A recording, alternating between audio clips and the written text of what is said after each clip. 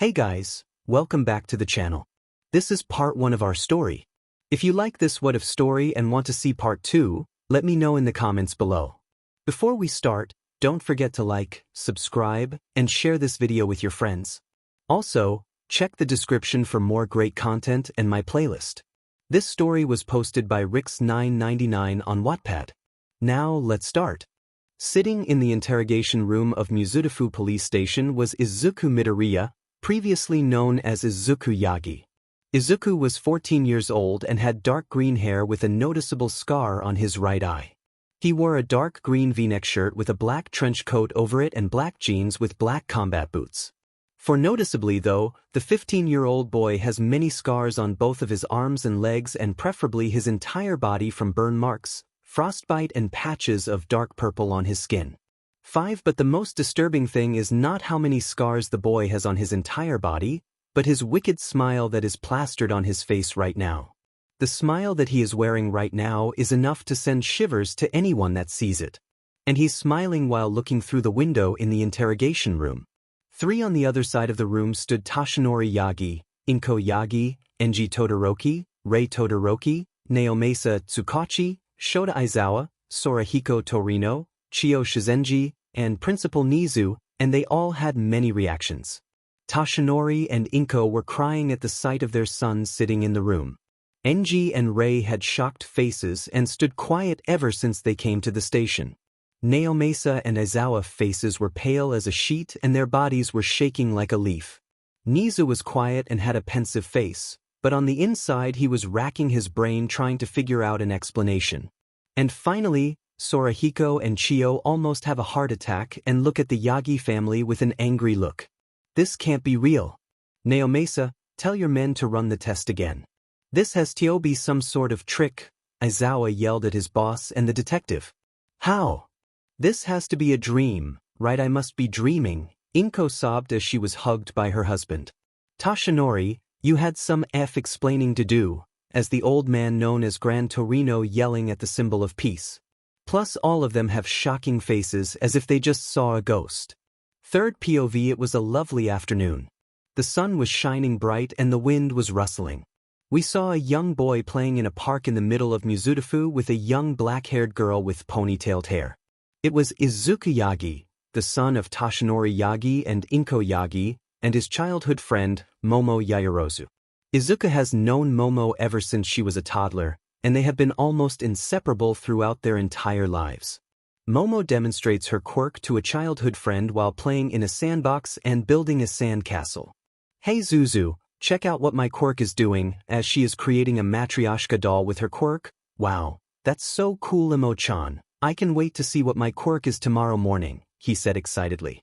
3. As Momo giggled, hey Zuzu, let's make a promise right now that no matter what happens we will stay together no matter what, and as a promise, take this, she said cheerfully while handing one of the Matryoshka dolls to him.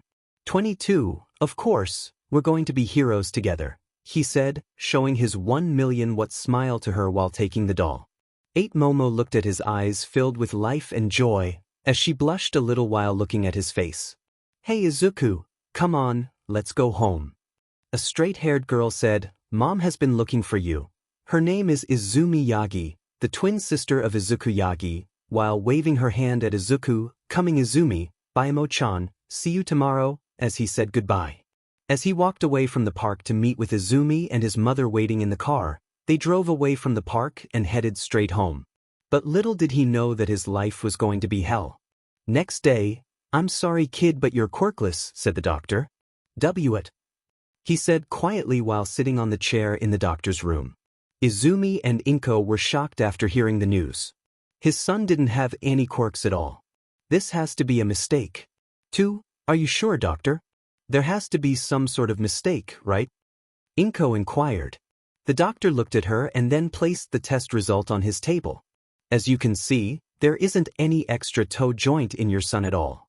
And we ran a BLD test just to make sure and it showed no active signs of quirk. I'm sorry kid but you're quirkless, the doctor said. Izuku was shocked. Without even realizing it, he dropped his All Might figure and just stared at the floor while holding his eyes so as not to cry. 3.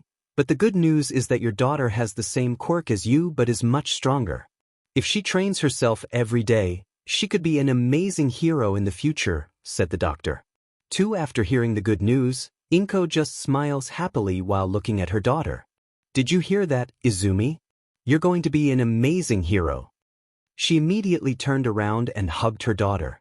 They were so happy to hear the news that they didn't see Izuku looking at her mom with a sad look. Can I still be a hero even without a quirk? Izuku asked the doctor with a saddened expression. Of course, young man, remember what All Might always said about anyone having the potential to be a hero, the doctor replied. 24 After he was done talking with the doctor, he didn't notice that his mother was already gone with Izumi to the car. He said goodbye to the doctor while the doctor was smiling with a pained expression and having the thought, poor kid, he's going to have a hard life. I'm just hoping that his parents will love him no matter what. 34 Izuku is running to the parking lot, trying to catch up with his mother. Barely catching up, he entered the car and sat while looking at the window. On the way home, his mother kept praising Izumi's new quirk and saying that she would be the next #1 hero along the way home. Soon they arrived at their home, and his father greeted their children and asked a question, so how did it go? Well, Izuku is quirkless, but our daughter has a stronger version of my quirk, Inko responds. After hearing the news, his father turned around and lifted his daughter in the air to congratulate her. I'm so proud of you, Izumi. That's my baby girl. You're going to be a great hero, dear. 6 After hearing that, Izumi just smiles happily at her father and gives him a loving hug. But in the corner of the room, Izuku is standing quietly while thinking that his family has already forgotten him. They celebrated Izumi for having a strong quirk by having a feast, but Izuku felt like he didn't belong there, so he just went to his bed and slept, hoping that tomorrow was going to go back to normal. But how wrong he was. Izuku Yagi POV 4 I woke up in the morning after a long day yesterday. Ever since I learned that I'm quirkless, my parents have been focusing all of their attention on Izumi and left me alone in the dark. But I guess it's just for a day, right? I'm sure that today is gonna go back to normal. I got up from my bed and headed to the bathroom to brush my teeth, and all of a sudden my mom called me while holding Izumi in her arm. Izuku, can you let Izumi use the bathroom first? She needs to get ready for school. 10 Before I can speak, Izumi has entered the bathroom and shut the door. I just stood there with a thought crossing my mind. What just happened? Did my mom just prioritize Izumi over me? No, I must be overthinking. Izumi must be exhausted after yesterday's party. So I just waited in front of the door, and after 15 minutes Izumi had already finished showering, and I went in to brush my teeth and had a shower. 5 After I finished, I went downstairs to see both my parents and Izumi in the dining room. Mom is in the kitchen cooking a pancake and Dad just sitting while reading a newspaper. I went to greet them, but none of them replied to me at all, 'cause they were too busy with their things. So I just sit down and wait for my breakfast. When Mom finished cooking, I just saw 3 plates with pancakes and not 4 instead. I was confused, so I just asked my mom, "Mom, where's my pancake?" With a perplexed look, my mom replied, "Oh, sorry dear, looks like I didn't make enough for all of us." 6 I replied, "It's okay Mom, I just grabbed an apple in the fridge or something." When I got up to open the fridge, there was barely any food left except a chocolate bar. "Oh Izumi, we should drive you to school now, it's almost getting late," says my dad after looking at the clock. After hearing that, I just grabbed the chocolate bar and went to the car with Izumi and Dad. I forgot my backpack in my room and went to get it. But when I got down and headed to the car, I just saw Dad drive the car to the school without me. I was shocked. Did my dad just leave me to go to school on foot? While I was standing in the doorway, I realized that I was almost late for school, so I just went ahead and ran. Thankfully, I remembered my way to school since I was 3 years old, so I'm not afraid to get lost. And after 30 minutes, I finally made it to the school. I was running till my breath was almost out and I was exhausted. 9 When I entered the classroom, I got a lot of weird stares and many kids were whispering to each other talking about me. Based on the stares and the quiet talking, I know that they were talking bad about me, and I can hear some of them talking. "Hey, is it that kid that you were talking about? So the rumors were true. My friends say that we should avoid him at all cost. He looks pathetic. Careful, you may get his disease." I heard it's infectious. 19 I heard many people talking and I just sat down at my table and saw Izumi was looking at me with a mean look on her face and I don't know why. Did I offend her or something? While Izuku was confused about his thoughts, Izumi was looking at her big brother and praying that her friend's plan to stop Izuku from trying to be a hero would be a success. Izumi POV, I hope that your plan is working, Kaken. Izumi thought about her friend's plan. 9 flashbacks start 30 minutes before Izuku arrived. After arriving at the school, I'm walking to the class while still thinking about yesterday's doctor's visit. The thought of her brother can't be a hero doesn't sit right with her at all. It's like her parents telling their kids that Santa Claus didn't exist, that it's just a fairy tale. I'm still trying to be positive and thinking that it's still an attainable dream and that he still can be a hero. But she can't deny the fact my brother is quirkless. He doesn't have a quirk. He can't be a hero too. How can he fight a villain without having a quirk? 36 It's impossible. 32 That was all she thought along the way to school. And it doesn't help her at all after watching a TV show last night. After yesterday's party, she decided to stay late and watch television in the living room when a certain documentary program shows on the screen. It's called Life of a Hero. Behind the scene, it's an old documentary film that shows that being a hero is not just about beating a villain and saving the day, but the danger that comes from being a hero. Many heroes lost their lives because their quirk wasn't strong enough or because they lacked the training and the discipline to be a hero. I saw an old pro hero named Kajiro with a heat quirk who lost his life in the line of duty because his quirk wasn't strong enough to defeat the villain, so he got killed. It shows everything that is happening behind the scenes of a hero's life. A pro hero that has to make an early retirement because of a permanent injury. A pro hero is just laying in a hospital bed with bandages all over the body. A funeral was held to honor the fallen pro hero with their entire family and friends there crying at the loss of a hero and a friend. 5 The more I remember it, the more I realize that being a hero is not an easy job. You need a strong quirk to be a hero. Without it, you can't be a hero. You get killed in a line of duty. But it was his dream ever since he was little to be a hero, to be a #1 hero just like All Might. I'm trying to hold my tears as a certain thought enters my mind. What if Izuku tries to be a hero and he's got killed? 14 She didn't want to watch her brother die. She loves her brother so much that she would do anything to keep him safe. As tears almost slipped through her eyes, someone tapped my shoulder. It was my friend Katsumi Bakugu and her twin brother Katsuki Bakugu. 3 Hey Izumi, why are you standing there all alone? Katsuki asked her. Nothing, Kaken, I replied quietly. But when both of them look at my face, I can tell that they know that I'm lying. After looking at my expression, Katsumi decided to cut to the chase. Izumi, come on, you can talk to us if there's something wrong. We're friends, right? After saying that, I'm starting to think that she needs someone to talk to about this matter. It's not healthy to keep this problem to herself. But when I'm about to tell them, someone called my name. It was my friend Shoto Todoroki and Shoka Todoroki. Behind them is all of our friends, the future class 1A10. Good morning, Izumi. Shoka smiled at her best friend. Katsumi and her brother replied to her greeting as well, and soon all of us were meeting in the playground behind the school. So how was the test yesterday? Did you finally find out about your quirk? Asked Uraraka, before any of them could speak. Well, my quirk is called telekinesis quirk. It's just like my mom but stronger. As I started to use my quirk to lift a couple of toys in the playground, my friends watched me in amusement. Wow, that's so cool, said Mina with stars in her eyes. Yeah, it's amazing, said Shoto while giving me a thumbs up. Nice, Izumi, said Kaken while blushing a little after I said that. Some of my friends started to congratulate me. I feel like all eyes were on me and they started to admire me and my quirk. But all that happiness is about to turn upside down with the next question. And what about Izuku? And where is he anyway?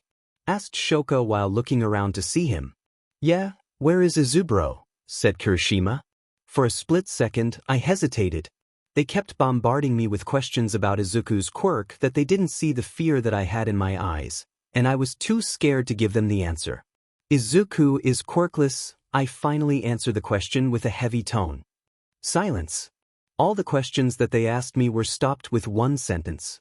Some of them have doubtful eyes, while others think that I was just joking, but by looking at my expression they already know that I was telling the truth. The Bakugo and Todoroki twins were quiet for a moment to collect themselves, but Momo was the first one to collect herself. "Zuzu is quirkless, this can't be true, right?" said Momo after a shocked pause. "You're not joking, right?" "No, Momo, it's true." While holding her tears, I told them about the doctor's visit, to the advice the doctor told Izuku to tell them about the documentary film that I watched last night. When I had finished speaking, Shoto looked slightly confused. "But there's no way a quirkless person can be a hero. They don't have a quirk, so how are they gonna beat a villain?" 22. I know, and I'm afraid that when my brother becomes a hero, he's gonna get injured or killed. And I don't know what to do," I said to him while crying, and Uraraka and Shoko decided to comfort me. "1. Maybe we can convince him to stop being a hero," asked Kaminari.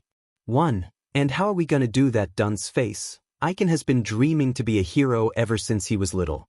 He's gonna try no matter what," Katsumi said with a sad face.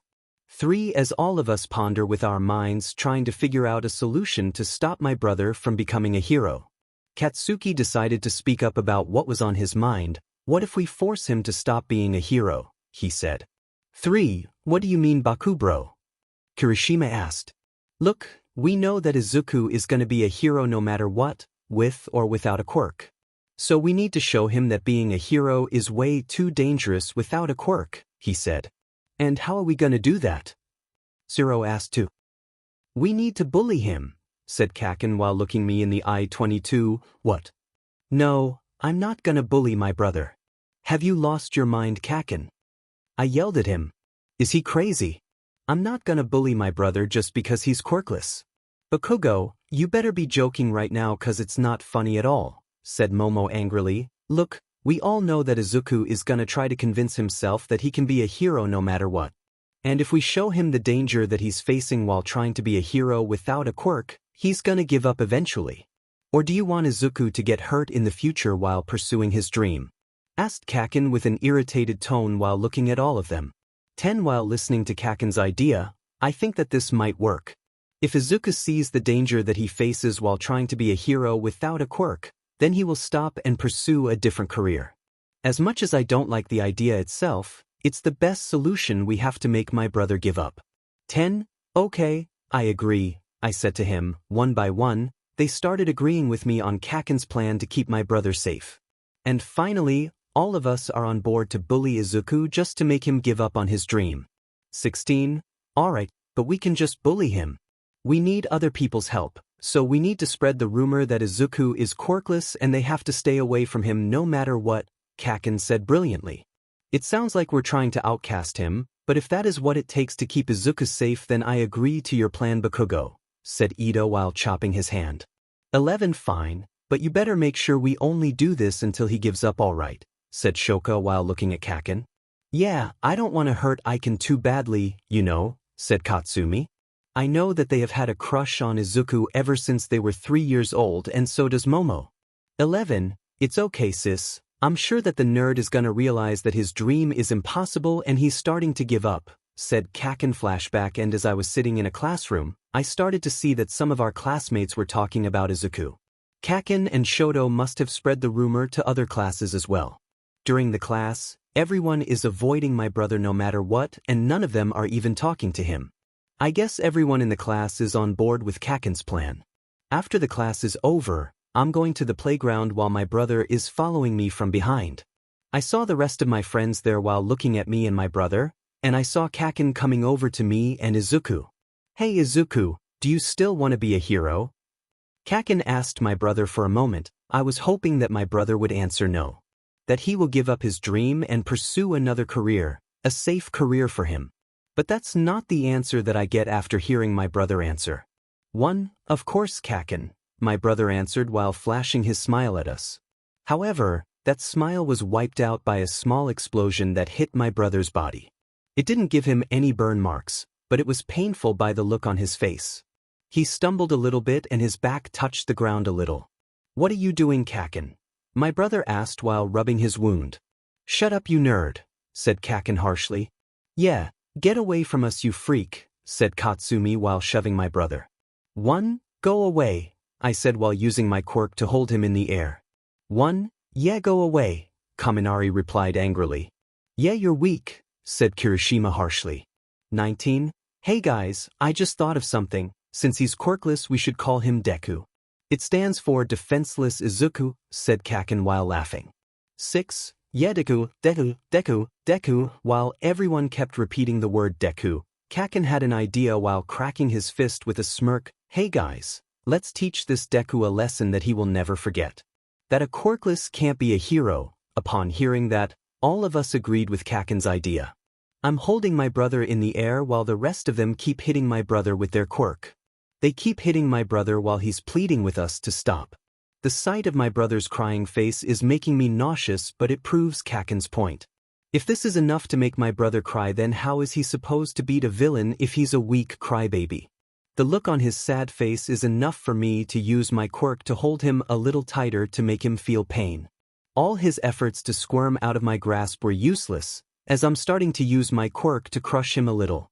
24. I can hear my brother scream through my ears, but that seems to make the beating more harder and painful.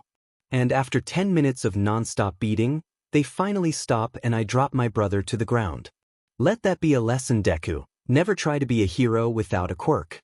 You're nothing more than a useless Deku. As I said that to my brother, I can see his face starting to hurt, not by the beating but by the words that came out of my mouth. But I just brushed it off and left him on the playground with the rest of my friends joining me. I felt a little bad for what I said to him, but once he's given up, he's gonna see what we're doing was the right thing to do. 'Cause all of us are doing this for his own good. 9. Izuku POV. What is going on? All of a sudden Kaken and the others are attacking me and calling me names. They kept hitting me with their quirk and all of my body are in pain. I begged them to stop, but my cries were falling on deaf ears. It's almost like they're enjoying doing it. I'm yelling to Izumi for help, but instead, she's using her quirk to crush me even tighter. I can feel some of my skin starts changing color to red because of the pain. 4. And after 10 minutes of beating me, they stopped their bullying and just dropped me to the ground and left me in the playground on my own with brushes all over my body. But before my consciousness dropped, I can hear 2 sentences from 2 people that hurt more than the beating they gave me. Let that be a lesson, Deku. Never try to be a hero without a quirk. You're nothing more than a useless Deku. I can't believe that you and I were friends. From now on, stay away from me. 3. Those words came from his sister and his best friend since childhood. Izuku POV. Pain aches from my body when I open my eyes. After I woke up from the beating my sister and her friends gave me, I can feel my body stiff. When I'm fully awake, I realize that the sun has finally come down and it's getting late. I'm trying to stand up, but my right leg is hurting from the beating and I'm walking with a limp.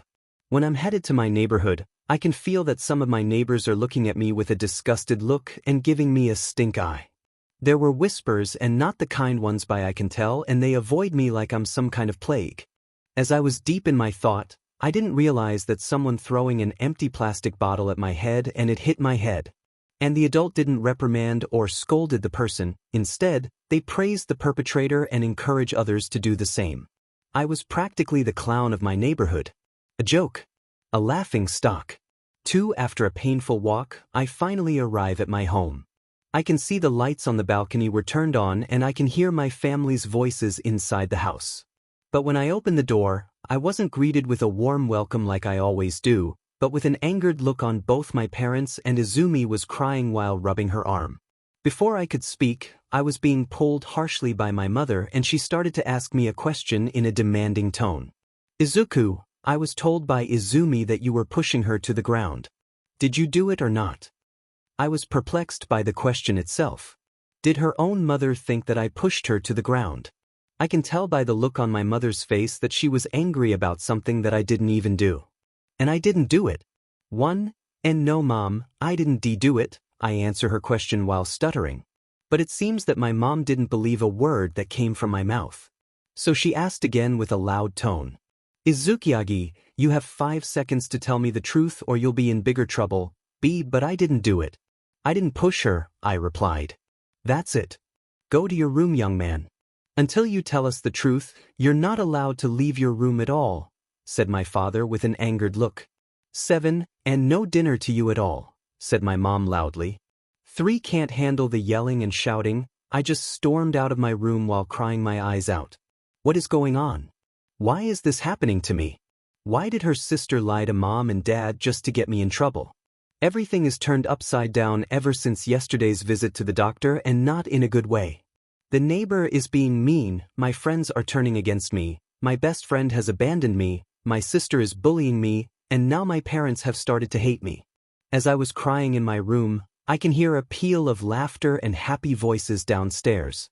I quietly open my room and walk slowly to the staircase to see what's going on. My father and mother are sitting at a table eating a 𝗧𝗵𝗲 along with my sister. Laughter and joy can be heard from the staircase, as I see them laugh with no worries at all. They act as if they were happy to have dinner without me joining at the table. They were like a happy family.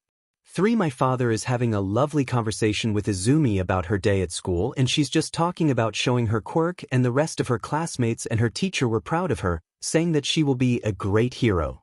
She's sitting there talking about her day while leaving a small detail about her and her friends bullying me at school. After she was done talking about her day, my mom just smiled at my sister while praising her even more. We're so proud of you, Izumi, you're the best daughter a parent could ever have. 9 When those sentences were left in my mom's words, I felt my heart just sting a little bit. I watch as she's getting all the love, all the praise, all the acknowledgement, all the care in the world while leaving me in the dark. Since I can't take it anymore, I just quietly entered my room and just headed to bed while a tear slipped through my eyelid and a question with no answer. Why can't they just love the same as Izumi? 13 I didn't understand at all. Just because I was quirkless, they start to treat me differently, like I was an annoyance. And what about Momo? When she said those words this afternoon, it hurts him a lot. It's almost like she stabbed him with a dagger to his heart and drag it down to his body. I thought that she will always be there for me no matter what.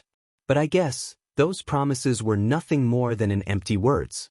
13 As my eyes were closed, I'm starting to think about my friend's words at school. That I couldn't be a hero without having a quirk. But I know it's not true. All Might said it himself that anyone can be a hero. That has to include the quirkless too, right?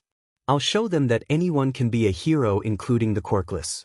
2 I'll prove them all wrong, that I will be a hero no matter what.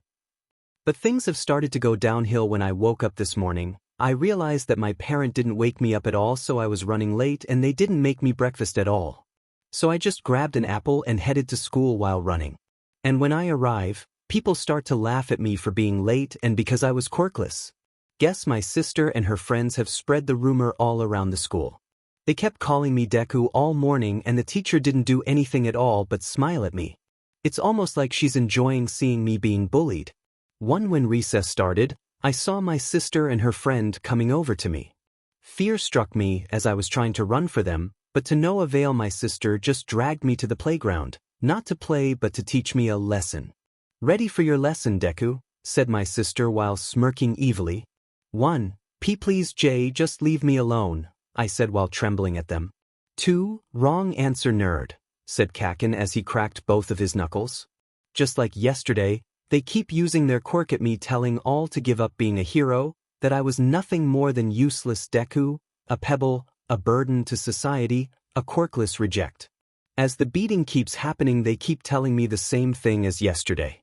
You better give up your stupid dream, Deku, said Katsumi while punching me in the stomach with Kirishima. 1 How can you even think of being a hero, Deku? Only the strong are allowed to be a hero, Shoto said while he held my left arm and used his quirk to burn my skin, and Shoka used her ice to hold me to the ground. 7 I screamed loudly at his quirk keep burning my left arm and giving me a burn mark. Because of the heat, I just crawled up on the ground while holding my arm.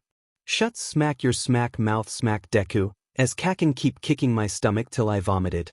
2 Guess you still haven't understood, Deku. I think we need to beat the lesson even more, as Kirishima, Kaminari, and Siro came over and hit me over and over again. Just give up, Deku, and all of this is gonna be over, said Uraraka.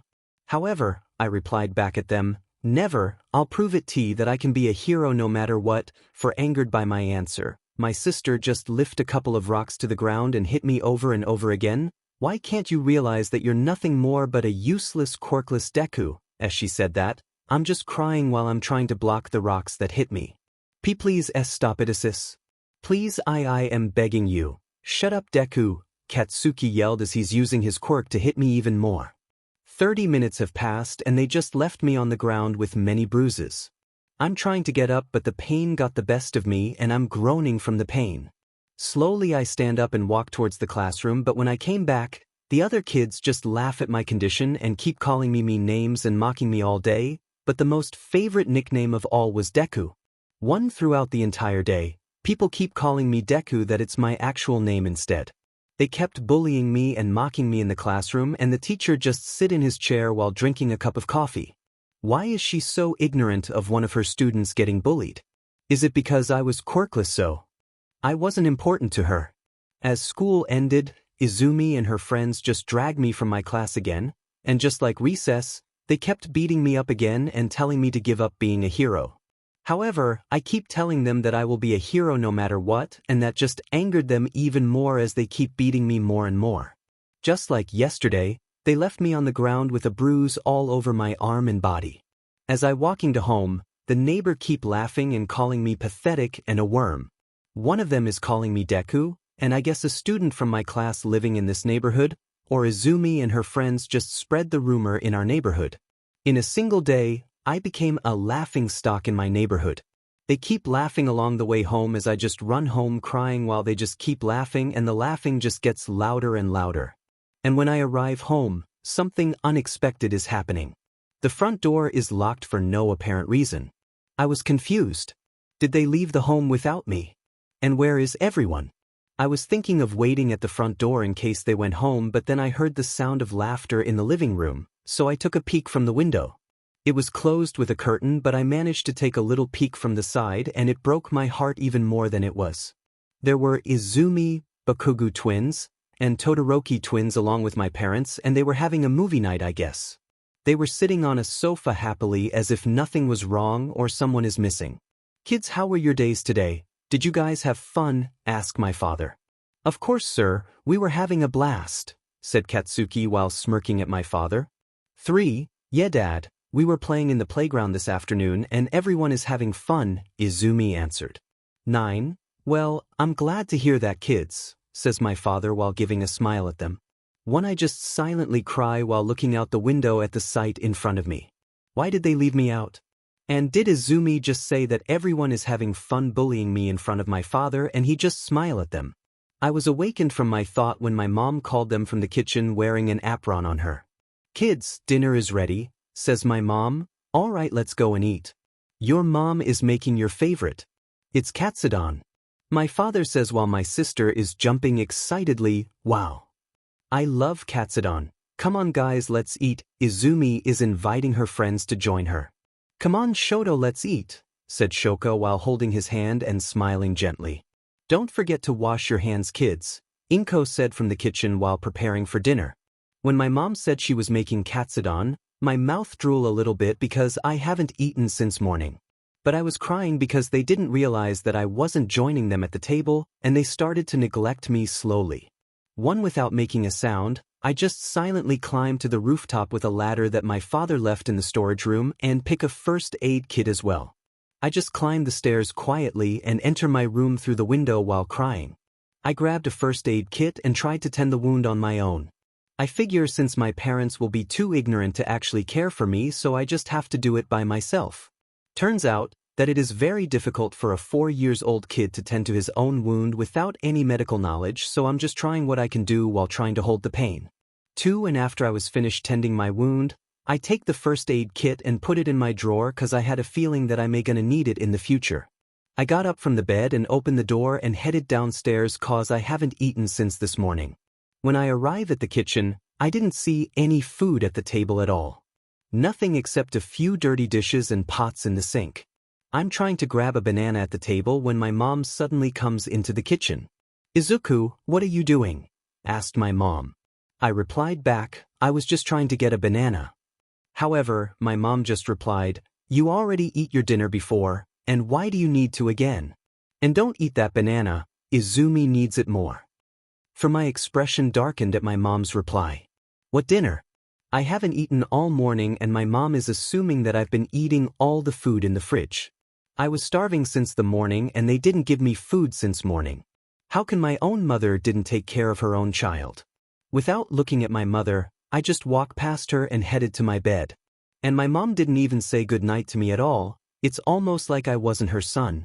When I woke up in the morning, it was just like yesterday all over again. My parent didn't wake me up again. No breakfast for me. I was late for school and was laughed at by everyone in the class. 3. My sister and her friends bullied me.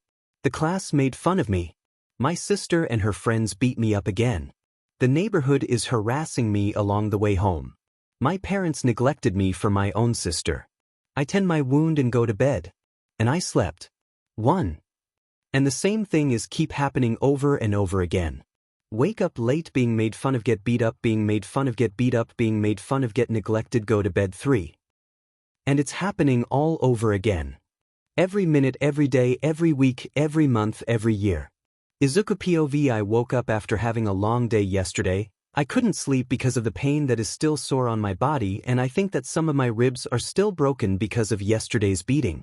My eyes are open and I see a small yellow light that is hanging on the ceiling. The dust on the ceiling is building up and there are a couple of baby cockroaches crawling on the ground as well. While sitting on a mattress floor, I woke up after I heard a loud stomping on the stairs. Guess Izumi just come downstairs to get ready for school. 3. If you're wondering why I just woke up in a place that looks like a cupboard under the stairs, that's because it's true. Ever since I was diagnosed quirkless, my parents have begun to neglect me. It starts with ignoring him in favor of Izumi, then they forget to cook his meals, and then they forgot to give him an allowance and pay for his education fee.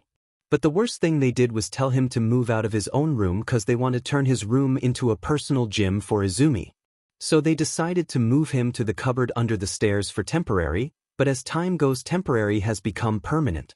21. Everything that is happening under this house is always about Izumi. Izumi Day, Izumi Favorite, Izumi Priority, Izumi Training, Izumi Hero Dream, and Izumi Future. I'm just living under Izumi's shadow. She was born lucky, while I was lucky to be born. 49. And things haven't gotten better at school either. Izumi and her friends' lesson have gotten worse. Their quirk has been stronger and better than before, and they just using me as a dummy practice for their quirk. A personal punching bag for the next generation of heroes. I was dispensable as I see it.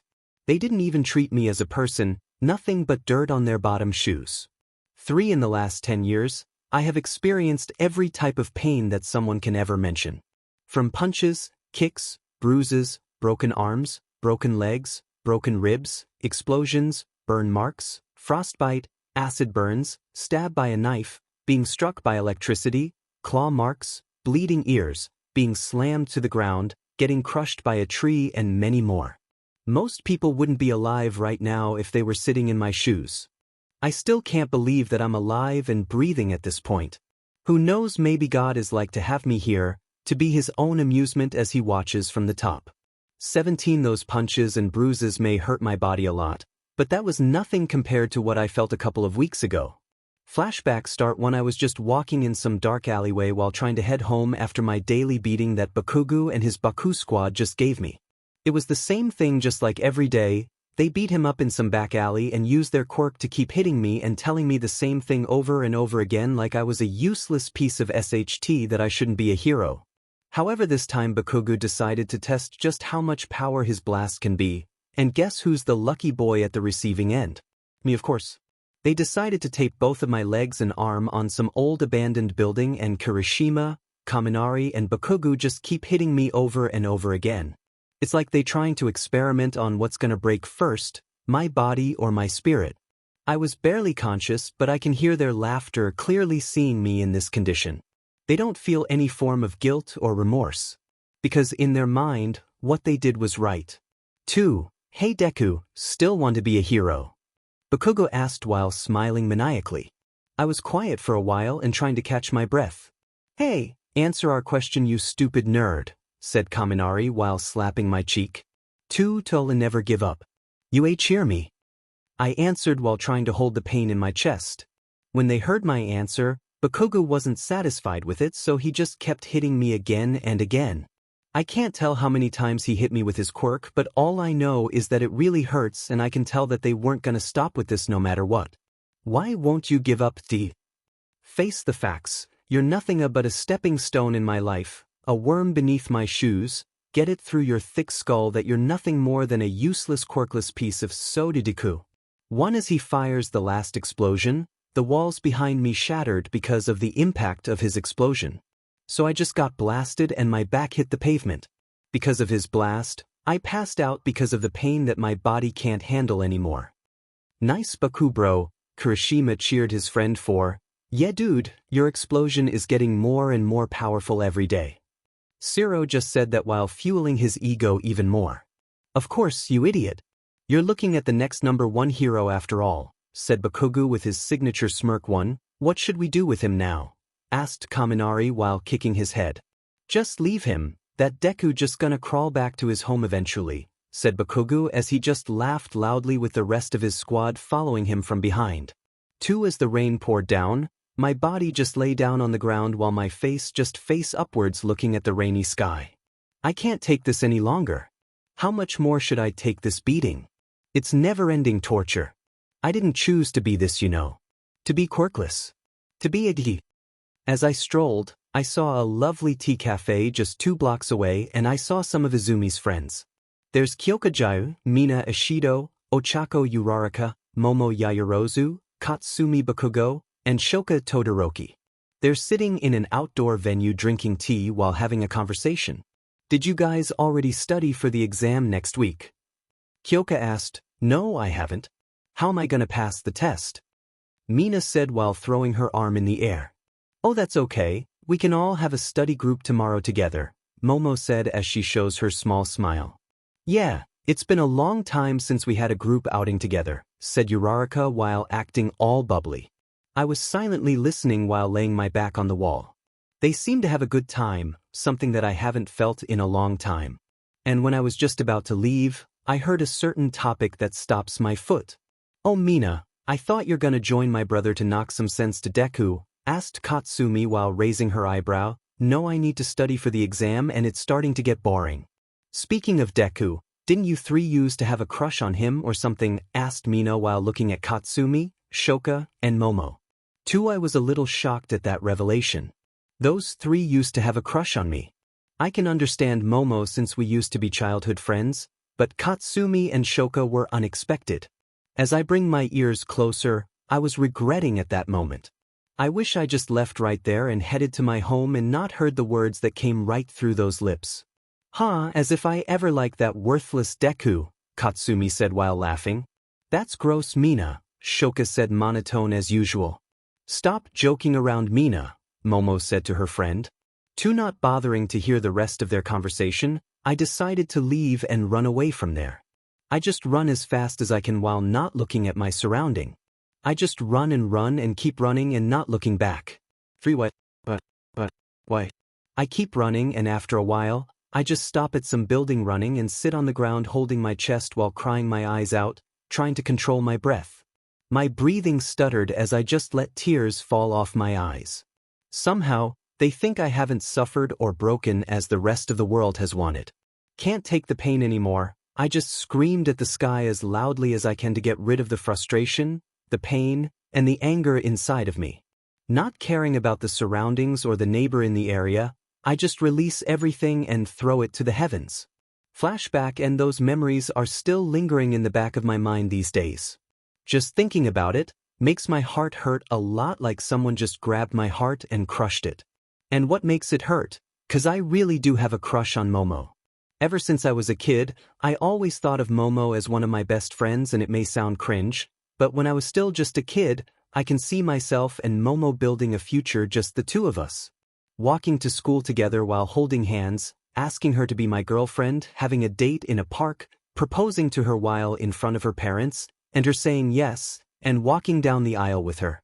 I guess those things are nothing more than an illusion, a fool's fantasy, if you know what I mean. As I see the old matryoshka that Momo gave me 10 years ago, I only did what sensible people would do. I grab the doll and throw it in a trash can. 12 After throwing it, I just silently laugh while looking at the trash can. I guess happiness and love are something that a quirkless people don't deserve. All I ask is just to have a normal life. Is that too much to ask? Tired of all the nonsense that was happening, I just opened the door of my room and dragged both of my legs. I got up and get ready for school. Luckily, this is the last day of school, so I don't have to face those people again for a long time. 𝗵𝘃𝗧𝗵𝗲, Japan, 2140, 𝗧𝗪𝙢𝗎 Junior High 1/3 POV. In a classroom of 𝗧𝗪𝙢 Junior High, we can see Izuku Yagi just sitting on his chair while putting his head down while the rest of his classmates just ignore him as always, while we see Bakugo just putting his feet on the desk acting like he owns the place. The teacher just came in and stand on the podium while holding a stack of paper. 2. As you already know, you guys are already the third year now. It's time for you all to think about your future.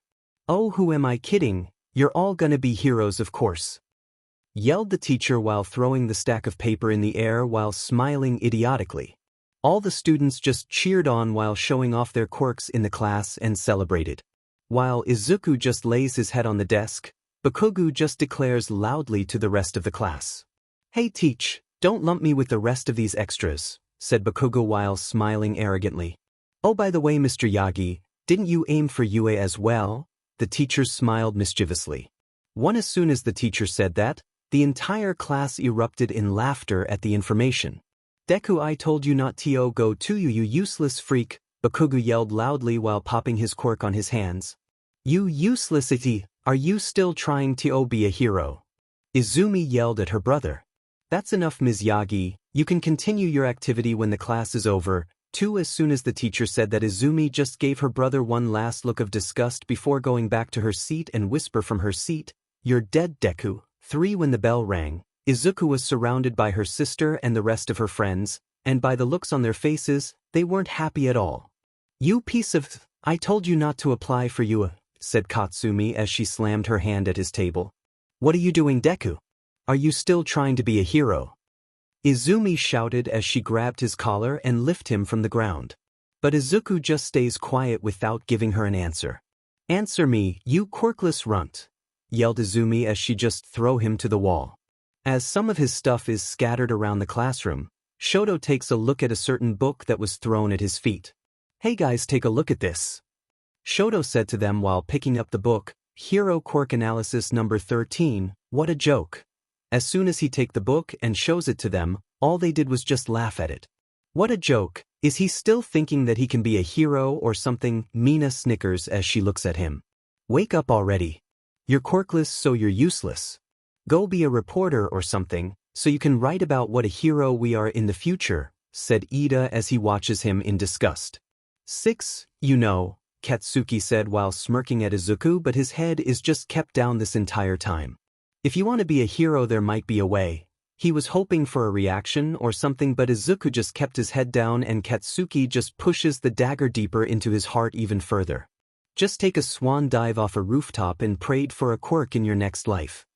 3. As soon he says that, the entire group just burst out laughing at Bakugo's advice and they left him alone in the classroom, but not before Katsuki grabbed his notebook and exploded it in the air and threw it outside while smiling maniacally. When they all left the classroom, Izuku's mind is still vacant of what just transpired. What just happened? They just suicide baited him and they just laughed it over. Are these really the next generation heroes? The heroes that bully people just to prove how superior they are. The heroes are supposed to save people. They won't even bat an eye for civilians in need by how they are acting in the last 10 minutes, and they bragged how they're the next heroes and the next #1 hero. Did All Might just go around and beat people merciless just for his own amusement? No. All Might give people hope and show people that anyone can be a hero, but those people are acting as the opposite of All Might. They act just like the villains that All Might beat every day. They're not heroes, they're villains.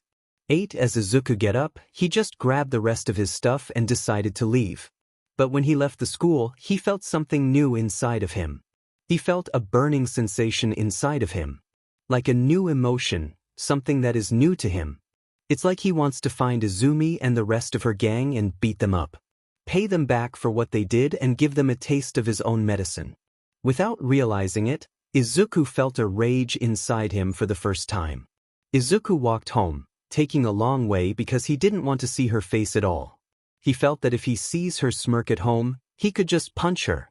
He just wants to wipe the smug out of her face. But then again, if he beat her up in the house, she's just gonna cry to her parent and he's gonna get blamed for everything. 'Cause her beach sister is the perfect daughter. Besides, even if arrives home late, it won't even matter to him at all, since his parents will be too busy nursing Izumi into their perfect hero. When he walks in, he heard something. It was a slouching sound and something that looked like sludge in a manhole cover beneath him. Then he heard a voice, "What a wonderful meat suit." Izuku's eyes widened and he's jumping back and tried to escape from whatever that is trying to grab a hold of him. Sorry kid, but I need a body to escape from those heroes that after me. And you'll be my perfect getaway ticket. As soon as the sludge villain said that, he started to hyperventilate and was scared for his life. But then he noticed someone that is coming for him. Never fear, why? Because I am here. When I heard those words, my heart is filled with hope and excitement. It's All Might and he's gonna save me. Detroit's smash. The punch itself is so powerful that it scatters the sludge body all over the neighborhood. He grabbed a soda bottle on the ground and just stuffed the villain inside it. Izuku was shocked. All Might is here and standing in front of him. He's here and saves him. 𝗵𝗃𝗃𝗏 in front of him. 𝗵𝗃𝗃𝗏. I can just passed out because of these. 5. Because of the shock, Izuku just passed out in the middle of the road while flabbergasted because All Might is literally standing in front of him. After 15 minutes, Izuku is starting to wake up after feeling someone slapping both of his cheeks really hard and fast at the same time. Hello young man, wake up, All Might call and slap Izuku's face till it's red. Izuku blinked out of his trance and stared at the #1 hero with stars in his eyes. All Might, is it really you? Izuku stuttered as the hero just brightens and show his signature smile. Thank you young man for helping me to apprehend this villain, said All Might as he showed him the soda bottle that trapped the villain inside. No worries All Might, it's just the right thing to do, Izuku said while admiring the #1 hero himself. Well then, I should hand this villain to the police. Farewell young man, said All Might as he ready to flee the scene. But Izuku wants to ask a question. A question that has stuck in the back of his mind in the last 10 years ever since he was diagnosed as quirkless. All Might, I want to ask you a question, yelled Izuku, as All Might just looked at the young man confused as to what question does the young man want him to answer. This is the moment that Izuku had been waiting for a long time. The answer to his question. He had been holding on to his dream to be the first quirkless hero ever since he was a young boy. He endures all the pain and torture from his sister and friends. He survived the neglect of his parents. He managed to stand tall after being ridiculed for his near-impossible dream, and now he finally has all the answers that he's been looking for. Can someone without a quirk become a hero? Said Izuku while shaking both of his arms while waiting for the answer from the #1 hero himself. The last lifeline of his life. Finally he can have actual proof that his dream is not imaginary. But the answer that comes from the symbol of peace is not the one that Izuku had expected. No, you can't. Izuku's body had shut down after hearing the #1 hero answer. Silent was the only thing that has been heard inside Izuku's mind. Know that one word is more than enough to break all of his confidence that has been barely hanging on in the last 10 years. 2. This can't be real, right? He said it himself that anyone can be a hero. Does that only apply to people with a quirk? People that's been abusing their power for personal gain. People like Izumi and her friends. Being a hero without a quirk in this era is impossible. In this era, you need to have a quirk to be a hero. You need to be strong in order to face the evil that's been terrorizing this city. You should try to become a police officer or a doctor perhaps. All Might said firmly to the young man without looking at Izuku at all. He just talked while turning his back to Izuku. 24 Before All Might decided to leave, he said one more thing. It's okay to have a dream, just make sure to be realistic. As soon as he said that, All Might decided to leave the young man while squatting before taking off. The gust of wind is strong enough to make people fall to their back, but Izuku just standing there with his head just facing down and he decided to cry. That is it. The answer that he's been looking for, but not the one that he expected to hear from. Now Izuku has all the proof in the world that no matter what, quirkless people can't be a hero. For Izuku can't be a hero. Deku can't be a hero. 2. Eventually, after calming down, he decided to head back home while his mind was still pondering the revelation that just happened in the last hour. His idol All Might is rejecting his dream just like the rest of this society. No one believes in his dream anymore. Maybe I should just take Kaken's advice. He's right all along. If All Might himself said I can't be a hero, then he's right. Izuku was about to arrive at his home when suddenly All Might came down just a few blocks away from Izuku. As he saw All Might be near, Izuku just came and rushed to look for All Might. Maybe he decided to take back his word, right? Maybe he realized that I can be a hero too. When he heard All Might voices, he wanted to come rushing to him when suddenly his foot stopped when he heard Izumi and her friend's voices near All Might. Curious as to why All Might wants to see her sister, Izuku just decided to stay quiet and listen to the conversation. Young Izumi, I had come with an offer for you. All Might declared loudly to Izumi as she just stood there with stars in her eyes because his idol was standing in front of him. 2. Wow, it's All Might, that's a manly landing, said Kirishima while giving him a tawdy smile. 1. All Might, it's really you, but wait, how do you know my name and what offer are you talking about? Izumi asked while she still admired the number 1 that was standing in front of him. The answer for that is simple actually. All Might said as he just suddenly poof. He turned into a cloud of smoke and all of them are waiting for the smoke to clear, including Izuku that stands behind them. They all watched as the smoke started to clear and they no longer saw All Might standing in front of them but a small man with a skeleton figure and blonde hair, and his face is familiar to all of them. That's because the man standing in front of them is Izumi and Izuku's father, Toshinori Yagi. Dad/Mr. Yagi, said all of them while shouting. 2. Izuku was shocked and his mouth was wide agape. His father, the one who is living under the same roof as him, is the number 1 hero, the symbol of peace himself. The same person that just crushed his dream an hour ago, and the man that neglected him is the same person all this time. Silent tears shot out from Izuku's eyes as he watched what was going on in silence. Yes, it's me, Izumi. And right now, I have an offer for you. Izumi, I would like for you to be my successor. All Might said. Izuku was shaking as he just heard his father's words. Every word that he spoke is like a punch to the gut, but it's nothing compared to what All Might's next line is. I have deemed you worthy to inherit my quirk. For when All Might said those words, everything stopped just for a moment. Izuku's body has shut down at this revelation. What is he talking about?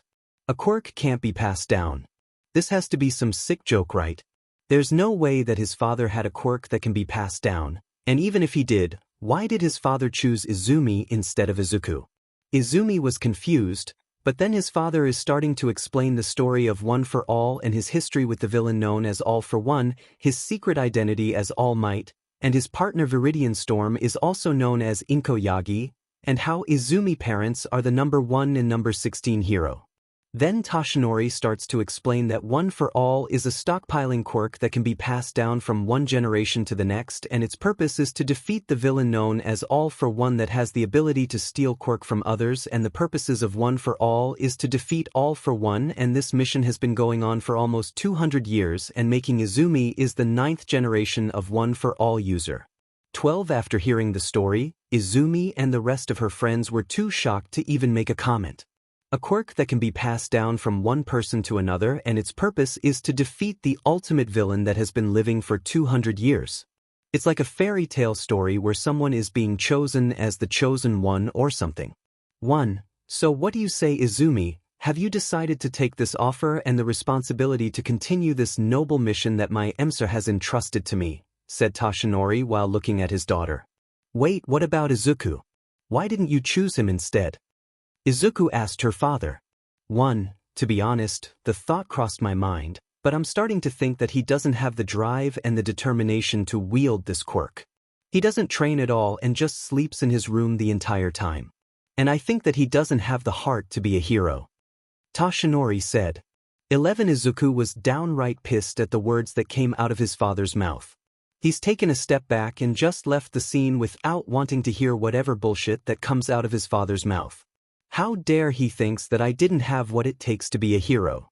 How is he able to think that I just staying in my room for the last 10 years, when I'm busy tending my wound that my sister and her friends gave me? Who is he to say that I don't have the heart or the drive to be a hero? It's always Izumi's needs and wants, right? As long as she's the pride and glory of their family, nothing matters, right? Not even her quirkless brother. And how is Izumi even a hero material? She's the definition of a villain in Izuku's mind. One can't handle the stress and anger. Izuku just went to a random back alley in Mizudafu and decided to do one thing that he had never done in his entire life. He lashed out trash can, old cardboard box, empty bottle, a wooden pile. Anything that is laying on the ground is his tool to release all the frustration and anger that's been bottling up inside of him in the last 10 years. Loud thumping noises and broken glasses filled the back alley as Izuku kept trashing the places. His instinct has taken over his body as he just keeps punching and kicking everything. And after what it seems to be forever, Izuku just yelled out to the sky while cursing, "You cruel, manipulative bee. Was this all part of your plan? It's all just a game to you, isn't it? Well, I know punishment, and I did not deserve that. I followed your stupid rules and it still wasn't good enough. So what does it take to please you? Break your rules and you fall. Follow them and you still lose. Doesn't matter whether you're a sinner. Doesn't matter whether you're a saint. Nobody can win, so what's the point? What's the bloody point?" 30 After he was done shouting, Izuku just looked at the dark sky on top of him while reflecting on his entire life. Being the black sheep of the family. 3 A punching bag for his sister and her friends. The joker of his neighborhood. 3 A waste of space in this society. 2 They all treat him as if he wasn't human. Tired of taking everyone's CRP, Izuku decided that he had enough. 1 He wants to get them back. He wants them to suffer. 7 He wants to hear their scream and cry for help. He wants to make them pay for what they did. While he was still deep in his thought, a familiar voice rang through his eardrum. Well, if it isn't the useless 𝗧𝗵𝗃 himself. What are you mopping around, you 𝗧𝗵𝗃? Deku, that words infuriated Izuku like hell.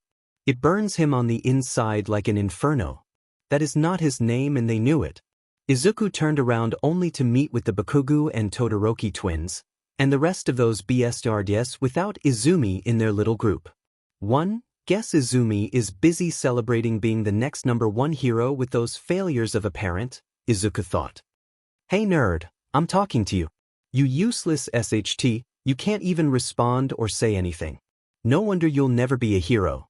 Bakugo taunts him, but Izuku just stayed quiet and didn't bite at his taunt. 2 Hero Izuku wasn't sure he wants to be a hero anymore.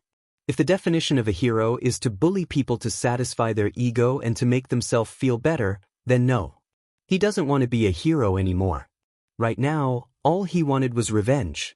Revenge to his parents, 1 Revenge to Izumi, 2 Revenge to Bakugo and Todoroki twins, 1 Revenge to these BSD, 1 Revenge to the rest of his school, 1 Revenge to this quirkless society, 1 He wants them to suffer, 3 Tired of being ignored, Katsuki decided to approach him and give him a wake-up call.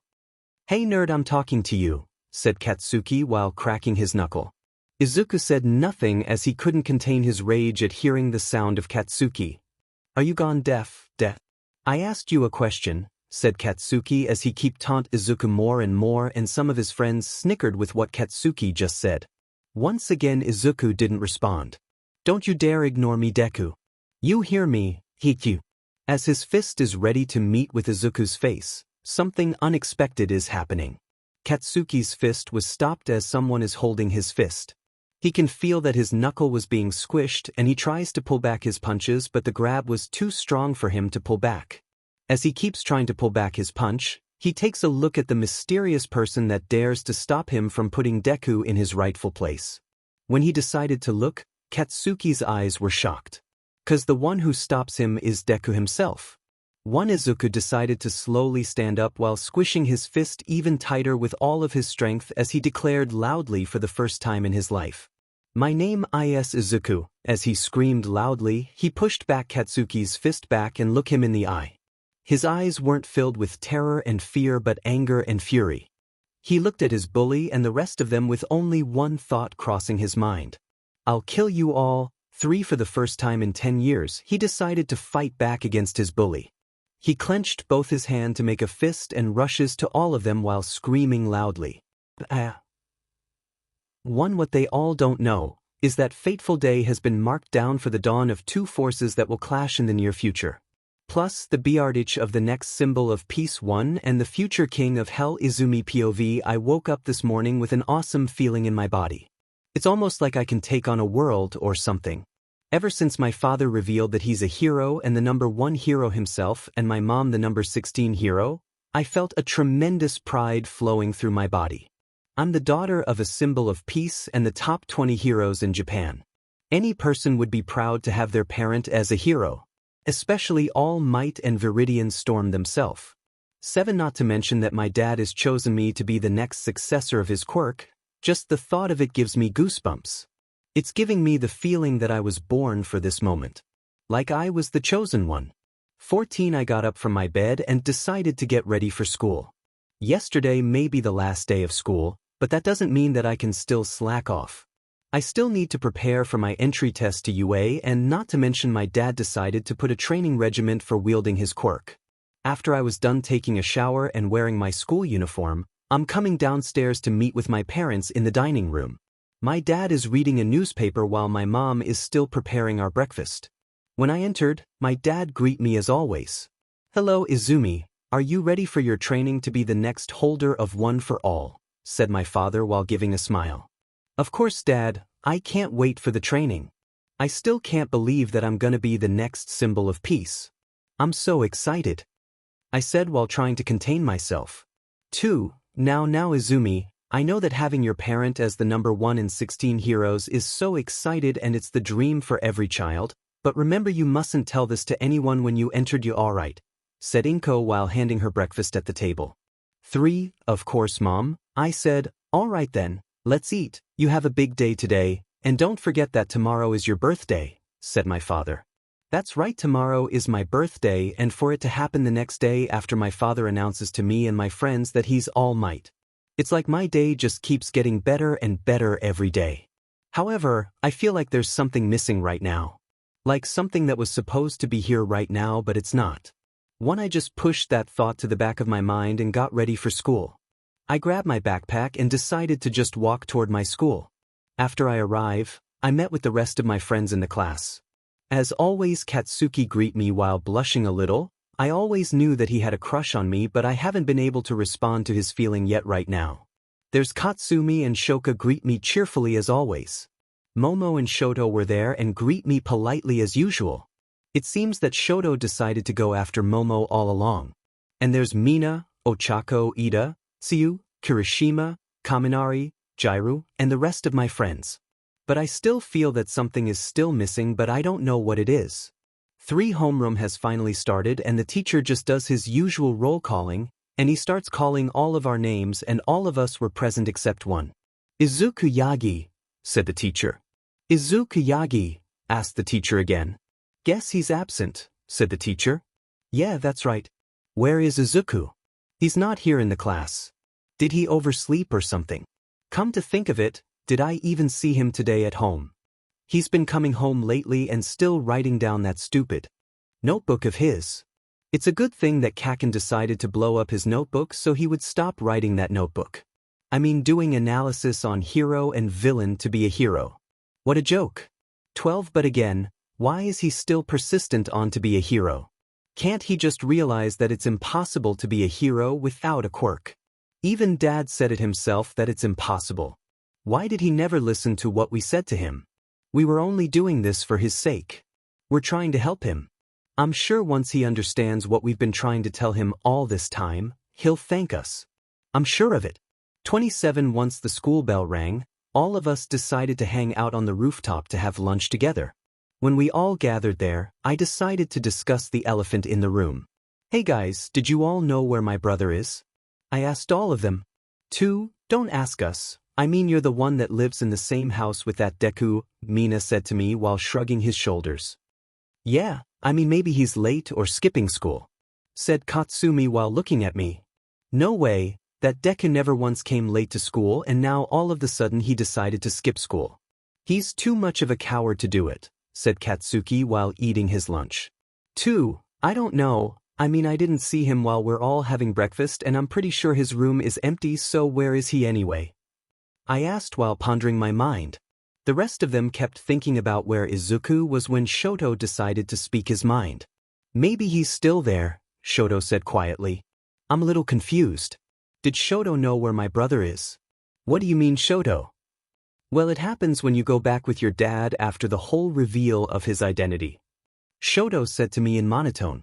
Flashback start. I still can't believe it that Mr. Yagi is actually All Might, Shoto said to Katsuki. I know icy hot, and he offers her a quirk as well. Minute. Now Izumi keeps getting stronger and stronger every day, said Katsuki while cursing. What? Jealous that your crush is getting more and more powerful than you, bro? Katsumi asked while smirking at her brother. Shut it, Katsuki shouts. Well, I still can't believe that Mr. Yagi is actually All Might. How did I not see this coming before? Ida asked while chopping his hand. To be honest, none of us do know, not even Izumi. I mean, you saw it yourself how shocked she is. Uraraka replied at Ida. And even he said it himself, that we can't tell anyone about his secret identity no matter what. Tokoyami tell to all of them. Of course not, how stupid do you think we are anyways? Mina replied while pouting a little bit. Stupid as Kaminari maybe. Jiro replied while smiling a little. Hey! Kaminari whined. As they kept walking and shared a few laughs, Jiro's ears caught a grunting noise and a smacking voice with her quirk. Hey guys, hold on, Jiro tells all of them while stopping her step. What's going on, Jiro? Momo replied. I heard someone yelling, Jiro tell them. What, like screaming and shouting? Kirishima asked her. No, more like yelling in an angry and hitting sound, said Jiro after hearing it carefully. It's coming from that alley, while pointing to the alley beside them. Well, let's check it out. Maybe someone is in trouble, Siro said. Yeah, maybe someone was caught in a robbery or something, Kirishima replied to Siro. While we decided to keep walking to the alley, the noise is getting louder and louder as we just walk in. And at the end of the alley, we saw Izuku thrashing the places like some kind of madman. He just screams and kicks the trash until it starts to bend. His knuckle starts to bleed and he just keeps doing it. Tired of hearing his voice, Katsuki decided to call him out. Well, if it isn't the useless 𝗧𝗃 himself. What are you moping around, you demon Deku? But Izuku didn't respond at all. Instead, he just kept trashing the places. Hey nerd, I'm talking to you. You useless 𝗧𝗃, you can't even respond or say anything. No wonder you'll never be a hero. But Kugu taunts him. Maybe he's trying to show how tough he is, Kaminari snickered. But Izuku keeps ignoring all of them and just punching the trash can. It looks like the trash can is starting to bend thanks to Izuku punches, and some of them are looking a little impressed and confused. How can Deku punch be strong enough to break the trash can? It's made of metal and he just repeatedly punches it. Hey nerd, I'm talking to you, said Katsuki while taunting him even more. However, Izuku just stopped suddenly and looked at the ground while his hair was shadowing his eyes. He just silently stepped aside and ignored Katsuki even more, which infatuated him even more. Deciding that he had enough, Katsuki clenched his fist and decided to punch the 𝗧𝗃 out of him for ignoring him. But when his fist nearly close to his face, Izuku catches the fist with his right hand. All of us were shocked. Izuku decided to stand up for himself and stopped Katsuki's fist. He throws the fist back and looks all of us in the eye. We were a little bit scared because this is the first time Izuku looked at us with such hatred. I mean, what did we do for him to look at us with such hatred? 47 Suddenly, he decided to yell out and come after us while running toward Katsuki with such anger. And he punches Katsuki square in the jaw. Katsuki was shocked. How dare this Deku decided to fight back and beat him? It should be the other way around. We should be the ones to beat him and he should squirm in pain like always. He's nothing but a worm that I stepped on. He just keeps lashing out and making a run toward us. Kirishima decides to head forward only to meet with Izuku's fist on his stomach. We can see Kirishima spit saliva as Izuku's fist is able to make him vomit a little. Then he decided to go after Kaminari, then Shiro, Sato, Ida, and Ojiro. Decided that I had enough. I send a spike of ice towards Izuku and he stumbles a little bit. Then I trapped him in the nearby wall while trapping both of his arms and legs against the wall. Demon that Deku, who does he think he is? Deciding to fight back against us, said Kaminari while spewing a little BLD. Huh, you got your butt beat down by that loser, Mineta taunts him. 7. Shut up dude, Kaminari replied harshly. 1. He just caught you off guard, that's all. Can't believe that after all this time he decided to fight back. Think he's some sort of hero or something. Ida said while chopping both of his hands. 8. Besides, I think someone needs a little punishment on how to act towards the next generation of heroes, you know, said Bakugo while looking at Izuku that is trapped on the wall while smiling maniacally. Izuku is still trying to get out while struggling because of the ices that trapped his entire body. Shiro decided to use his tape and close his mouth so that nobody could hear his scream, while the rest of them were getting ready to show him what happens when you decide to mess with them. Flashback, and after hearing what Shoto said, I was a little shocked. I mean, my brother decided to fight back at us. It's almost unbelievable. At first, I was thinking that maybe they all decided to pull a prank on me, but by the look on their faces, I can tell that they are all telling the truth. Izuku fought back. I can't believe that he actually punched me in the face. Katsuki keeps grunting while rubbing his face. I don't know what's worse, the fact that Deku managed to punch you in the face or his punch is actually hurting you, Kaminari asked in the snarky remark. Shut up, dunce face, Katsuki declared loudly. Still, I wonder what's gotten into him, to suddenly lashed out at us. It's like he hates us or something. Uraraka asked herself while looking at Ida and Tsuyu. 56, maybe he's having problems at home, Ida said while rubbing his chin. But if he did, surely he would tell us, right? We're all friends after all, Tsuyu said her opinion. 56, I don't know, he's been acting strangely in the last couple of days. He doesn't pay attention during classes, he's always spaced out, and he's always late to class. Honestly, I'm disappointed in him, Ida said while chopping both of his hands. 20, still, I'm kind of feeling a little bad over what we did yesterday, Shoka said monotonously as usual. Nah, we just rough him up a little bit. Besides, he survived a lot worse than before and he is still crawling back like always. That quirkless freak, still thinking that he can be a hero or something. Katsuki declared loudly. 5, yeah, the nerd is fine, so stop worrying, Katsumi said while supporting her brother. 3, as they all just keep talking, Izumi is still pondering on what just happened to her brother. His weak and pathetic brother is finally fighting back. Sure, he may get his butt kicked, but still, this is kinda an accomplishment to her. Maybe there's hope for her brother to be a hero. But then again, why did we bully him in the first place? I can't even remember why we even do it. 4, guys, why did we bully Deku in the first place? I said quietly but loud enough for all of them to hear. When I asked that question, the only response I heard was nothing but silence. All the chatting and noise around me were put on a hold. They stopped what they were doing and looked like deer in the headlight. Even the Bakugo twins were looking a little perplexed. They seemed to forget why they did it.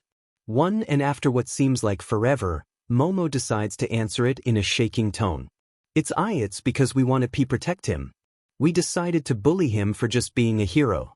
We thought that if he stops being a hero, he will be safe from danger. 14, and instead, we're the one that put him in danger in the first place, I said while trying to reflect on myself. 4, what have we done? Katsumi said while getting up from her where she's sitting and walking away from the group. 22, a shitty job, that's for sure, Kaminari said to the female Pomeranian dog. 3, after that, everyone just silently reflects on what they have done to their friend and brother in the last 10 years.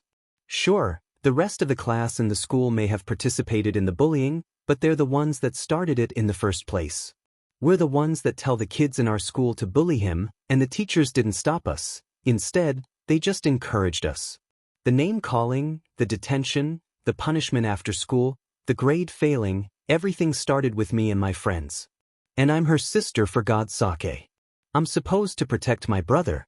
I'm supposed to support him instead of bringing him down. I can't even think of the last time we hung out together, just the two of us as siblings, or even together with the rest of his friends. But then again, he doesn't have friends thanks to a shitty sister such as myself. 11 I decided that enough is enough. From now on we all have to make up to him. The first thing we all need to do is to apologize to him no matter what. Then we'll stop with all the bullying and the name calling. 12 I think we need to stop, we've gone too far with the bullying. If we keep continuing like this then we're no better than the villain themselves. And not to mention what happened yesterday is too far. I told them while still thinking about the suicide baiting that happens yesterday. It still leaves a bad taste in my mouth. 21 Yeah, now that I think about it.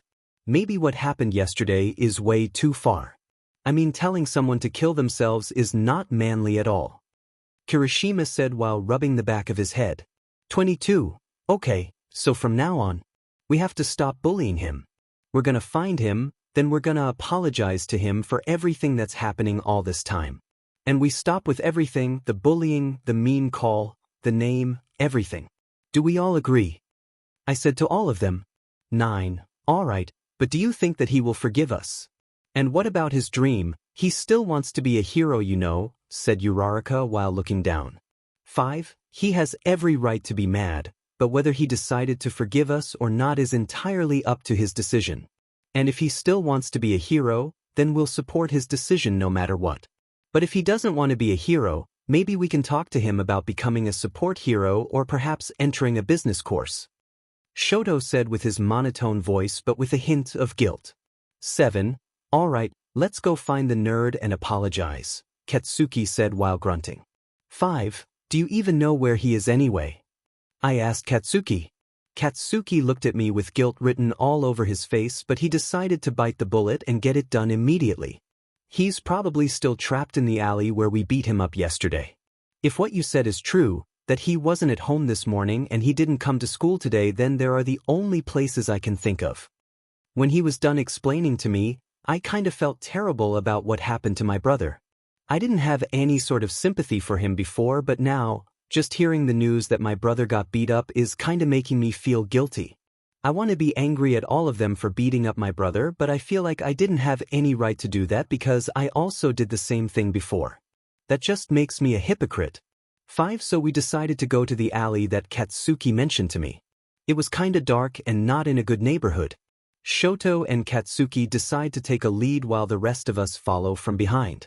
When we all walk to the alley, I can see some of them are feeling kinda guilty, like Katsumi, Shoka, Momo, Uraraka, Ida, Tsuyu, Siro, and Koda, while the rest of them are feeling anxious because they might accidentally hurt him way too much than before, or they are worried that my brother won't forgive them at all.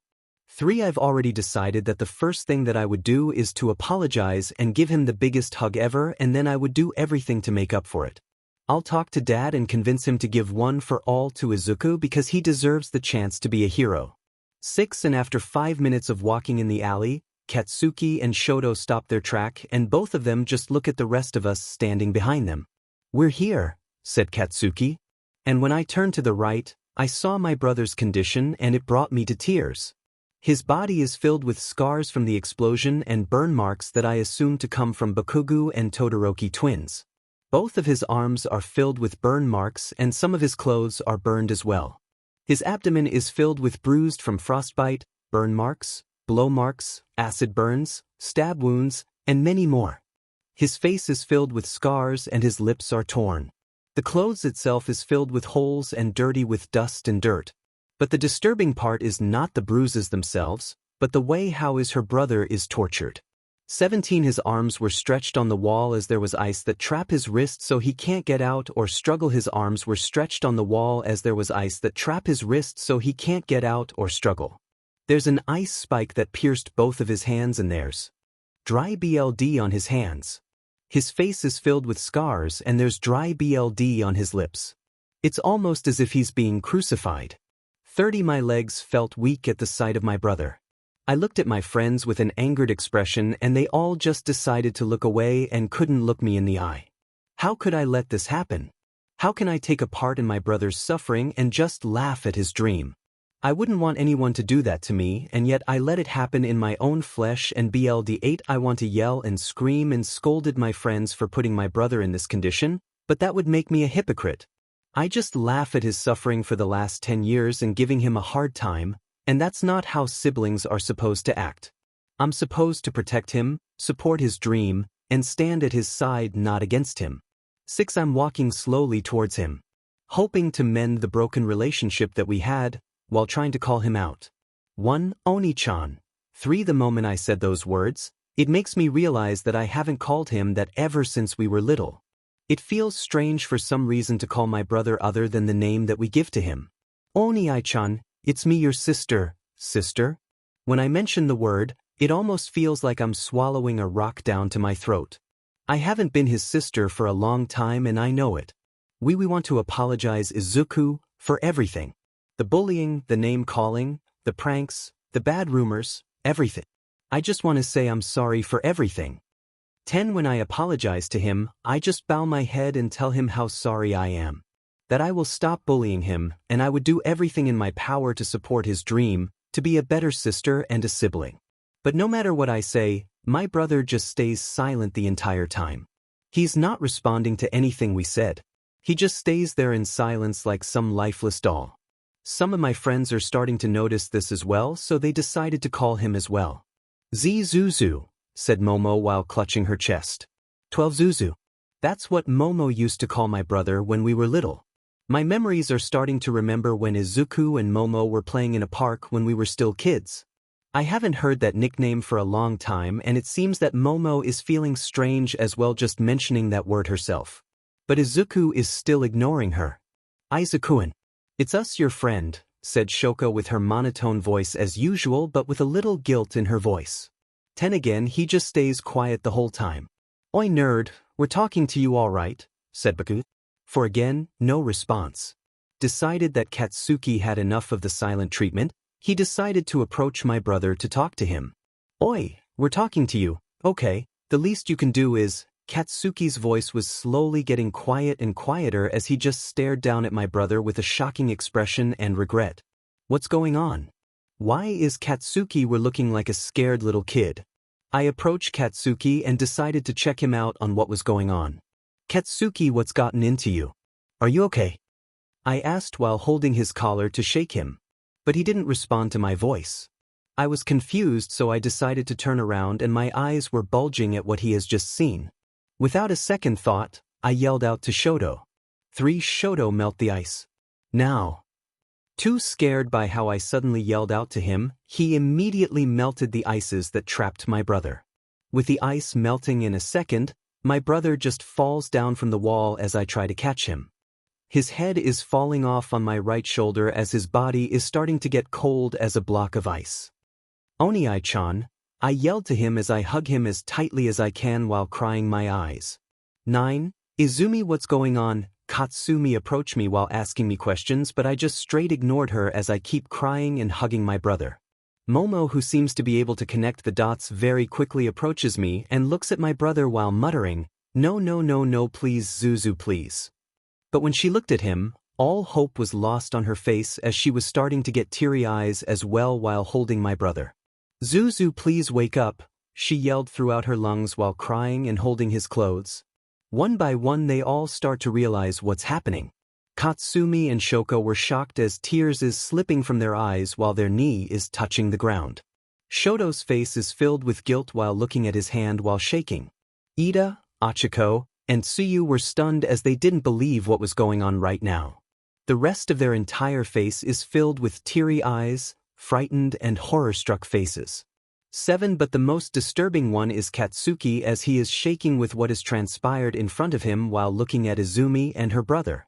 His eyes are filled with fear for the first time. He keeps muttering around while looking at both of his hands. No, this can't be happening, he's just joking around, alright. It's not my fault, alright. Wake up, why you nerd, wake up. 10. I'm still hugging him out while keeping calling out his name, hoping that he will give me a reply or respond to my call or something. I wish that all of this was just a dream, that I would be awake right now. But to my avail, he still stays silent as he didn't answer my voice. Please 𝗬𝗵𝗃𝗃 promise T that I'll be G good, I'll be T the be bestest S sister ever. I'll stop be bullying YUF from N now on. So please open YU eyes oni I-chan. Wake up Izuku. I cried as I clutched my brother's clothes while hugging him, but he doesn't hug me back. Izuku Yagi is dead from blunt force trauma and excessive bloodlust. Izumi POV. After I cried to my brother's lifeless body yesterday, Katsuki and Shoto decided that we should hide Izuku's body somewhere safe so people wouldn't find out about what happened. I wanted to confess to my parents what we did to Izuku, but Katsuki said that if we did confess what happened, then we can say goodbye to our dream to be a hero. As much as I hate to admit it, Katsuki did have a valid point.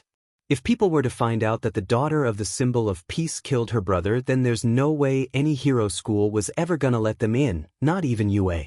20. So we decided to take Izuku's body to a forest and buried his body there in a hurry. We marked the grave with an insignia in case we ever need to visit him in the future. And when we're done burying my brother, Katsuki tells the rest of us that we cannot let anyone find out about what happened here. If people asked, then we just tell them we don't know what happened. I can tell that some of them are not satisfied with Katsuki's plan, but they still decided to go along with it, because they don't want to jeopardize their hero career. 10. I just walked in silence after hearing Katsuki's plan and headed to my home. Katsuki wants to call me out, but I can tell that he decided to hold his tongue and just let me process my mind. When I walk down to my neighborhood, they greet me as usual while giving me praise and wishing me good luck for my UA entry exam. However, I didn't give them any reply and just walk in silence while looking at the ground. I open the front and just head upstairs to my room. Without even turning on the light, my body just falls to my bed while I just sobbing uncontrollably. I want to say how sorry I am, that I would want to rebuild the broken bonds that we had before. I want us to go back to where we still being a sibling, where we still have fun together. Just the two of us. But it was too late as he was already dead. 5. I woke up from my bed with a heavy feeling inside of me. My eyes are already dry from crying too much. I just cried to my sleep while still trying to get the image of my brother out of my head. I felt miserable right now, the house feeling empty without the presence of my brother. But then again, I had no right to say that as I had never paid attention to him in the last years. I didn't even have any good memories with my brother, as I tried to remember every vacation, every outing, every movie night, or even a simple dinner time. There's no Izuku anywhere in those memories. Just me and my parents, while he's nowhere to be found in those photos. The fact that my parents neglected my brother just because of a simple quirk test is driving me to the boiling point. How could a parent just leave their child in the dark? No child should ever feel that, let alone her brother. And yet here we are. 19. My mom came upstairs knocking on my door telling me that breakfast is ready. But I simply say that I'm not hungry. If I decided to eat right now, I feel like I was gonna vomit the moment food enters my mouth. I just weep in silence while hoping that all of this is just a dream, a nightmare. That I would wake up in my room, and I got up and headed downstairs and I saw my parents, but this time Izuku is there. He greets me with his signature smile and asks me about my day. But that's never gonna happen. 'Cause he's gone. 3. Inko POV. I just finished cooking breakfast and right now I'm preparing it for Izumi's big day.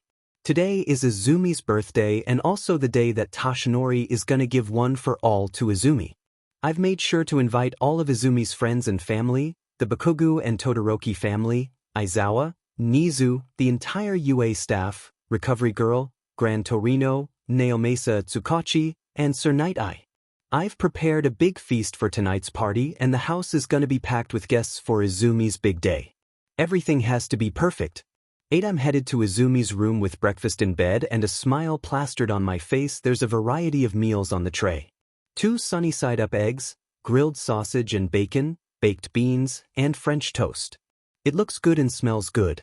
As I bring the tray to Izumi's door, I knocked on the door while telling her that breakfast is ready. But Izumi's just replied that she's not hungry. 1. I was a little confused, and by the sound of her tone, she sounds upset.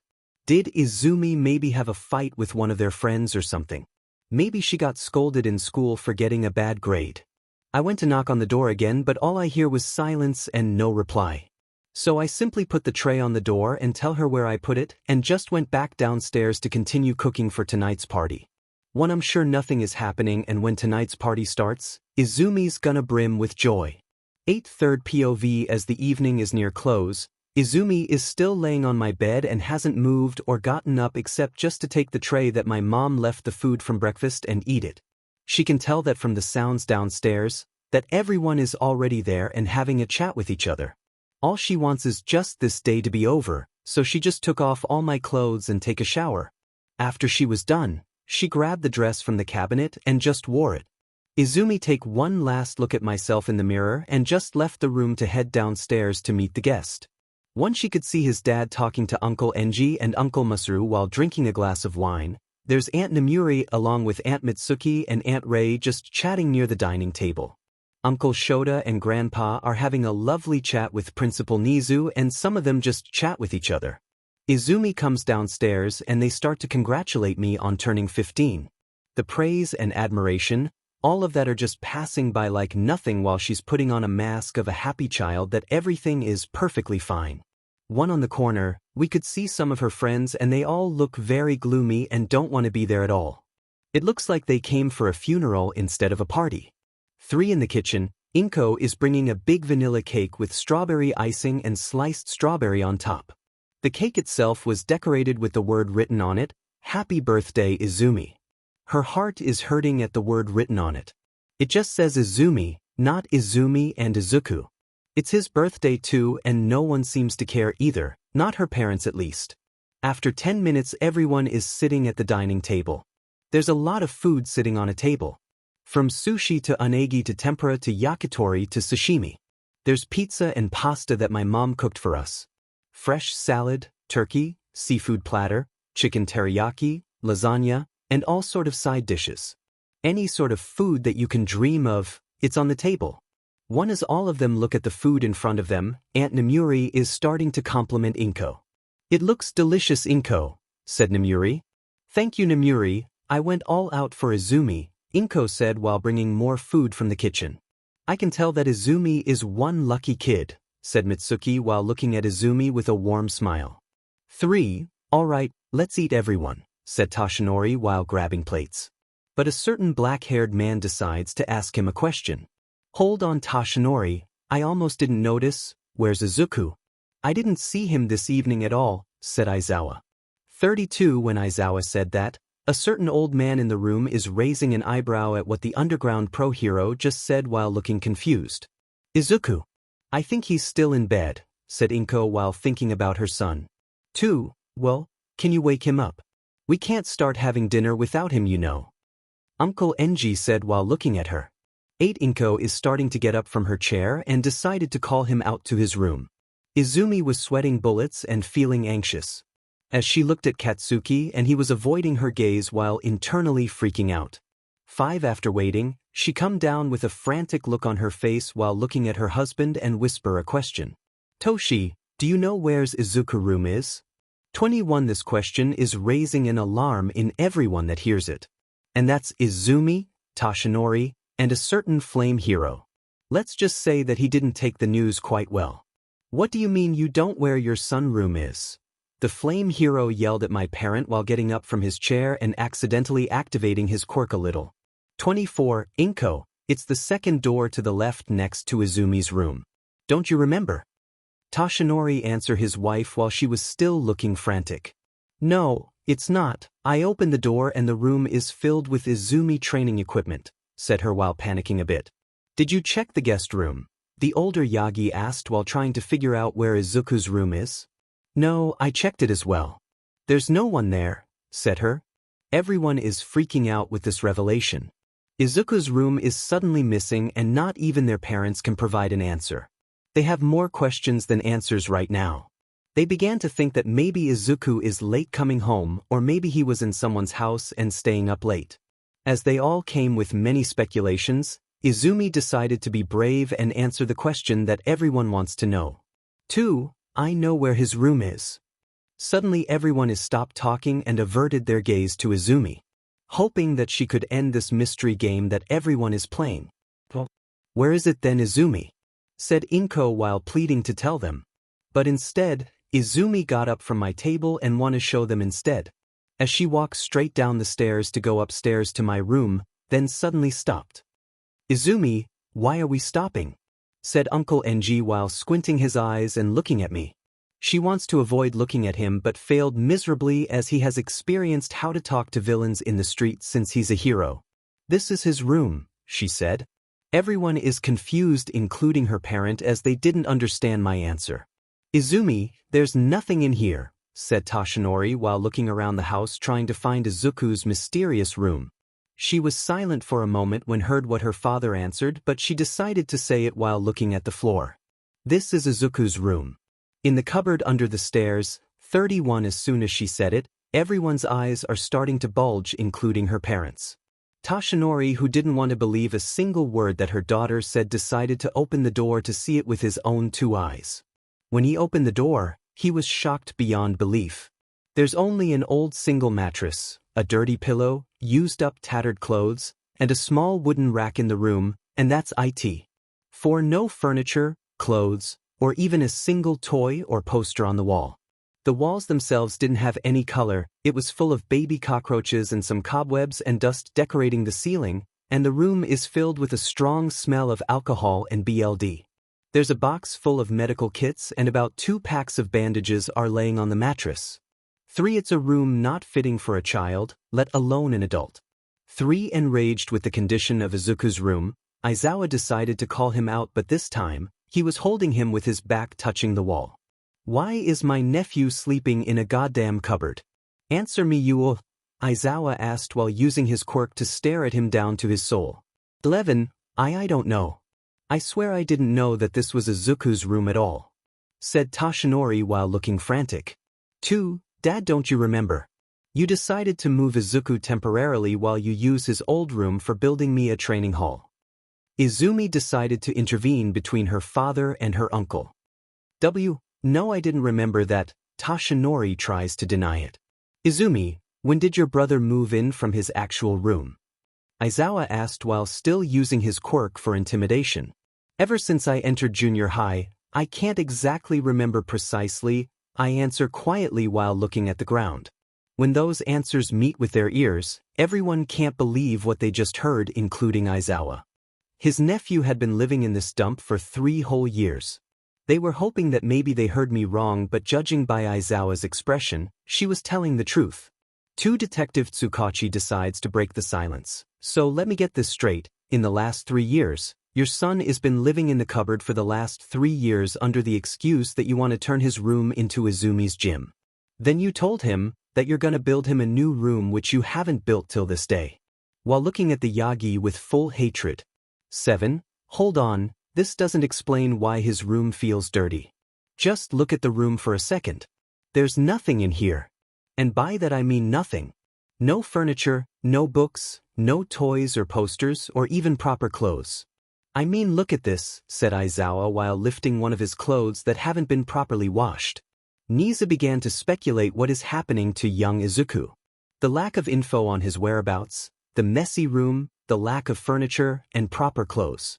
He already had the answer, but before he could say it, a certain ash-blonde woman beat him to it. "Inko, did you neglect Izuku all this time?" Mitsuki asked while looking at her friend intensely. She looks her friend in the eye without breaking eye contact. What do you mean, Mitsuki? How dare you accuse me of that?" Inko replied while raising her voice.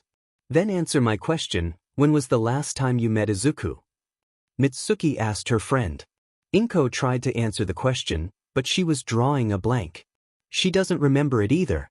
She's trying to remember the last week that they had an outing in the park, but there's no image of Izuku in her memories. Just Toshinori, Inko, and Izumi. The parent-teacher meeting, the graduation party, the last vacation. There's no image of Izuku anywhere in her memory. It's like he doesn't exist in this room, and the only evidence they had is the dirty room that's under the stairs. 8. She was looking for her husband to help her, but he was in the same boat as her. He couldn't remember any interaction with his son in the last week, so he decided to go further to last month, but still empty, then the last year, and yet still nothing. He's still drawing a blank, and all of their acquaintance is looking at them for an answer that they can't provide. The only time that he remembers is from yesterday when he rejected his dream to be a hero. Fear struck Toshinori's mind as he began to realize the weight of his words as All Might. He's starting to freak out internally about what may happen to his son. 1. What's wrong, Inko? I'm still waiting for an answer, you know. The ash-blonde woman replied while looking at her friend with an angered look, but all she got was a silent reply and a perplexed look. I don't know. Inko was looking at the ground when answering her friend's question. She was beyond ashamed of the answer itself. She didn't know when was the last time they saw her son. But Mitsuki still wasn't satisfied, so she decided to barrage her with more questions. What is his favorite food? 5. I don't know. 1. What is his favorite color? 9. I don't know. What is his hobby? 4. I don't know. Who's his favorite hero? 6. I don't know. When was his birthday? 5. I don't know. 34. She broke down crying after her friend asked her so many questions about Izuku and she can't provide a single question. Toshinori decides to rush in while trying to comfort his wife while telling her that everything is gonna be fine. Tsukachi didn't even need to use his quirk to know that Inko was telling the truth. How could a parent didn't know anything about their son? That's what everyone thought in their head as they saw Inko crying on the floor. You did it, didn't you? Tell me, Inko, did you do it? Did you neglect Izuku all this time? Yelled the ash-blonde woman. 5. The room is filled with silence. You could hear the sound of a clock ticking from the other room. No longer the party is filled with a sound of laughter and joy, but instead, it's riddled with questions and mystery. And after what seems to be forever, Toshinori decides to answer the question that everyone has been looking for. Yes, we did. After he's answered the question, every adult in the room is seeing red. They want an answer.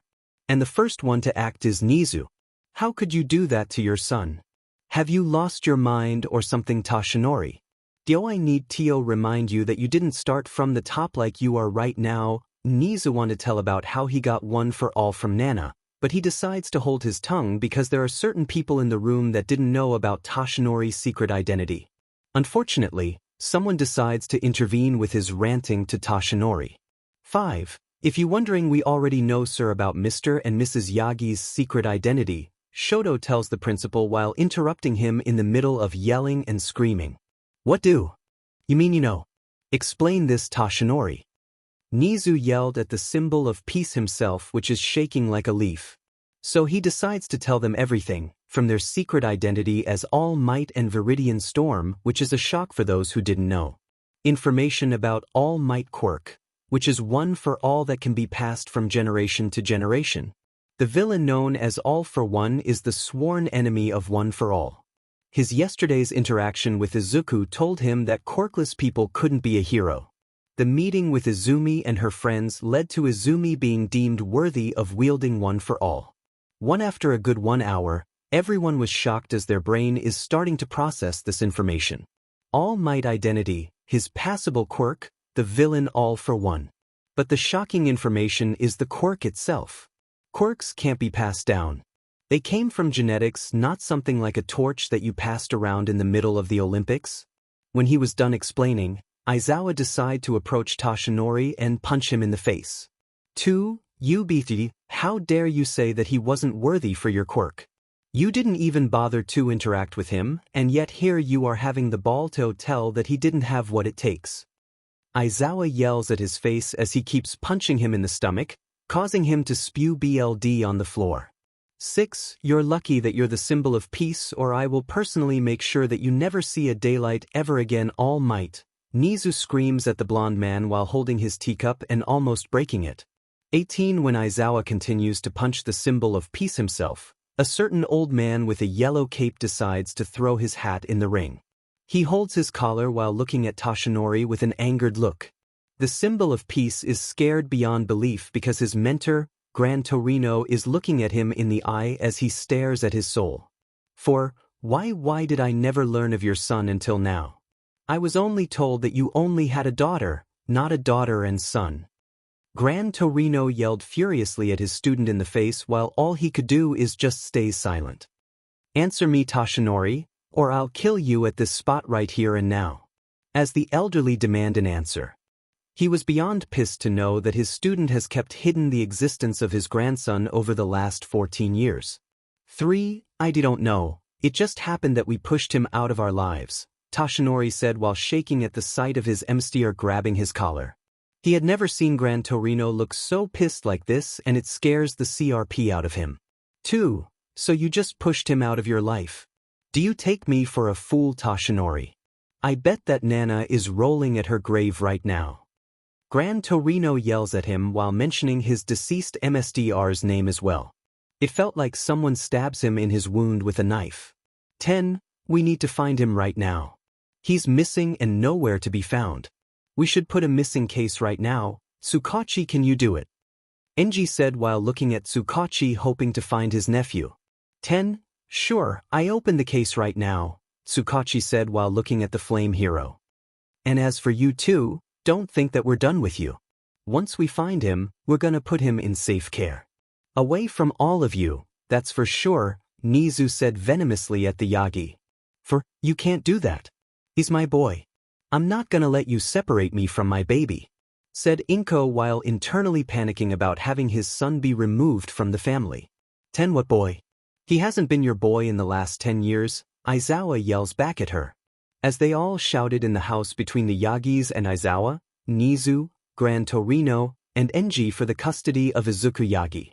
The Yagi thinks that Izuku should belong with his family, but the rest of them thinks that he should be placed in foster care, or he could live in Todoroki's house or Aizawa's instead. 15. Izumi is just watching in the middle of the conversation as she watches what happened in front of her eyes. All the shouting and yelling, it's all of her and her friend's fault. None of this would have happened if they had just supported him how they were supposed to be. If she had just said no to Katsuki's plan that day, then all of this could have been avoided. The bullying, the mean name calling, the discrimination, the abuse, the beatdown, the suicide baiting, and the murder. If she's just doing what a proper sister is supposed to do, her brother would have been standing beside her right now. They would celebrate their party together, not fighting like right now. She couldn't handle the pressure and the stress anymore. The guilt is eating her slowly, so she decides to open her mouth while speaking in a shaking tone and tears come out of her eyes. It's no use. 3. As soon as she said that, Aizawa stops with their arguing. He decides to comfort Izumi, who's panicking over her brother. And the children are sweating bullets hoping that Izumi didn't tell him the truth. Izumi, it's okay, we're gonna find your brother. Everything is gonna be fine, said Aizawa in a calmer tone. No, you don't understand. It's no use whether you look for him now or later, said Izumi while continuing to sob. What are you talking about? Izumi, what is going on? Aizawa said while internally panicking over Izumi's reaction. While continuing to sob, Izumi decides to just rip the bandage right now and get it done. She said it loud enough for everyone in the room to hear while continuing to cry. He's gone, he's already gone. 13. After Izumi's sudden outburst, no one in the room is making any sounds at all. Toshinori and Inko eyes were wide open for the first time today. The adults were having a shocked expressions and some of them were starting to cry silently. The children were just hanging their heads low with Izumi's outburst because they were also responsible for what happened to Izuku. And Aizawa was still in pure shock. He hadn't felt like this ever since his friend Shirakumo died a few years ago, and right now he felt the same dread again, but this time it was his nephew. The first one to crack is Inko as she looks at her daughter for confirmation. What do you mean Izumi? Izuku isn't gone, alright, he's just gone missing. While holding her daughter's face and looking at her daughter, but she couldn't do the same for her. I'm sorry, Izuku Oniai-chan, he's already gone, Izumi said while sobbing at her daughter. Her face is wet from the tears that come out of her eyes as she couldn't handle it anymore. Izumi, said Aizawa speaking calmly, but she could tell that he was holding a lot of venoms. What do you mean your brother is dead? However, Izumi just stands quietly while looking at her feet. She didn't want to admit it. She was scared. It's one thing to admit your brother is dead, but admitting that you took part, it's a hard pill to swallow. Izumi answers my question, Aizawa said while looking at Izumi intensely. Izumi mutters while avoiding his gaze. Izumi, I'm asking nicely right now. Aizawa looked at her nephew while using his quirk for intimidation. 2. However, Izumi still stays silent and clammed up. Having no answer, Aizawa decides to take matters into his hand. Fine, you won't talk, then we'll go to the police station for a statement and including your parents. While trying to scare her off. Aizawa, you can't just arrest my daughter like that, Toshinori yelled at the underground hero. 6. Shut up Yagi, you have no right to talk. Your son is dead and Izumi didn't want to fess up. As a pro hero, I have the authority to bring her to the police for questioning. Aizawa roared back at the Yagi who's still looking in disbelief. His son is dead and now his daughter is about to get arrested. His heart couldn't take it, so he decided to fight back. No, I won't allow it. You're not gonna arrest my daughter in my own house. Toshinori yelled back while ready to use his quirk for intimidation. You're not above the law, Toshinori, so I suggest that you stand down right now, Aizawa said while using his quirk and looking at the frail Yagi. 2. Tsukachi, take Izumi to the station. We're questioning her once we arrive there. No, Shota, you're not gonna taking Izumi away from me, Inko screamed while continuing to cry, but Aizawa grabbed Izumi armed and pulled her away from where she was standing. Can't handle the pressure, Izumi just shouts out in the middle, we did it. It's all of our fault. 5. After Izumi shouts, the rest of the adults was confused by her statement, while the rest of her friends were sweating bullets because Izumi just basically confessed their crime in front of their parents and a bunch of pro-heroes. As the police officer in the room, Tsukachi decides to take the matter into his hand. Izumi, what do you mean it's your fault? Tsukachi asked her with a firm tone while trying to interrogate her. Naomasa, what are you doing? Said Toshinori. My job, Toshinori, said the detective without looking at his friend. Nizu, you have to stop this. Inko pleads to the principal. No, right now we need to know the truth. I already have a hunch based on her answer just now, but I want to make sure of it. Nizu answered while praying to God that for once he was wrong. 5. So I asked again, Izumi, what do you mean it's your fault? Tsukachi asked while using his quirk on her. Right now, Izumi was stuck between a rock and hard place. She knows about her uncle's quirk that can detect any lie that comes out of her mouth. If she tells the truth, then everyone will know about her evil deed for the last 10 years and she could ruin her future of being a hero before it even started. But if she lies, then the detective will know about it and she gets into bigger trouble than she already has. Either way, she's screwed. 5. So she decided to tell the detective everything that has been going on to Izuku for the last 10 years. How she and Izuku go to the quirk doctor and Izuku is quirkless, her plan to keep her brother safe, Katsuki's plan to bully her brother, the lies that she tells to her parents, how Izuku bullies her at school, the bullying in school, the abuse from her friend, the grade sabotage from the teacher, the discrimination by the school, the beating that they give it to him, how they suicide baiting him at the last day of school, Izuku lash out at them in the alley, how they torture him and left him there till he died. One after she was done explaining it, all of them are looking disbelief. No one can mutter a single word and their mind is still shocked. This can't be true, right? There's no way Izumi is responsible for her brother's death. 2. Tsukachi, for the love of God, please tell me Izumi is lying right now. Aizawa looked at her friend while pleading for the first time in his life, hoping that what they heard just now is nothing but some sort of crazy joke. However, Tsukachi looked at the underground hero while speaking in a small voice. It's true. She's telling the truth. No one wants to believe this at all. The parents are looking at their children who just stood while looking at their own feet and have not spoken a single word. Some of them are looking very angry, while others look in disbelief. They claimed that they want to be a hero, and yet what they did is nothing but villainous. Can't handle the news that just come in, Inko broke down in tears. No, this can't be true. No, and my baby. Izuku, I'm sorry. I'm so sorry. Inko broke down crying while her husband is holding her, but he also joined her wife in crying. She couldn't handle that her baby boy is dead. 17. I'm sorry, I'm so sorry, my boy. Please forgive me, as Toshinori joined her wife in crying in sorrow with no one comforting the Yagi. 8. Tell me what passed to your stinking brain to do such a thing to your brother. Gran Torino yelled at Izumi while using his staff to hit her. He was livid with what she's done to her flesh and BLD. And after that, all hell breaks loose in the Yagi residence. How could you do that to your brother Izumi? Inko yelled at her daughter while crying on the floor. 6. I was trying to protect him. I don't want him to be a hero and died because he didn't have a quirk, Izumi yelled back at her mother while still crying. 3. And you, what gave you the right to tell him whether he could be a hero or not? You can't control his life like some din puppet shodo. Enji yelled while looking at his son with a hatred look and subconsciously use his quirk a little. 20. We were only trying to protect him. We want to keep him safe. Shoto argued back. 2. And you did a wonderful job, boy. I'm very proud of you, Enji said sarcastically. 29. So let me get this straight. Instead of talking to him like sensible people or trying to talk him out to change his career, all 22 of you choose to beat the lesson to him for the last 10 years. Have you all gone insane? Nizu yelled while throwing his teacup to the wall right next to Izumi. 52. Two don't know what to say. I barely have any respect towards you when I heard that you neglected your son, but after hearing that your daughter is participating in his demise, consider us no longer colleague all might. Night Eye said while mentioning his hero name instead his real name. 9. So in your eyes, I'm not fit to be a hero, right?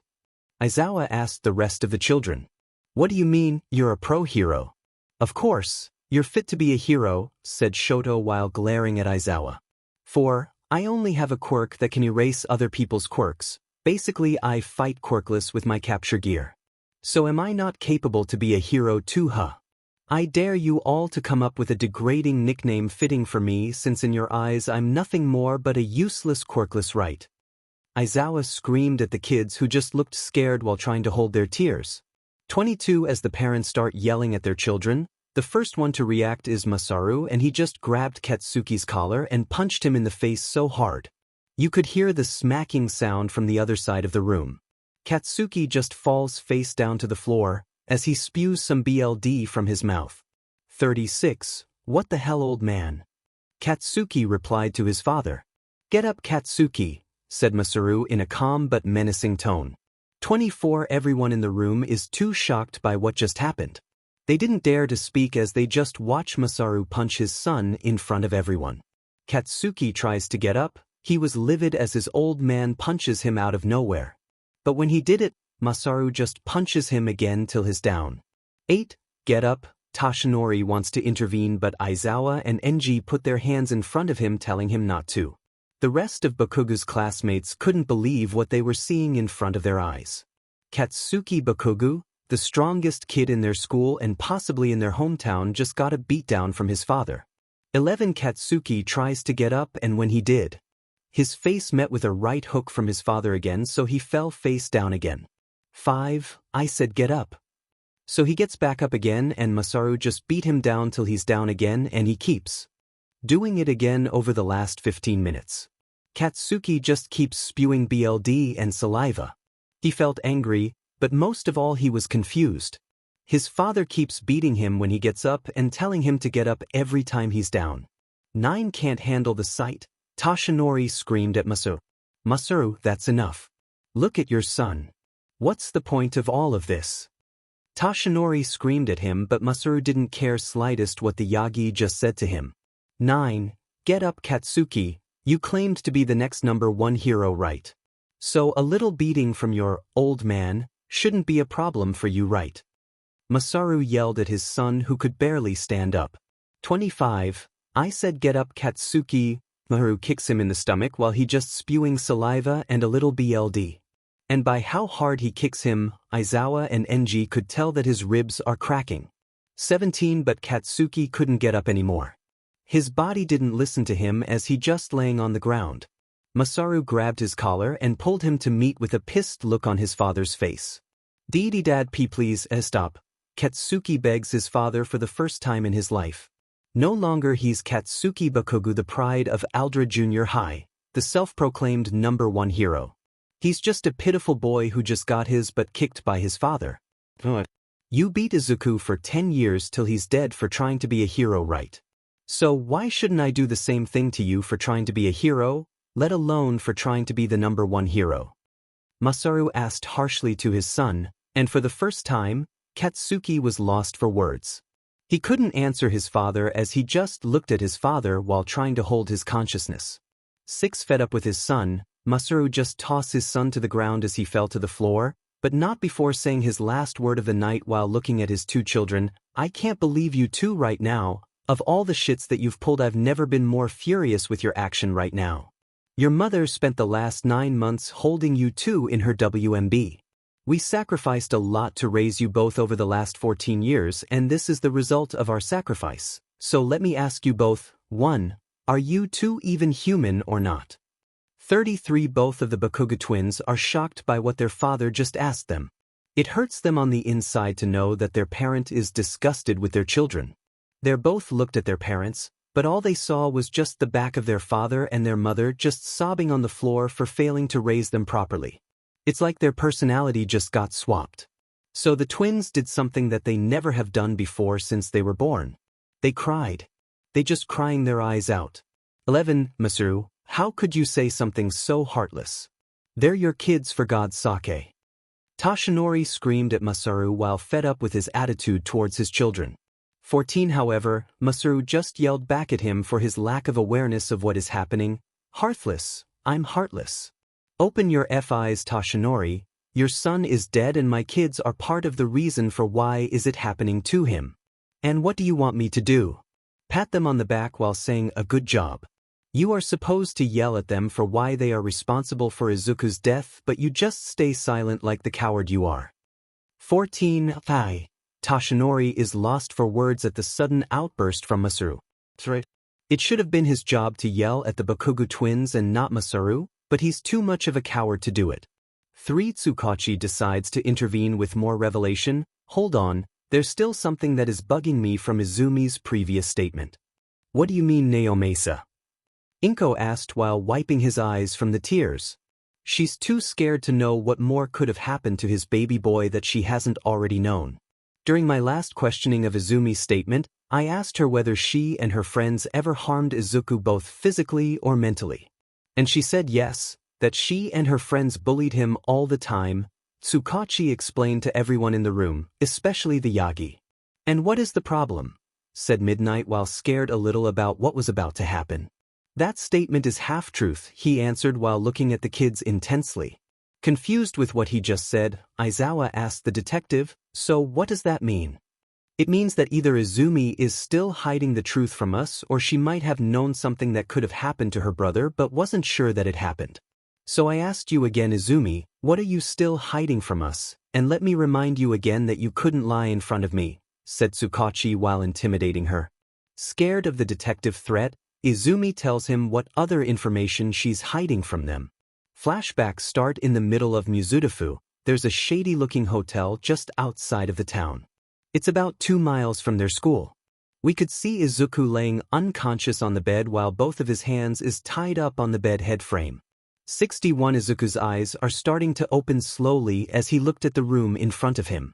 The room is quite dark as there's only a small light near what seems to be an entrance door. His hand is cuffed to the bed frame as he couldn't get out of there. The boy was scared and confused. The last thing that he remembers is that he's trying to go to a convenience store to get more bandages and alcohol to tend her wound when suddenly someone is knocking his head till he's unconscious. He's scared that he may get kidnapped or something, not that his parent ever gonna notice that he's missing from home or something, but for a young boy to get kidnapped at this age, surely it would be traumatized. But that's nothing to what is about to happen to Izuku. After a couple of minutes, someone entered the room. Izuku couldn't see who was entering, and after his eyes are adjusting to the dark he could see ash blonde hair and a short pink hair girl entering. It's Katsumi and Mina. 24. Then more people entered one by one, and Izuku saw the entire girls in his classroom and they were all still in their school uniforms. If Izuku was scared before, now he's terrified beyond belief. Did they want to torture him here, in a closed room? 3. Are you finally awake, Deku? Katsumi asked while looking at him. What's going on? God, he's so stupid. He still hasn't figured it out yet. Uraraka said while looking at Izuku lustfully. 32. Hey Izumi, did your mom drop him in the head when he was a baby or something? Katsumi asked her best friend while making fun of Izuku. 1. Beats me, Maybe he was born this stupid or something, Izumi replied while smiling mischievously. 5 Izuku looked around and he see everyone standing surrounding him on the bed. There are Izumi, Katsumi, Shoka, Uraraka, Momo, Jiraiya, Mina, Tsuyu, and Toru. All of them are looking at him with a little hunger in their eyes, and this scares Izuku very much. He had no idea what was going on. 8. Well, since you're too much of an idiot to understand, guess we have to explain it to you, Katsumi told him in an irritating tone. Lately, you seem to ignore us. Not to mention you have been avoiding us in the last couple of weeks. Uraraka joined it as well. 3. No, I didn't, Izuku asked while stuttering. Shut up, we didn't give you permission to speak Deku. Katsumi roared while slapping his cheek till it was red. You know, I think he needs a reminder on how to behave around us, Mina asked while smiling, but it was filled with every bad intention. I think you're right, Mina. Need to tighten our leash around his neck. Show him who he belongs to, Momo said while creating a leash with her quirk. 13. Well, you know what to do, Mina, Izumi said while snapping her finger. And suddenly Mina used her quirk to melt some of Izuku's school uniforms. The acid is so strong that it's starting to burn some of his skin. Izuku tried to scream, but Jiro grabbed 𝗵𝗃𝗁𝗍𝗂 and put it on his mouth. 10. Right now, every bone in his body is telling him to run and get out of this instance, but the cuffs are holding him down to the bed. For the first time, Izuku felt genuine fear. Sure, the bullying and the beatdown may hurt him physically, but this gonna scar him for life. Katsumi decides to crawl to the chained boy while smiling like a predator. His eyes are filled with hunger and lust like the rest of the girls in this room. Tonight we're gonna remind you that your life belongs to us. 18. And for the rest of the night, the hotel room is filled with screams, yelling, sounds, and a cry for help from a young Izuku.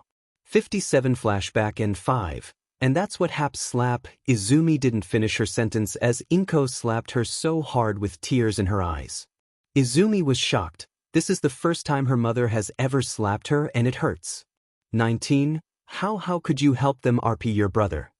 Inko shouts at her daughter while looking enraged and disgusted by her action. She can't get the image that her baby boy is being held against his will while the other girls are trying to RP him. It hurts her heart as a mother to know that her child is being treated like some sort of SLV, and all she could do is just ignored it. 20. What the F is going through your head? Katsumi, you said that you love Izuku, so is this part of your twisted way to show that you love him, by RP him?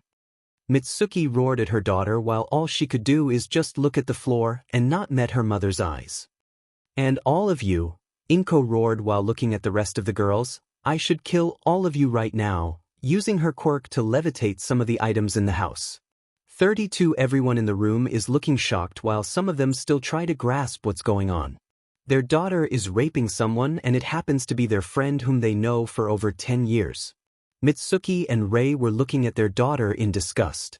Namuri had both of her hands on her mouth trying to cover it up.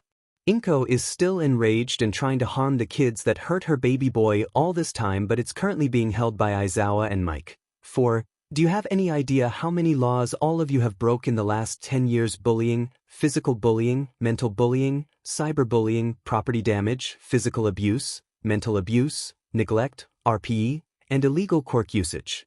The list goes on and on. Naomasa screamed at all of them. 31. We're sorry, okay, we didn't mean to go this far, Uraraka yelled while bawling her eyes out.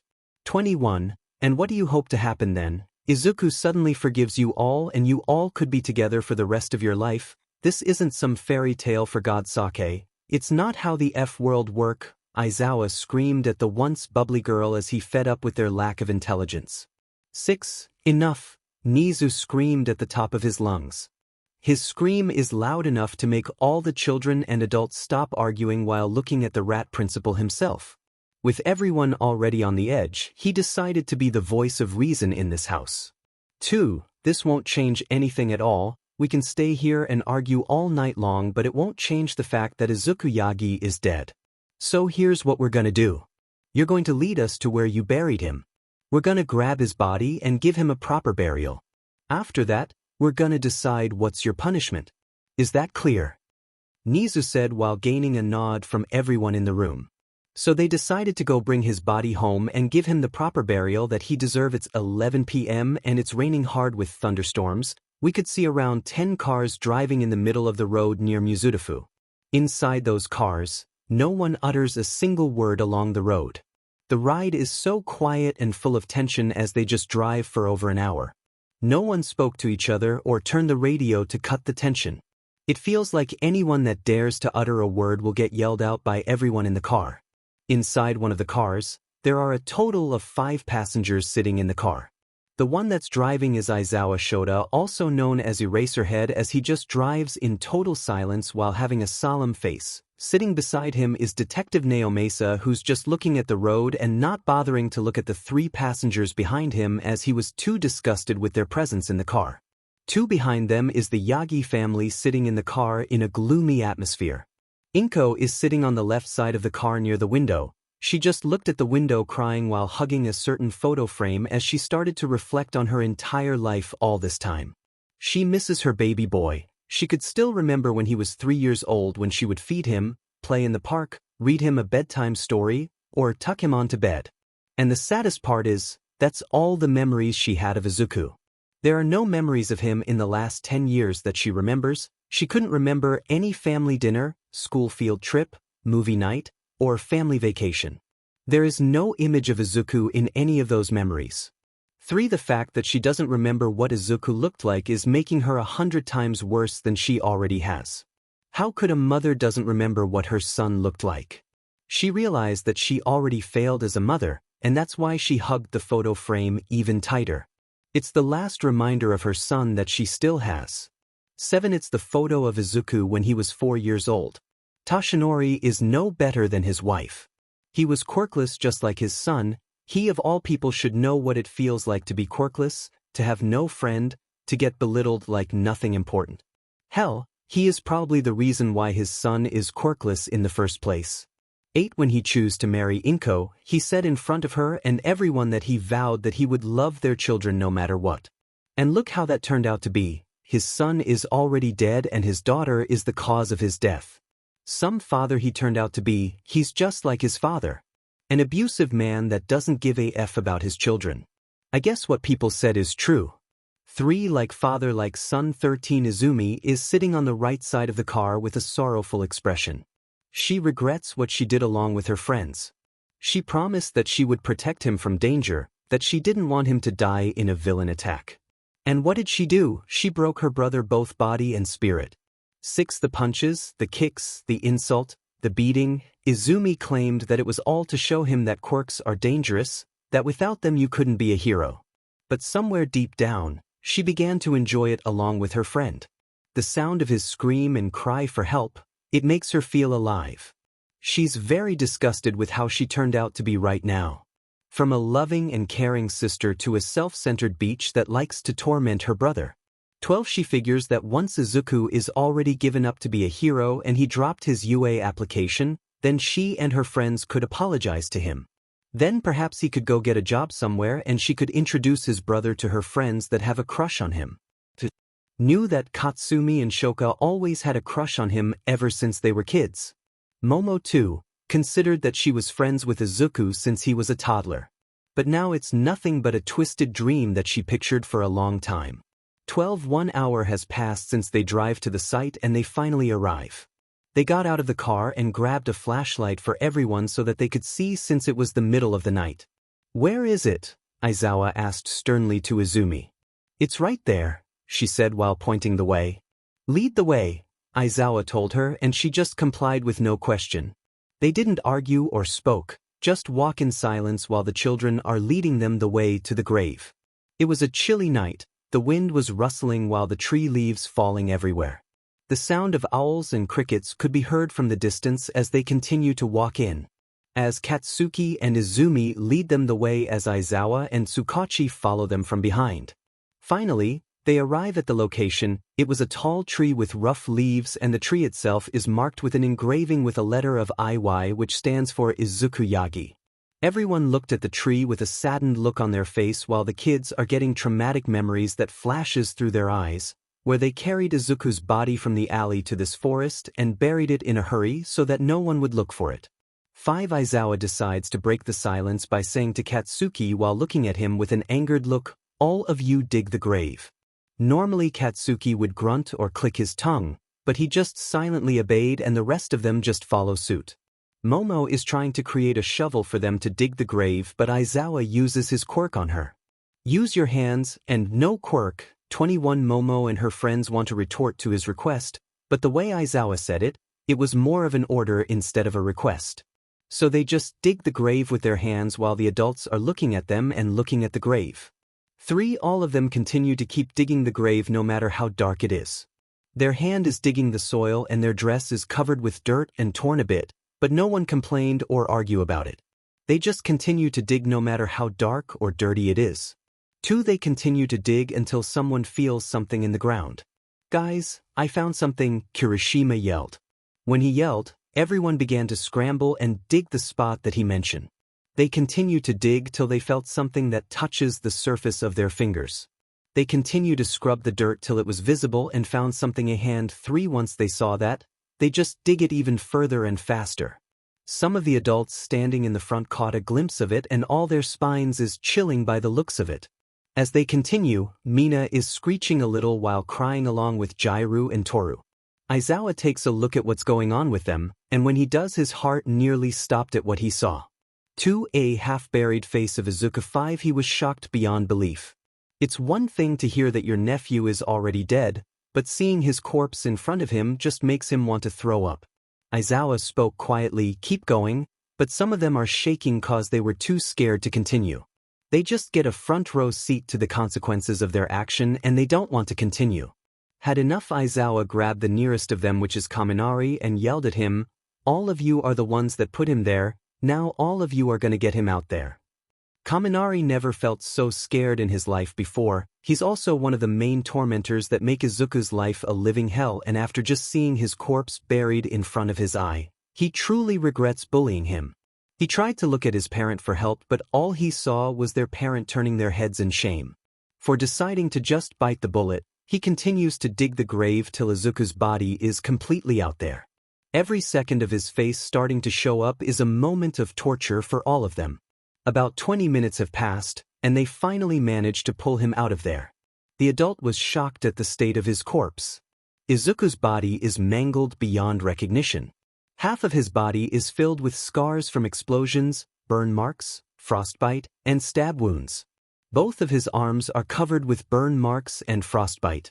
His hand is having a stab wound with some ice still in the palm of his hands. His face is covered in bruises and dried blood covers his mouth. 3 His body is very skinny. He doesn't have any muscle underneath those clothes as they could see his bone from his skin. They didn't give him any food. That's what crosses their mind as they saw Izuku's corpse, which proves that he was malnourished in his own house. If someone tell them that Izuku was attacked by a rabid dog and got thrown to the side of the furnace, then they would have believed them without a doubt. 4 Inko and Toshinori decide to rush in without second thought as they approach their son's grave. They want to see him. No, they have to see him no matter what. "No, no, no, no, no. No, my baby," Inko screamed while hugging her son's lifeless body as tightly as she could. 5 Toshinori just dropped his knee to the ground while silently crying, "What have I done? I'm sorry Izuku, I'm sorry my boy," while approaching his son to hug him as well. 13 Inko and Toshinori just cried as loudly as they could while holding the last reminder of their son. Izumi and her friend just looked at the result of their action in front of their eyes.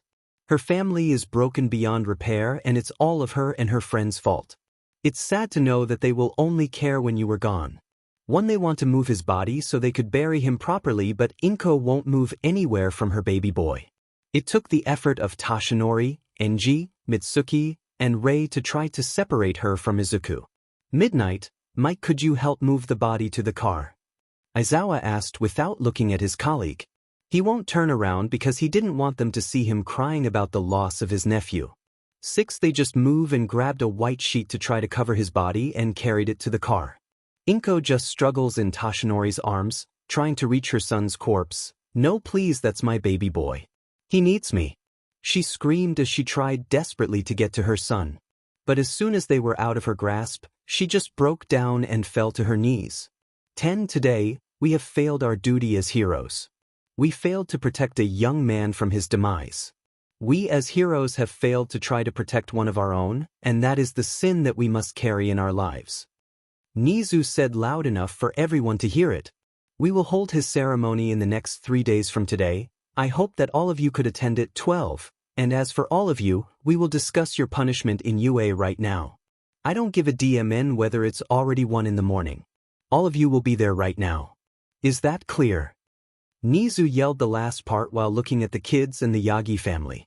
All the adults are starting to walk away while thinking, how could this happen to a young boy?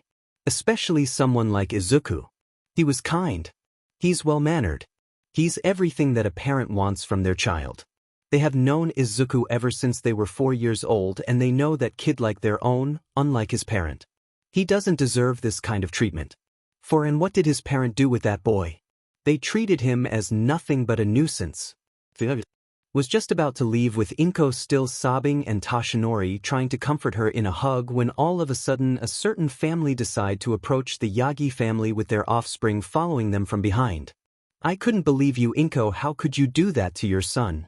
I know that he was a kind kid just like his father, but you and your family just tossed him aside like trash. Hisashi would be ashamed of you right now. 12. The one who said those words was none other than Momo's father, who's a great friend to Inko's late husband, Hisashi Midoriya. When those words left his mouth, Inko is starting to remember his late husband that was caught in an accident in hero work and died. That's right. His late husband would be ashamed of what she turns out to be right now. So she once again broke down in tears while muttering sorry over and over again while leaving her in there alone. Izuku POV, where am I and what was I doing here? That's what filled my mind as I stood in the middle of a void, which I presume. I opened my eyes and there was no sight of anything in there. It's total darkness.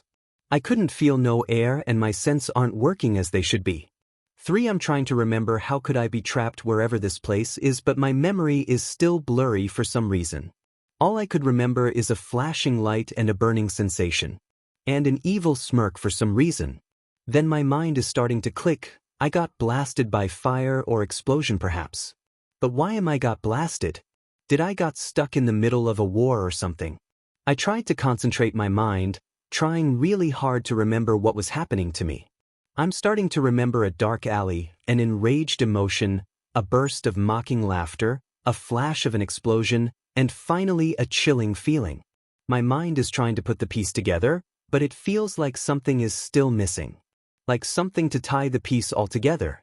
I feel like I had the puzzle piece, but I don't have the image on the puzzle.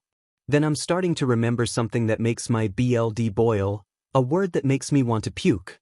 Deku. Now I remember, I was attacked in the middle of the alley. I'm trying to vent out my anger as I remember that my deadbeat father is actually the #1 hero, All Might, and turns out that he has a quirk that could be transferred to me, but he chose his egotistical sister because I wasn't worthy enough. So I lashed out and tried to vent out my anger and frustration by trashing a couple of junk and trash in an alley, where those asshats of friends decided to confront me. But I decided to fight back, which is kinda weird for me. It's like someone pumps all my brain cells with drags or something. I feel like I was a supercar that was put on a fast lane in a circuit. But I was outnumbered and outmatched, as much as I hate to say it.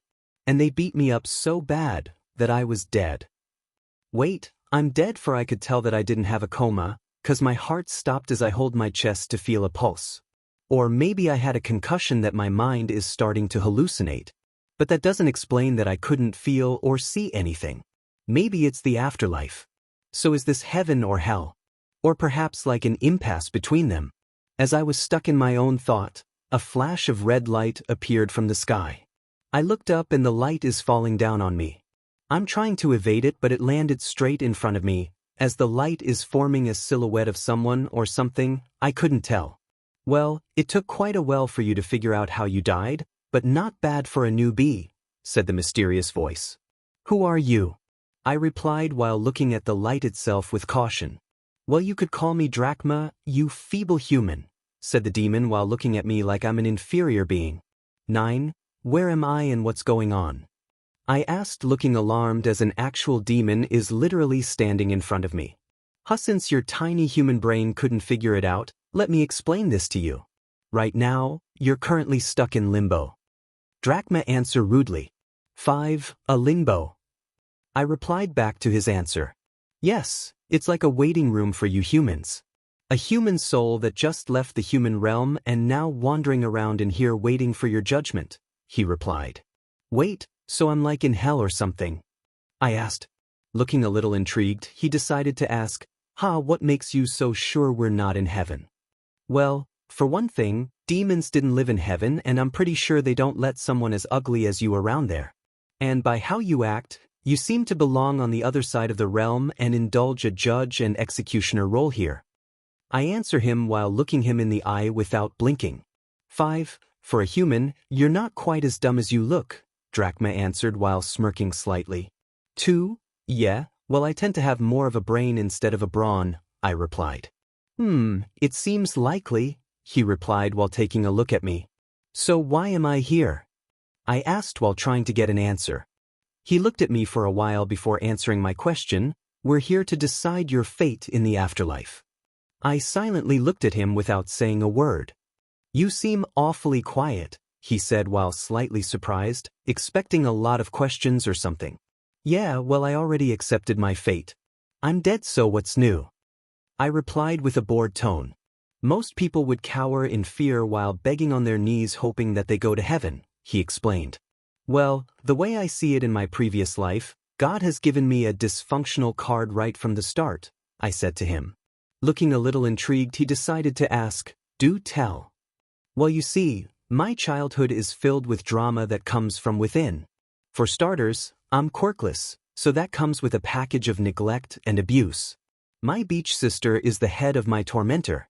My deadbeat father and my worthless mother are living in a la-la land where everything is perfect and Izumi is never wrong.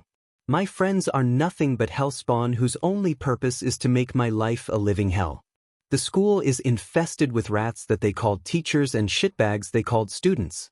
And society is filled with 𝗧𝗏𝗃 for a brain that claims quirkless is useless. So does that sum up the story of my life?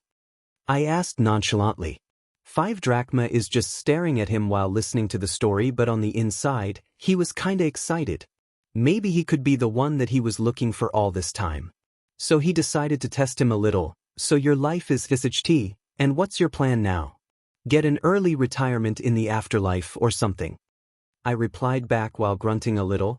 I'd rather spend eternity here than setting my foot in that place called Earth. Decided to cut the chase. 𝗓𝗏𝗄 starts to stand and walk toward him. Very well then, let's talk about your option here. You could spend the rest of your sorry excuse for life to stay in hell with no worries and get tortured for eternity, or you could claw your way back to the top and get your vengeance to those who wronged you.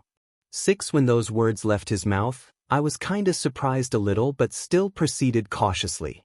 Is he talking about a second chance? Like bringing me back to life? I was dead, and I'm pretty sure a demon can't bring a soul back. But then again, if I do have an opportunity to get my revenge, then I won't mind making a deal with the devil. 3. However, I need to approach this cautiously. After all, there's no such thing as a free deal. What do you mean, bring me back to life? You're not a god. You're a demon. 1. True, but let me ask you something first. How did you die in the first place? He asked. I was a little reluctant to answer it, but I feel like I got nothing to lose, so I just bite the bullet. I was killed in an alley by that hellspawn that claimed they were the next generation of heroes. I asked while remembering what happened there. Let me guess, during your time before you got killed, you felt a rush of energy that flows to your body in your previous life. He answered, how did you? I asked while having a surprised look, but he interjected. Then you need to find an outlet for that energy, and surprise, surprise, you meet your friends right. You fight and rush in, but somehow, you didn't finish the job and that energy is still inside of you. That rush of adrenaline that you felt, it's still inside of you, right? He finished answering while looking smugly as if he just hit the nail. I was stunned. Does he know exactly what's going on with me? I still feel that energy up until now. That adrenaline and anger that I felt right now, it's not gone yet. In fact, it almost felt like it never left me in the first place. I was confused. How do you know about it? I asked while looking at him intensely, trying to figure out what is going on. He smugly answers my question. Come on, you're a smart kid. You should be able to figure it out. Then my brain went into overdrive. What does he mean? He said that he knows that rush of energy that I felt. But I never tell anyone about it. It just happened so suddenly and it awakened before my death. So did he see it when I got my butt kicked? But why didn't he step in right there? Or could he read my mind? No, he doesn't look like someone that could read my mind. Or perhaps he took possession of my body during that fight. But I was in control of my action that day, so it's not possession. But something clicked in my memories. He said that he knows that feeling I had when I fought against them before I died. The way he said it, it's almost not by observing but by experience. It's you right. I answered while my eyes were bulging. That wave of energy is yours, right? It took a couple of seconds, but he just laughed a little bit. Heh, not bad for a puny human. Yeah, that's right, that power that you felt before you were dead, that was mine. I lost my words after hearing that this demon in front of me just gave me power in the last second, and now here he was standing in front of me in this void. I don't know what to say except say to him the obvious. Why me? What do you mean? He asked. You could have given this power to someone else, but why me? What makes me so special? I asked while crossing my arms. Well, for one thing, you haven't had my power yet. What you just experienced, it's nothing but a fraction of my full power. You're not some sort of a chosen one destined to wield this power. You have to earn it. He explained to me. 5. What do you mean earn it? I was getting more confused about what is going on right now. What you felt before is nothing but a sample, a test drive if you know what I mean. It's just that you have what it takes to wield my power there. Most people would have died in progress to wield my powers or even before they have a chance to use it. He explained it. But I died, I replied back. But you were dead not because of my powers, remember, you were killed by your friends while bearing my power, he explained further.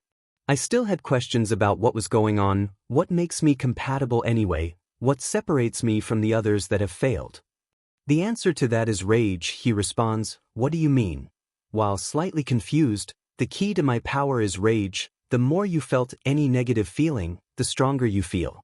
Now what separates you from those that failed is that their rage wasn't strong enough. Like it's an empty rage that has no point. If your rage wasn't entirely focused on something or someone, then it's pointless. Like throwing a tantrum, he explained to me. 8. I'm starting to get what he said, but I still had one question. You said that I have to earn this power of yours. What do you mean by that? He smirked a little before answering. Well, in order for you to wield my power, you need to indulge in a place where all damned souls are stuck and trapped for eternity to face their eternal torture. Care to take a guess? My eyes were open when he said that. There was only one place that I could think of that matched the description, and I looked at him as if he was crazy. But then again, I'm standing in the middle of a void talking to a demon, so crazy is already out of the window. You mean hell? I answered him. Exactly, I mean how else are you gonna do it? He looked at me as if I was crazy. I'm gonna send you to hell and you have to prove how worthy you are to me. And how am I gonna do that? I asked tiredly. By taking the seat of the next king of hell, he replied. Wait, what? I flabbergasted. Now I think he was joking. 1. Well, currently hell is being ruled without a ruler. The previous ruler is gone and he didn't appoint the next successor, so it's quite a chaos in there. No rules, no regulation, no authority. Just a bunch of demons in full revolt. And right now, they fight for power in hell. And those who stand at the top and manage to prove themselves worthy will become the king of hell. He explained. 9. So it's kinda like a competition in hell. Whoever is worthy enough could rule hell. Is that what you're trying to explain here? I answer while looking slightly amused. Now you get it. Seems that tiny brain of yours still has enough juice for you to think, he said mockingly. But how do I becoming the king of hell will get my revenge? I asked while trying to figure it out. Well, if you manage to take a seat as the king of hell, it comes with a privilege. You could be walking back between two realms and purge the souls of the corrupted. Maybe you have a certain damned soul in there that you want to collect personally. He answers while mentioning to me about those family and friends that I mentioned before. So what's it gonna be? Are you willing to throw the dice and take your shot for your personal vendetta? 3. After he was done explaining it to me, I began to think. 14 years of my life and what I ever accomplished. Nothing but a pile of 𝗧𝗧𝗃. My life is full of 𝗧𝗧𝗃. I was dead because of those asshats that claimed to be heroes. If they were the representation of heroes, then I don't want to be a hero. All I want is to make them pay for what they did to me. I will do it no matter what it takes. If I had to make a deal with a demon just to have a chance to drive a knife to Izumi's heart, then I would do it in a heartbeat. Izumi, Katsuki, Katsumi, Shoto, Shoka, Toshinori, Inko, those who made fun of him, those who use me for their gain, and those who make his life a living hell. Will get revenge. 5. I'll do it, I answer with no hesitation. You might die, you know, he taunts me while smirking. Well, what's the difference? I replied while looking him in the eye. Once satisfied with my resolve, 𝗓𝗏𝗲 stood up while looking at me and saying his final word. Very well, Izuku Yagi. I 𝗓𝗏𝗲, also known as the perdition demon, wish you good luck and hope we'll see each other on the other side. As he snaps his finger when suddenly a portal appeared behind me and I was falling to which I presume is hell. As he snaps his finger when suddenly a portal appeared behind me and I was falling to which I presume is hell. 13. I screamed as I started to fall into what I presumed hell. The portal is filled with many sorrows and screams of many lost souls as I joined in. My body is starting to free fall and I lost my sense of gravity. This is it. No longer am I the Izuku that gets pushed around and treated as nothing but a Deku. Now it's my turn to be someone else. To be a revenger for those who wrong me. Izumi POV. It's been almost 10 months since that day in the forest. 10 months that I lost my brother, all because of my stupidity, and things have started to go downhill since that day. After we arrived at UA that night, Nizu and all of the UA staff held an emergency meeting to decide our fate, whether we were allowed to enter UA school. After nearly 4 hours, the meeting was over and they called all of us and they decided that all of our recommendations are being rejected, and the fact that we were already allowed to enter UA is already a blessing. During the 10 months before we took the test for the UA entrance exam, all of us were under house arrest and wearing an ankle bracelet with GPS attached. If we decide to leave the premises under 300 meters, then we get thrown into jail immediately. 15. However, just before they could punish us, Dad decided to contact the HPSC and they choose to intervene in this matter, saying that the daughter of the symbol of peace can't go to prison for a simple matter of quirkless child. Saying that the symbol of peace must be free from all flaws and can't have dirt or stain on it, or the crimes in Japan will skyrocket because of this. 16. Nizu with a heavy heart has to say that the HPSC is interfering with the decision because of me as All Might's daughter, and that they don't want to lose 22 heroes in training students over a case of a dead quirkless kid. So they decided to sweep this matter under the rug and the rest of us is get away with no punishment, as much to Aizawa's dismay. 13. However, what happened inside the UA is fair play, as Nizu said. He told us that we all need to attend therapy and anger management before and during UA. After that, we had to wear a quirk-canceling bracelet inside of the classroom, and after we graduate from UA, for the first 5 years we only get half paid, as our paycheck will be transferred to the quirkless community. 2. After we were done with the meeting, Nizu decided to leave us with one final word before we left the room. You kids are lucky because the HPSC decided to intervene with this matter. I have no choice but to accept you into the UA Hero course. You're all lucky that what you committed is off the record, cause if it wasn't you wouldn't walk through UA right now. However, I could still make your time in UA unpleasant. Aizawa will become your homeroom teacher and he's been given full authority to run his class however he sees fit. So if he wants you to attend a certain class during your holiday, you will comply no matter what.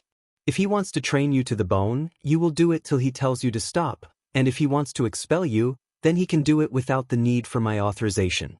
If you had any problem with this, you all know where the door is and can apply to other schools, but I doubt that they offer the leniency that we had considering the crimes you committed.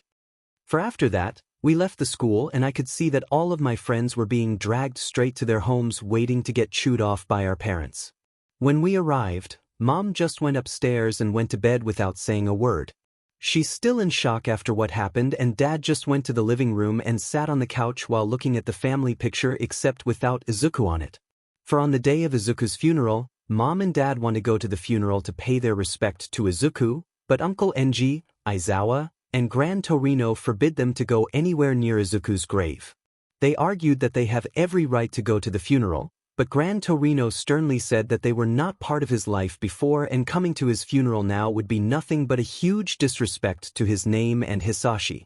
3. The rest of my friends weren't also allowed to join them to visit Izuku's grave as well, and if they decide to sneak in or join in without them knowing, then they could kiss their spot at UA for good. 1. Ever since that day, our home is in shambles. Mom hasn't been her usual self, she's just sitting at the table while contemplating everything that just happened. She didn't know why she abandoned her son just like that. She truly misses him and she would give up everything just to see him one more time. But she knows that it's too late. She had failed her son. Dad is just still doing his job as a pro hero and still the #1 hero. But I know that behind that smile is nothing more than a mask that my dad wore in front of the public. When he came home, he just sat on the couch while punishing himself every day. Sometimes, I could see him crying while looking at his old room under the stairs, telling him that he is sorry for being such a failure of a father. He kept thinking that if he just said yes to Izuku that day, then maybe his son wouldn't be in a grave right now. Maybe he would be training with him in the backyard for the UA entrance exam. For over time, things have gotten better at home. Mom and Dad have gotten better and things are starting to go back to normal.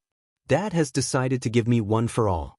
At first, I felt that I didn't deserve it because if anyone deserved it, it would be Izuku and not her. But Dad persuaded me to wield it and be a better hero in the name of her brother. So I accepted it and I began to train with my dad to wield one for all to be a better hero for my brother. 37 In the last 10 months, I began to train using one for all. Dad took me to train at a beach called 𝗃𝗃𝗃 Municipal Beach. It's filled with trash that's been there for years. The once appealing beach has turned into a trash heap. Looking at this beach, kinda represent her brother in a way. The once appealing thing had turned into something ugly because of the people's actions. 6. Wanting to honor my brother, I decided to clean this beach and turned it into a once appealing place. It's a small deed for me to make this appealing place back to its original state. 6. After training for 10 months, my good deed had finally paid off as the beach had turned clean. There are no more trashes laying around there as the sands and the surrounding has turned immaculate. And my training had finally paid off as I managed to accumulate strength and managed to hold one for all at 15%. 15. Today is my first day at UA High. I got up from my bed and headed to my bathroom. I took a shower and brushed my teeth. Then I wore my UA uniform, then I went downstairs and made my breakfast. After I finished eating, I grabbed a plastic bag with a plastic container on the inside before I headed out. I didn't want to wake my parents because it was still 6 in the morning, so I walked slowly. After I go out, I'm headed to see someone before I go to UA. I'm walking alone with a plastic bag filled with food and a flower in my hands as I reach my destination and gently sit in front of it. I took out the plastic bag and opened the container. It was a bowl of katsudon. I placed it in front of me along with the flower and I took a deep breath before I said my words. Hello Oniai-chan. 13 Right now I'm sitting in front of my brother's grave. It's been 10 months since the incident and I still miss him very much. 18 I finally made it to UA, but not how you imagine because of what happened, I said with a sad face. I miss you, Oniai-chan. Mom and Dad miss you too. They still think of you every day. A tear was rolling down my cheek. 6 Izumi, is that you? Someone said. I turned around and I saw Katsumi with a flower bouquet in her right hand. Guess she came to visit my brother too. 5 Katsumi, how have you been?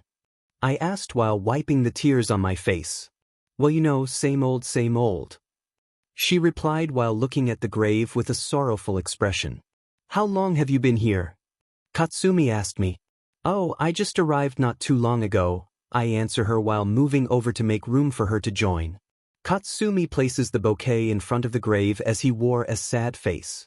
Both of us just sit in front of the grave while Katsumi decided to speak in front of the grave after 10 months. Hey Izuku, it's me.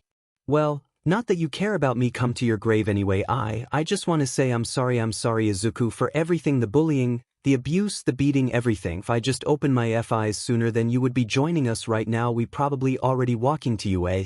Right now we're probably classmates instead of me walking there by myself. I'm sorry Izuku, I truly am. 31 Then Katsumi just broke down in tears as she was just crying in front of my brother's grave. It must have been hard for her, for an abuser like us to come pleading for forgiveness in front of the victim. After she's done talking, we just pray in front of the grave for about 10 minutes, then we're leaving to head to UA, but not before we say our goodbye to Izuku. As we made our way toward UA, we noticed that Shoto, Shoka, and Katsuki were waiting for us at the entrance. Although Katsuki looks as sour as always. Izumi, Katsumi over here, Shoka waves her arms as she calls out to us. Hey, it's been a while since we saw you guys, I replied brightly after seeing them. Yeah, it's been a while, Shoto said in his monotone voice. So what happened to you two? You guys nearly came late, Shoka asked curiously. Oh, you know, I replied, but with a little hint of sadness. You just came from there, didn't you? Shoto asked me. Yeah, we did, Katsumi replied while looking down, trying to hide her tears. It's okay, we still miss him too, you know, Shoka said while trying to comfort us. 7. I know, it's just he should be here. It's always his dream, you know. Izumi said sadly. 4. There's no use thinking about that anyway, we should be headed to the class now, Katsuki replied while turning his back towards us. 3. So we headed to the class, and along the hallways, we could see some of the students walking and chatting around in the hallway with happy and excited faces, thinking that they finally made it to UA, the best hero school in Japan. When we walk inside, the hallway is filled with bursts of talk and laughter, and sounds of quirks greeted them through the hallways. 15 minutes have passed and finally, we arrive at the 1A classroom front door. They took a moment to take in that they were finally going to UA High, but considering all the strings that they pulled, it's a miracle that they didn't sit in a concrete prison right now. 5. We opened the door and we started to walk in just as they were hoping for. All of our friends are in the same class as them. All 22 of us are going to be in the same class for a whole 3 years. Normally this would have made me excited, but the atmosphere in the classroom was different from what they had just walked into 15 minutes ago. If the hallway is filled with joy and laughter, the class right now is having an atmosphere of a funeral. They were just sitting in the class while looking at the table. Some of them, like Kaminari, Mina, Kirishima, and Siro, are still making small talk. Hirarika, Tsuyu, and Ida are talking as well. But I could see a certain raven ponytail girl sitting near the corner alone with a gloomy face. Momo Yaoyorozu is sitting in silence while looking at the window. She's been thinking about this day like me as well. The total number of seats in the classroom is 22, which is supposed to be 23. She's still having problems, as I tried to help her out, but this is something that she has to do by herself. Both of them are still thinking about a certain messy dark green hair kid with diamond freckles on his cheek. They know that they still miss him to this day, but it's hard to move on from someone, especially like my brother. 5. When we arrive, we start to chat with each other in the classroom, trying to catch up with the rest of them. It's been a long time since they saw each other, and I miss some of them like Urarika, Mina, Kirishima, Ida, and others. Unfortunately, we were so busy catching that we didn't notice a certain black-haired man walking into the classroom. 1. If you're here to make friends and play catch-up, then leave now, said the black-haired man. When I turned around and I saw my uncle Aizawa standing on the podium. Not that I'm allowed to call him uncle ever since that night. And based on his expression, he looked like he didn't want to be there, so I hurried back to my seats along with my friends. When we were all sitting in our respective seats, he continued to speak up again. It took 8 seconds for all of you to shut up. That won't work. Time is precious. Now for those who didn't know me, or in case you forgot, my name is Shota Aizawa, your homeroom teacher, he said in his monotone voice. Then all of a sudden he starts to use his quirk while looking at all of us while speaking venomously. It almost suffocated us by the way he looked and talked to us. The once warm classroom has turned into a chilling place. I want all of you to know that none of you deserve to have a seat inside a UA school, let alone a hero course. Since the government chose to intervene with your action, we had no choice but to accept you. Aizawa said sternly. 5. So here's how it's gonna be for the next 3 years. I hold the authority to expel any student that I wish inside my classroom, and needless to say that all of you will be in the same class for 3 years. If I caught, saw, or even heard about any of your actions that make me question your place at this school, I don't care what Nizu has to say, I would expel you with no hesitation. And the moment you left this school, your record is an open book for anyone to see, which meant no hero school or any school in the world would accept a murderer in their classroom no matter the reason. If you think it's not fair, then you know where the door is. Aizawa said with a venomous tone. 7. When Aizawa-sensei finished talking, I felt the guilt that I felt 10 months ago just come back, and it's haunting me back. I looked around and the rest of my friends could only lower their heads in shame. What are you standing there? You had 10 minutes to change and headed to the ground. We're doing a quirk assessment. If you're late, then I'll expel you. Not wanting to challenge Sensei's threat, I decided to rush in and get changed as fast as I could. 10 minutes have passed and we all barely made it there. Sensei is standing there with an unamused face. You're barely here. Good, now we're gonna do a quirk assessment test. Katsuki Bakugo, what was your last ball throwing result back in your junior high? Aizawa asked while picking a ball. 67 meters. He growls as usual and Sensei just throw the ball at him. Use your quirk to throw it this time. Bakugo just looks at him with a smug grin. As he uses his quirk to throw the ball to give it a little kick. 6. Aizawa looks at the metering device as he shows it to the class. 705. 2 meters, while looking unamused. Whoa, that's manly Baku bro, Kirishima said while congratulating the blonde spiky-haired friend. 6. Alright, we get to use our quirk, this should be fun, Mina says while cheering. 7. Unfortunately, Mina's statement broke Aizawa's patience as he started to look at the student menacingly. Fun you said, well then, let's make this test more fun, shall we? The person whose scores don't match my standard will be expelled. He said monotone as the rest of the class was shocked by the information. What? The rest of the class yelled. I was shocked beyond belief. I know that he holds the full authority of our classroom, but this feels a little overboard. Expelling a student on the first day. 3. But that's not fair, Uraraka claimed. 11. Yeah, you can't just expel us on the first day, Mina retorts as Aizawa was triggered to them with the previous statement. 1. Unfair. It's that what you want to call this situation? Let me remind you one more time that I have full authority to run my class however I see fit. And considering what you all have done in the past, I don't think you had the right to tell me what is fair or not. If you have a problem, then talk to the principal or pack your bags right here and now. I won't stop you at all. Aizawa said as he narrowed his eyes to those he despised. Life is not fair. So deal with it, Aizawa added with a little anger, while I and the rest of them looked into the ground as Katsuki just act like he doesn't give a damn. 5. Well then, let's have some fun, shall we? Aizawa said in his infamous sh-eating grin as they looked at him in fear of what's gonna happen to their school life now. 3. The test itself was something that is quite basic, such as 50-meter dash, grip strength, long jump, side step, ball throw, and many others. But some of us are failing a couple of the tests, and based on Sensei's expression, he was hoping that the test result was below his expectations so that he could expel us. After we were done with the test, we were holding our breath tiredly as the test had finally been over. Aizawa-sensei is currently assessing our score and he's showing us the result of our test. 1. Izumi Yagi 2. Momo Yaoyorozu 3. Katsuki Bakugo 4. Shoto Todoroki 5. Katsumi Bakugo 6. Ida Tenya 7. Shoka Todoroki 22. Minoru Mineta 3. After reviewing the test, Aizawa is just looking at them intensely for the last 5 minutes. Everyone is shaking right now. 'Cause no one knows the test standard score, and based on the previous reputation that he expelled the entire class last year, no one is feeling safe with their score right now. For all they know, they could all be expelled right now. Even Izumi is scared despite being in the first place. Your performances are quite adequate, Aizawa-sensei said with a bored tone. To all of us in exhaling a lot of air, as we know that we are still in the class for now.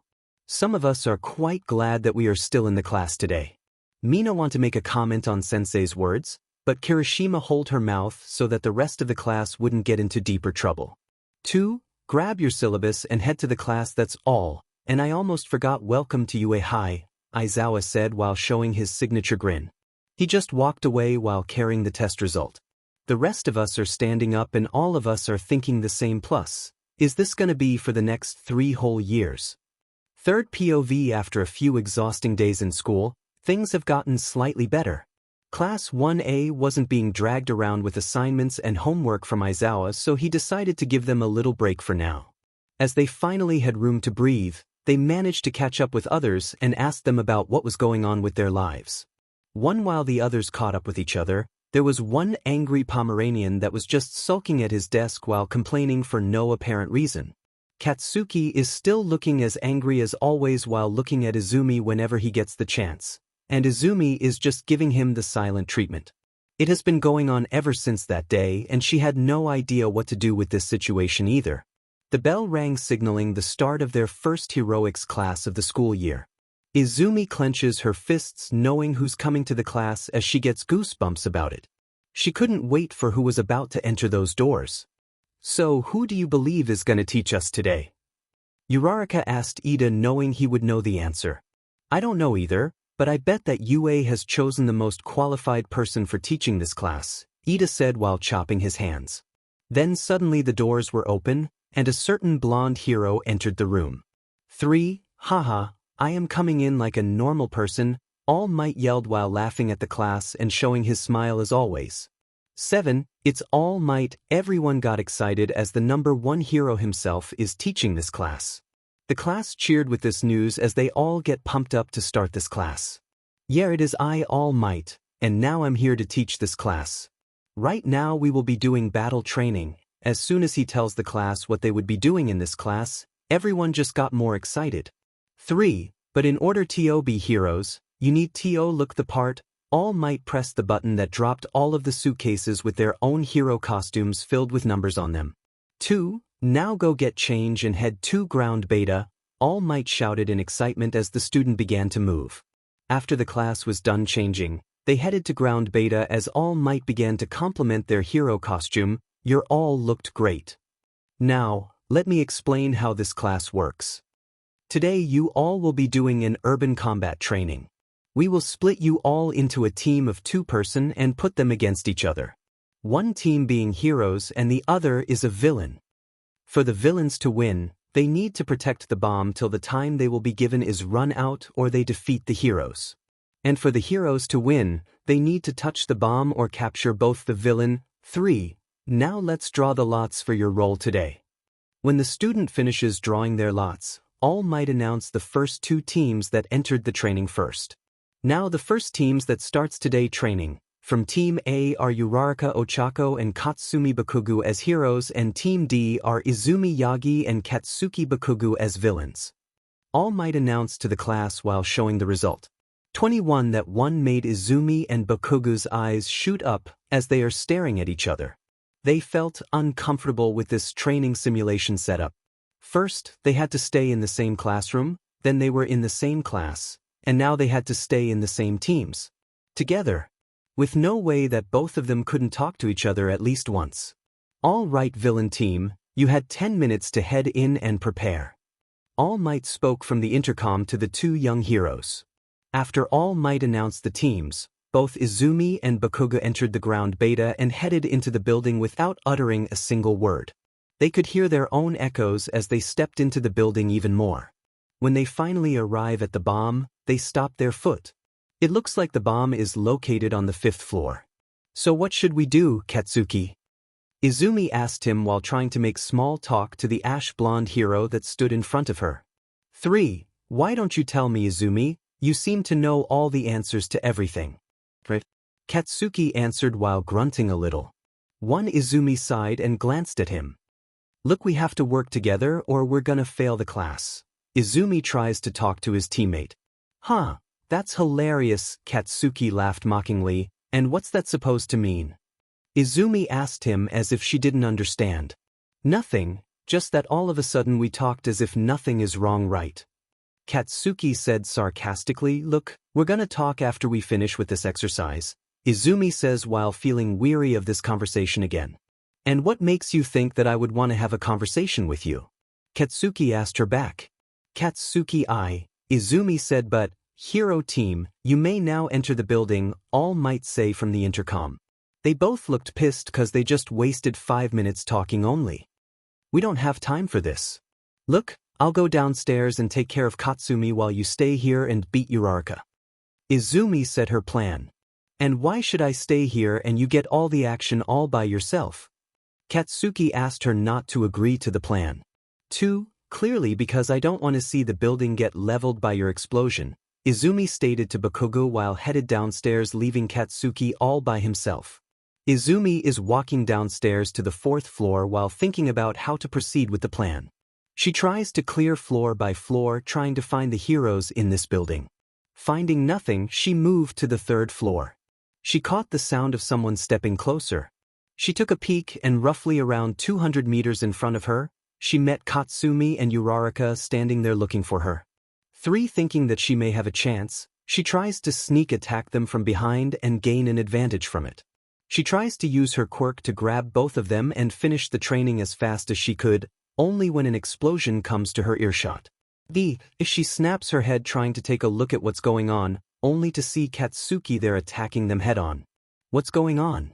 She thought he would be upstairs guarding the bomb, not go downstairs and blast the building like some sort of maniac. Katsuki, what are you doing here? Izumi asked the ash-blonde male while shouting at him and coming out from her hideout. Shut up, Izumi, I'm gonna beat them to the ground and prove that I'm the best here, Katsuki said as he charged toward them, his hands raising, causing an explosion to pop into his hand. 5. Izumi wanted to finish this training as quickly as she could, decided to use her telekinesis and grab both of them and win this match quickly, only for Katsuki to propel himself in front of them and accidentally use her quirk to hold him instead of them. What are you doing? He shouts at Izumi while hovering in the air. Me, you're the one that blocks my shot. Just go back and let me take care of them. Izumi yelled back at him. Shut up, Izumi, I win this fight on my own. I don't need your help at all. Katsuki roared back at her. Katsumi now. Uraraka shouts in the middle. They keep bickering with each other until they don't realize that Katsumi has used her explosion to blindside them for a while. They closed their eyes for a moment, only for Uraraka to use her quirk on both of the villains and made them float in the air. Let me go, you beach. Katsuki yelled at her. Not listening to her brother's rant, Katsumi chooses to use this chance to search for the bomb while the heroes are trapped because of Uraraka's quirk. After 5 minutes, all might shout at their intercom. Heroes win. When Katsuki heard that, he was livid. He lost. No, he never lost. He always wins no matter what. He's strong. He's the best in this school. They must have cheated or something. 6. Having had enough with the bullshit, Katsuki decided to settle once and for all who's the strongest, and that's him. He raises his gauntlet toward those 3 that still congratulate each other. He smirks as he's about to pull the pin off his gauntlet. One All Might who saw this from the camera in the observation room yelled to Katsuki immediately as soon he saw that, hoping that he wasn't late. Wait. Young Bakugo, stop. You could kill them, he yelled as the class went wide on what was about to happen. 4. They won't die if they dodge it, he said harshly as he pulled the pin and a huge explosion just burst into the room. 8. Everyone in the UA could hear the loud boom as almost all the teachers stopped the lesson and tried to figure out what was going on. Aizawa was wide awake with the sound of the explosion as he wasn't happy with it. Nizu, who was on his desk writing paperwork, was shocked a little by the loud noise as his tea was spilled a little. 6. All the teaching staff are thinking the exact same as soon as they heard that are we under attack. Nizu immediately turned the emergency alarm and ordered all students to evacuate the building and enter the shelter that was placed underground. Power Loader, Ectoplasm, 13, and Hound Dog are helping the student to evacuate to the shelter. Aizawa, Present Mike, Midnight, and Cementos are immediately headed to the ground beta to figure out what's wrong. And Snipe, Vlad, and Nizu are still in UA building trying to secure the place in case the villain is trying to get the rest of the students. When they arrived at the site, they didn't see a single villain in the building. They were wary as they saw a building caught in the smoke. All of them moved quickly but carefully in case there was an ambush. But when they arrived, the building was nearly destroyed as the building structure wasn't as sturdy as it was before. They still didn't see a single villain, but a blonde oversized musclehead is jumping out of the building that was nearly destroyed while holding someone. Aizawa, I'm leaving this in your hand. I'm headed to Recovery Girl. All Might yelled as he jumped around the building. One Izuku, who's getting worried that some of the students might get caught in an accident, decided to run to the building trying to save the students. 𝗬𝗵𝗃 fortified the building. Mike, midnight with me, Izuku ordered them as they began to work. Izuku, Mike, and Midnight scour the building from top to bottom and find someone standing shakingly on the third floor with a guilty and shocked expression and a smoking palm. The culprit keeps muttering words that it wasn't his fault. His hand was shaking furiously as he looked at the destruction in front of his eyes. Without a second thought, Izuku quickly uses his scarf to strangle the culprit and drag him to the principal's office. 3. Nizu looked at his document on the table and took another sip from his third cup of green tea. He looked at the report that was brought to him a couple of minutes ago and read it intensely as his eyes never leave the ash-blonde kid standing in front of him. He had left the kid standing there for about 30 minutes. Katsuki's nerves were about to explode, but he knew that if he did have another outburst, especially in front of the principal, then he would get a one-way ticket straight to Tartarus instantly. Nizu set his cup down, finally breaking the silence that filled the room. I already notified the students that it was a gas leak that caused the explosion and it was nothing but a false alarm. The teacher that wasn't participating in the investigation has been notified and they weren't pleased with all. Izumi Yagi, who's using her quirk to create a last-minute psychic force field to shield your sister and her friend from your large explosion, is already out of the infirmary 10 minutes ago as she suffered from second-degree burns to her right hand. Your parents have been notified of your action and now are headed here as we speak. So, what do you have to say for yourself, young man? Nizu, who's just finished speaking, is looking at Katsuki, who's just standing there with no answer at all. 6. I don't know what got over me. I was just pissed when they beat me at that exercise. I'm just mad. There's something wrong with that test. I couldn't possibly lose, Katsuki ranted to the principal. For I was the best in this class. I'm the strongest in this school. I'm the next #1 hero. Katsuki said as he looked at the principal with his fist clenched and his knuckle turned white. 2. And is that how the #1 hero acted? Said the voice behind him. Katsuki turned around and he was met with a pissed Izuku, present Mike, and Midnight. So the number hero always throws a tantrum every time he is defeated and his pride is damaged, is that how you're saying? Izuku asked the young boy in front of him. 2. No, Katsuki replied immediately. 1. Did he punch a building to relieve his stress from losing or failing to save a civilian while disregarding the safety of the civilian that's inside the building? Izuku challenges the young boy again. Of course not. All Might won't do something like that. Katsuki shouts at his homeroom teacher. And did All Might bully his son till he's dead? Izuku asked the boy one more time, only to be met with silence as Katsuki just grunt in annoyance. 3. Katsuki had no answer to that. He knows that his teacher is mentioning what happened 10 months ago as if it was just yesterday. 1. I've read your report, Bakugo. Out of everyone in your little group, you're the one that still hasn't attended therapy as everyone else in the last 10 months, Izuku said as he used his quirk on the boy standing in front of him now. You have until the end of the week to go to therapy, and that's not a negotiation, or I will drag you personally to Tartarus prison cell. I don't give a damn whether the HPSC will suspend my license or not, 'cause right now I'm fed up with your toddler tantrum attitude contaminating my class and this school. Izuku spoke harshly at Bakugo, who just grunts for not being in the mood to hear a lecture from his teacher. 9. Get out of here, you're suspended for a week, Izuku said, and Bakugo just compiled as he shuts the door immediately after he left. 1. When the doors closed, his colleague just looked at him while shocked a little by what just happened. Sho, don't you think you're a bit harsh on the kid? Hisashi said while looking at his friend. 16. Yeah, I have to admit that was quite harsh, even for you, Namuri said while sympathizing with the young boy a little. 14. From the way I see it, the kid deserves it, Izuku said as he just walked away. 13. It was already evening and most of the students were already headed to their homes. Katsuki had just finished talking to the principal and his homeroom teacher, and he just walked away from the principal's office as he contemplated what was going on. 1. He just fired off a huge explosion in the middle of the test with Izumi and her sister there. He had no explanation for his action. He walked to the corridor and grabbed at his hair as he shook his head. 1. He nearly killed his friend, he nearly killed his own sister, he nearly killed Izumi. What would All Might say after he just nearly killed his daughter? What would his classmates say after they had just witnessed that someone nearly killed their friend? What would his parents say after they met with him?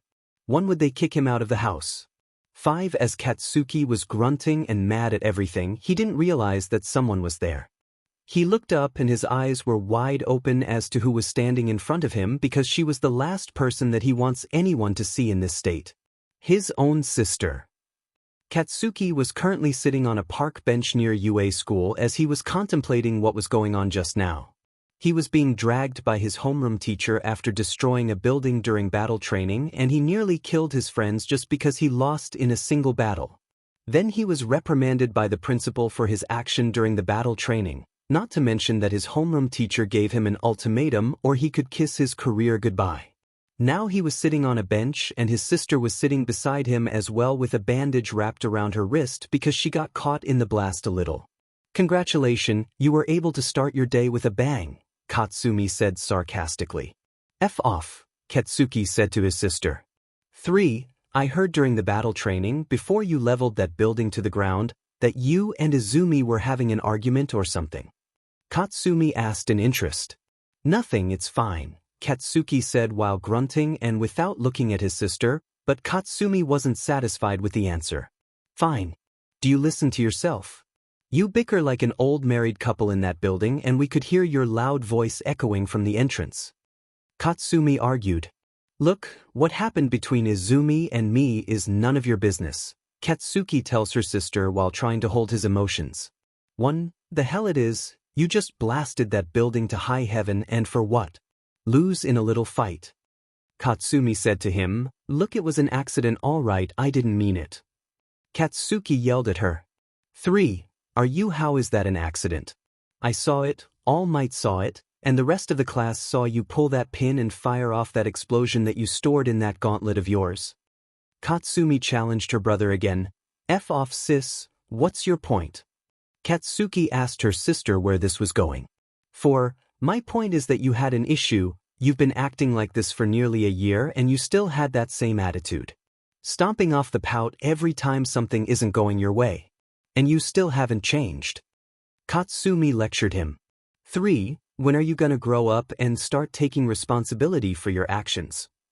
𝗧𝗵𝗃 asked him as she was starting to get pissed. 5. I don't see why I had to change. I'm feeling good as usual. He answered her sister. Oh, is that why you hadn't visited Izuku in the last 10 months? Is that it?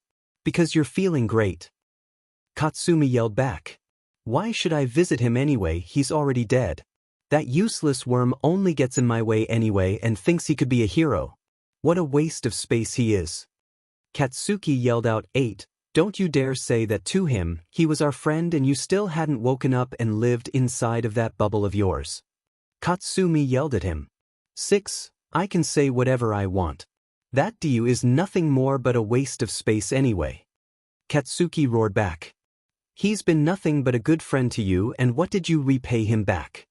She yelled too. The only thing that Deku did was ruin my chance at this school. He's been a pebble when he was alive and now when he's dead. If he just gives up on his delusional dream, then I wouldn't be in this mess. 𝗧𝗵𝗃 yelled, and all of a sudden he was met with a slap on his face and a crying 𝗧𝗵𝗃. 4. You had no right to deny his dream. You know, all he ever wanted was to be a good friend to us, and we just stepped on it like dirt. Maybe if you had just shut your mouth that day at the playground, then maybe he would still be here. 𝗧𝗵𝗃 said quietly while began to cry. 16. You're not in control of his life, and you certainly don't get to treat him like he's not a human being, 𝗧𝗵𝗃 said as she tried to hold her tears, but they won't hold with her brother's next words. It's not like he's a human anyway, 𝗧𝗵𝗃 said without any care for his word. 31. When 𝗧𝗵𝗃 said that, she just ran away from her brother while crying and leaving him by himself. She couldn't handle her brother's attitude right now, so she just ran away from there and cried. When 𝗧𝗵𝗃 walks away, her brother is standing in the middle by himself. He was pissed. Why should he get treated like this? He was the best, and the best don't deserve punishment. 3. The school should be grateful that they have someone of his caliber joining the school, but they treat him as if he's done something wrong or something. It was Deku's fault as always. 8 Even when he's dead he still gets in his way to be a #1 hero. 1 Why can't he just die and no one would bother it? 2 It's like they were trying to pin the blame on him. 3 Not wanting to be here any longer, he decided to get up and head back to his house while grunting and complaining as usual. The rest of the week flew quickly for Class 1A, as it was a very quiet and peaceful week for them without the presence of the resident Pomeranian in the room. The class continued with their lesson without Katsuki as they just moved on as if never happened too. After what happened during battle training, Katsuki was suspended for a week after his little stunt of firing off a large explosion without considering a possible accident that may happen. When he came home, he was getting lectured by his parents for his explosive attitude, and they gave him a warning that if one more accident like this happened, then he can say goodbye to UA immediately. The very next day after his suspension, his parents told him to go to therapy and attend anger management no matter what, and by the tone his father used to talk to him, he decided to just do it so that his chance of being a hero doesn't slip away. 3 On the last day of his suspension, Katsuki came to the class and he's back to his arrogant self, not caring for any whatsoever. And the rest of them just ignored him as always. It was the final PRD on a Monday afternoon and Aizawa-sensei had some things that he would like to announce. Alright, now that everyone is here, I can begin. After the whole fiasco during the battle training, Nizu had decided that some other quirk training exercise should be started before all of you move to the advanced. Aizawa explains while looking at the certain Pomeranian in the back.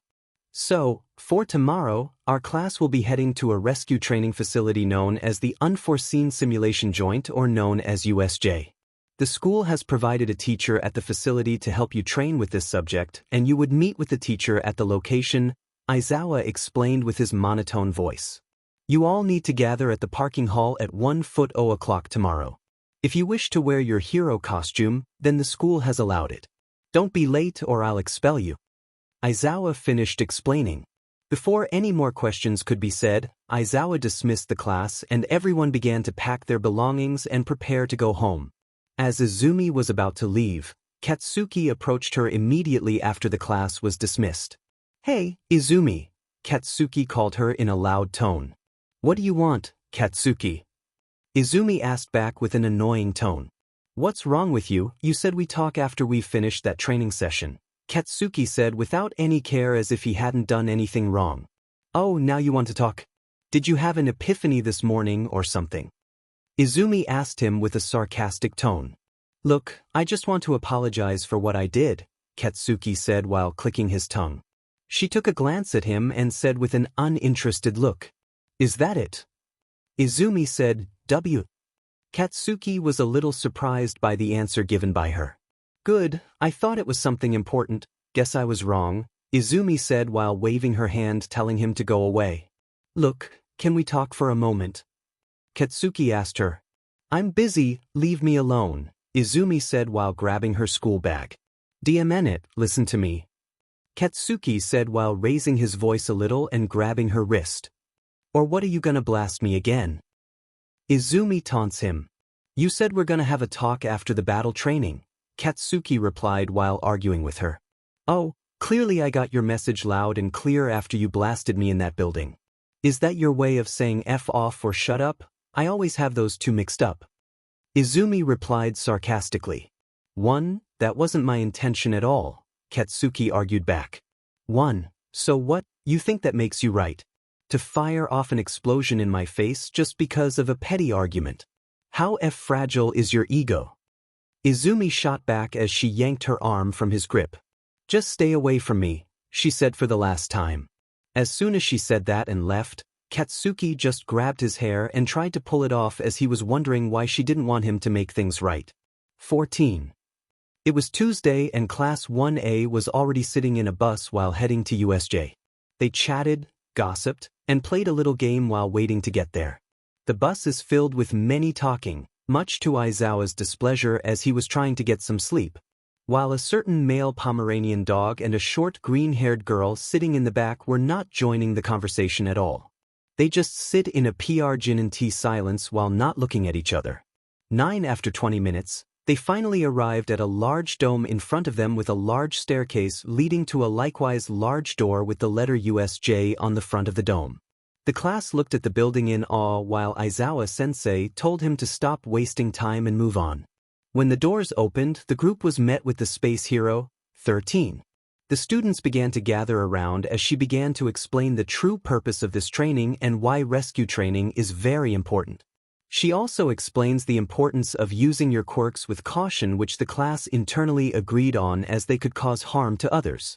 6. Alright, now let's begin with what we'll be doing. Izuku began to explain but stopped talking as the lights began to flicker and shut down completely. And suddenly Kirishima spoke to him. Whoa, you have fake villains as well. That's so cool. Kirishima commented while showing his toothy teeth. Izuku looked in the direction Kirishima pointed and suddenly a purple mist appeared in the middle. Several people began to step out, and by the looks of it, they weren't friendly, especially the handman villain that gives him an ominous aura. No, those are real villains. Izuku shouted as the rest of the students panicked. 13. Protect the student. He shouted, before going downstairs to face the villains. 6 kids this way. Hurry. 13 shouted as she pointed to the entrance, telling them to escape. Why should I escape? I could take down those villains myself. Katsuki roared while readying for battle. 5. For God's sake, will you set your ego aside for a while? Look at those numbers, there's no way you could beat them by yourself. Kaminari yelled at the Pomeranian. Don't tell me what to do, you extra. Katsuki yelled, we don't have time for this. Kirishima immediately lifted Bakugo and put him on his shoulder like a potato sack. Get off me, shitty hair. I'm gonna beat those villains. Katsuki grunts as he is being lifted to make a getaway. They were about to reach the door when suddenly the mist villain appeared in front of them, blocking the gate. Greetings, we are the League of Villains. I apologize for intruding unannounced, but we have invited ourselves to kill the symbol of peace, All Might himself. The mist villain explained. 9. He should be here, right? So where is he? Or is there a change of schedule perhaps? The mist villain said. 1. All of the sudden, Katsuki, Kirishima, and Izumi all went charging at the villain. Katsuki aimed an explosion at his face, while Kirishima ready to punch him on the right side, and Izumi charged her quirk to hit him on his left side. But all 3 of their attacks missed and did not hit the villain at all. Impressive, for being a student. As expected from this generation's golden eggs. The mist villain comments on their futile attempt. For everyone, get back, black hole, 13 shouted as a cap on her finger popped off and sucked everything. Black hole, certainly a powerful quirk and dangerous. Too bad that you don't have enough battle experience, since you are a rescue hero after all, he said, as a portal comes behind her. Her quirk backfired as her back was ripped open and she fell unconscious. 13. 𝗬𝗏 screamed while looking at the space hero lying unconscious. Now that the biggest problem has been taken care of, let's begin our little show, shall we? He said, as several vortexes appeared and sucked nearly everyone into the vortex except a couple of students, like 𝗬𝗏, Ida, Ashido, Shoji, Sato, and others. Everyone is screaming in panic as the mist swallows the students and separates them. Soon, everyone went into the vortex and we could see Izumi fall onto the ground as she groaned in pain until someone weighed her back. Izumi, is that you? Azui said while looking at her fellow green-haired friend. Tsu, is that you? Oh, thank God. Izumi groans as she tries to stand up. Where are we anyway? Izumi wonders as she stands on a boat. It looks like a flood zone, Azui explained as she looked at the surroundings. Suddenly, a villain is trying to get on the boat but Izumi beats him to it by punching him and fell into the water. Then suddenly someone is screaming in fear on the boat. Izumi, Azui. Someone spoke their name. Mineta. Is that you? Izumi asked. Yeah, it's me, what happened here? The purple midget spoke. 3. It seems like they teleported us here, guess they do it at random, not specific. Otherwise, they wouldn't send Tsuyu here knowing she would have an advantage. Izumi explained, true, so what should we do? Azui asked while looking at the villain that was still on the water. Right now, Izumi began to think about how to escape from this predicament. There are multiple villains surrounding them and there are over 20 of them there. But they were only 3 people there. As her brain began to come up with a solution, She turned to both of them. I have an idea. 𝗵𝗃𝗧𝗏, throw your ball as much as you can towards the waters. 𝗬𝗏, after I gave the signal, grab 𝗵𝗃𝗧𝗏 with your tongue and get away from here as fast as you can. I'm gonna create a shockwave and aim it in the middle of the water. That should cause a spiral to form. Izumi explained her idea. 𝗬𝗏, that might have worked, Izumi. I'm impressed you could come up with that plan. Asuie complimented her friend. 𝗃. Alright, let's do this, 𝗵𝗃𝗧𝗏 screamed as he threw his ball at the ball. Then all of a sudden Izumi jumped off the boat and aimed her finger at the water and flicked her finger to create a vortex in the water. Now!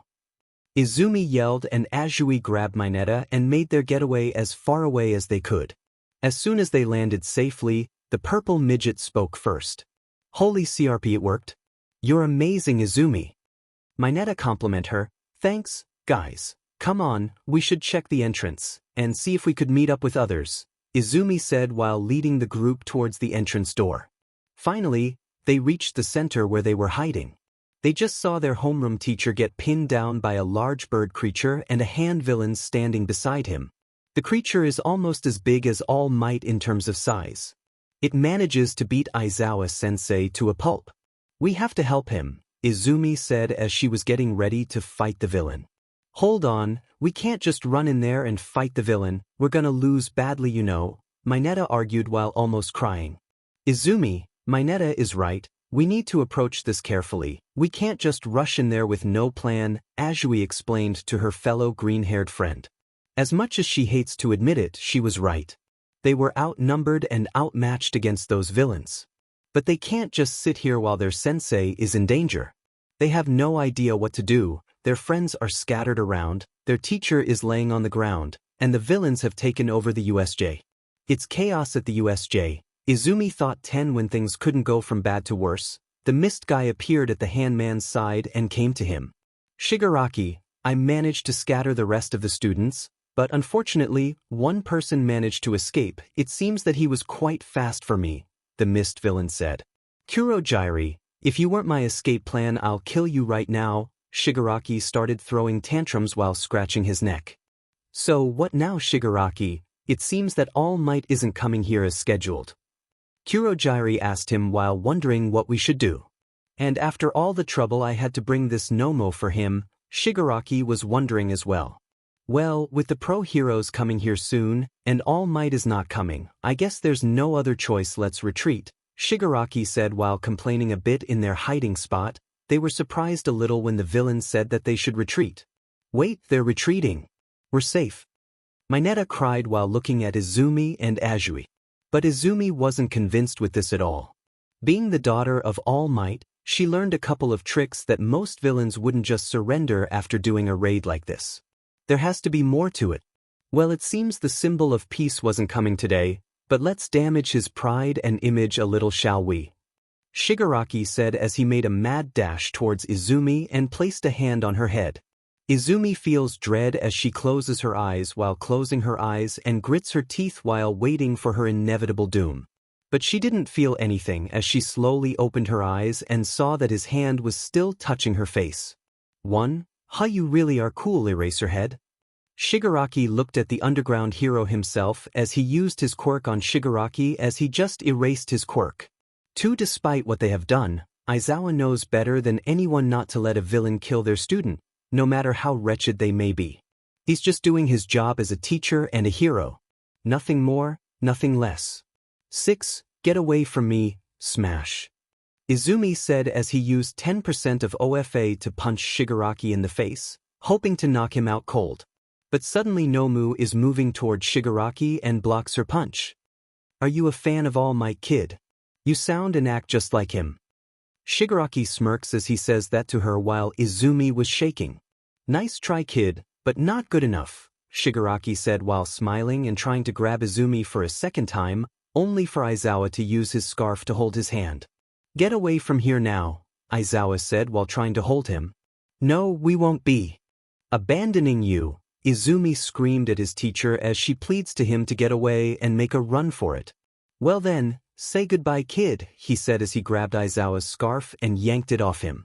Then he tried to grab a hold of Izumi's face, trying to use his quirk to decay him.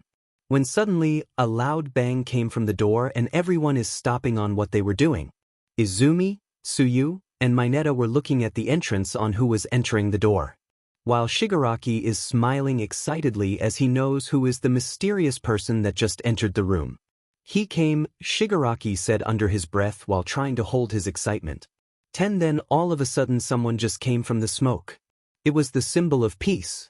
He entered the room as he was looking at the students and his co-worker on the ground. Rage filled his mind at the sight of this, while his daughter was being held by the villain. Right now there's only one thing that he could say to calm their mind. It's fine now. Why? Because I am here. All Might grit his teeth and for the first time, he wasn't smiling. All Might is standing in front of the door, and one thing that the villain immediately noticed is that he wasn't smiling at all. He was pissed by how the villain was able to enter the USJ and attack the students and his co-worker. The villain that stands below could feel the rage that they felt as they stares at the #1 hero in front of them. His eyes trailed to the plaza, and he could see Aizawa was barely able to stand as he tried to hold the villain with his scarf. He saw some of the students that stood near Aizawa.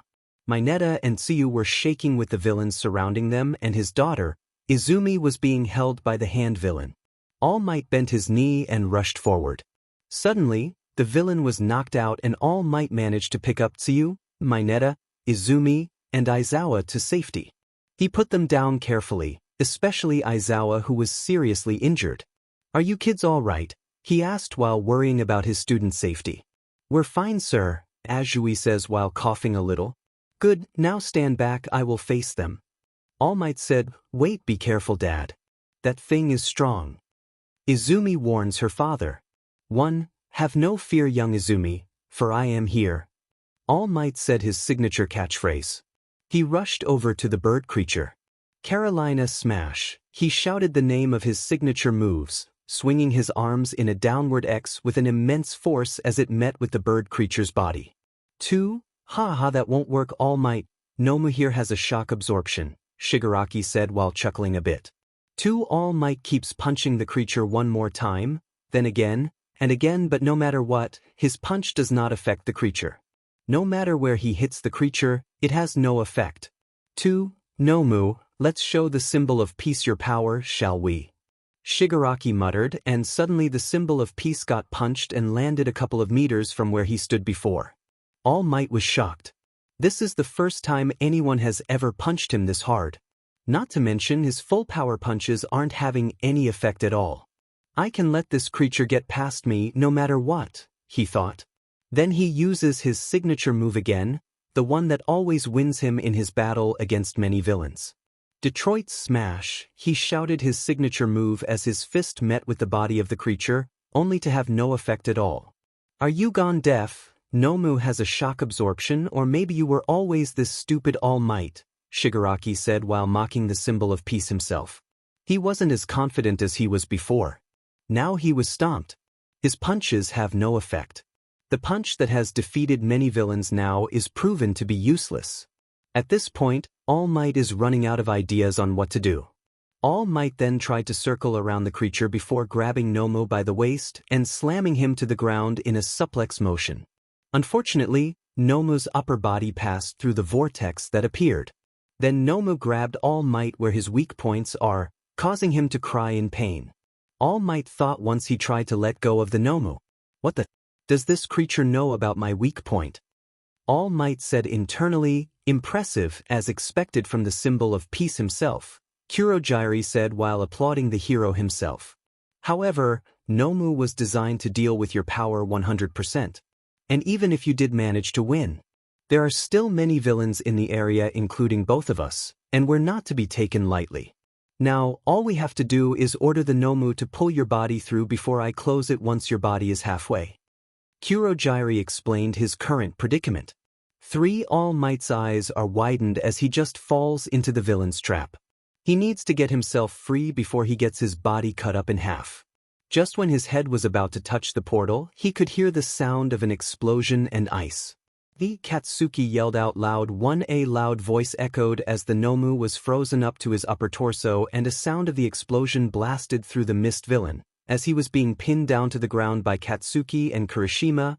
Thank goodness we managed to get here in time, All Might, Shoto said while looking at All Might. Thank you young Todoroki, young Kirishima, young Bakubu. Now I need you all to get to safety. All Might said quickly as he wiped the BLD on his lips. 26, I came here to beat this villain some, not to head to safety. The Katsuki rushes to the Nomu and fires off an explosion to his face, only for All Might, who saw this, immediately grab the young boy and rush back to the group and make a mad dash to get them to safety. 3 Unfortunately, this forces All Might free Kurogiri as much to his dismay. But suddenly, the Nomu broke free from the ice, and his torn-off body that was being encased by ice was reformed back. What the I thought you said his quirk was shock absorption. All Might shouted in disbelief. Haha, I never said that was his only quirk. Nomu here has 3 quirks: super strength, shock absorption, and super regeneration. It's the perfect killing machine to face you at your 100% All Might. It's time to end this, shall we? Nomu, kill All Might. Shigaraki said while giving the order to Nomu, which it replies by giving a loud roar to the symbol of peace. 2 of them keep trading blows, but neither is building from the fight. However, All Might is losing the fight because none of his punches has any significant effect on Nomu. The students and Shigaraki could tell that All Might is losing, that he is prolonging the inevitable. While he was fighting back, he began to feel like he was losing, that this might be the end for him. He felt powerless for the first time and can't do anything about it. Powerless. That word is reminding him of his greatest failure. 1. He began to think about his dead son. 3. His quirkless son was used to getting bullied by his daughter and their friend. And now look where it got to him. Buried in a cemetery on Mizudafu graveyard, where he lost his life for his stupidity as a father. How could I call myself the symbol of peace if I can't protect my son from danger? All Might is supposed to give hope to everyone around him and help those who are in need, but he couldn't even do that to his children. 1. He's only 14. 1. He has so much to do in his life. 3. Going to college, finding a job. 6. Building a family. 2. Grow old with his family, but he robbed those moments by throwing him into the wolves and leaving him to die there alone. I'm sorry, Izuku. Oh. I won't give up, All Might yell as he tried to push back Nomu. I'm sorry, Izuku. For a second I was just about to give up. I won't die cause I still need to redeem myself to him. I'm not gonna die like a coward. 13. I will not fall. Cause I still have people that are waiting for me, All Might yell. 1. A flash of Izumi and Inko's image appeared in his mind. I still have to train the next generation of heroes. All Might yelled. The student of 1A, an entire UA student, flashes his mind, and most importantly, I still need to redeem my past failure. All Might yelled. 3. An image of Izuku appeared in his mind as he smiled. I'm not gonna give up. All Might roared as he punched Nomu even harder than before. You said that he has a shock absorption, not nullification. That means there's a limit on how much he can take.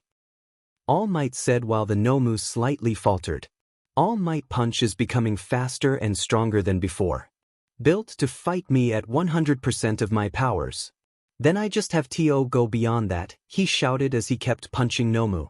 1. Nomu began to lose, as it couldn't keep up with the punches that came to his body. He began to falter under the symbol of peace punches. The punches weren't stopping at all as he kept getting pummeled every second until Nomu couldn't keep up with it. Hey villain, surely you have heard this word before. Go beyond. Plus ultra. All Might shouted as he uppercuts the Nomu and sends it flying to the sky. 1. Shigaraki and Kurogiri watch in horror as Nomu just gets defeated and gets sent flying. The Nomu that they have brought to kill All Might just get defeated like that. Immediately Shigaraki began to throw a tantrum like a child. 1. No, and you just got defeated. It's not possible. You must have cheated somehow. No, could it be that sensei was lying? All Might hasn't gotten weaker at all. He began to mutter under his breath. Could it be? All Might thought, Shigaraki, it seems that we must retreat for now. Without the Nomu, we clearly lack the battle power to go against All Might himself, and the pro-heroes were about to arrive. Kurogiri calmly explained to Shigaraki. Damn it, if only that burning man were to join us, then we would have won today. Shigaraki said while keeping throwing tantrums even more. 24. Find 𝗬𝗪𝗧𝗏, teleport us back. Shigaraki ordered 𝗬𝗪𝗧𝗏 to open up a portal for them. 𝗬𝗪𝗧𝗏 opened up a portal that began to slowly swallow them both while All Might and the rest of the students just watched as the villain departed. Beware All Might, the next time we meet will be your last, Shigaraki mumbled at the symbol of peace while scratching his neck as he just left the scene.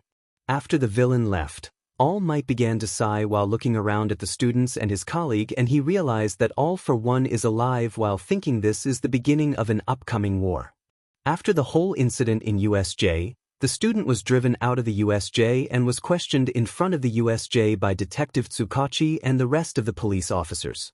The pros were coming just a few seconds after Shigaraki left, and immediately they arrested all of the villains that participated in the raid.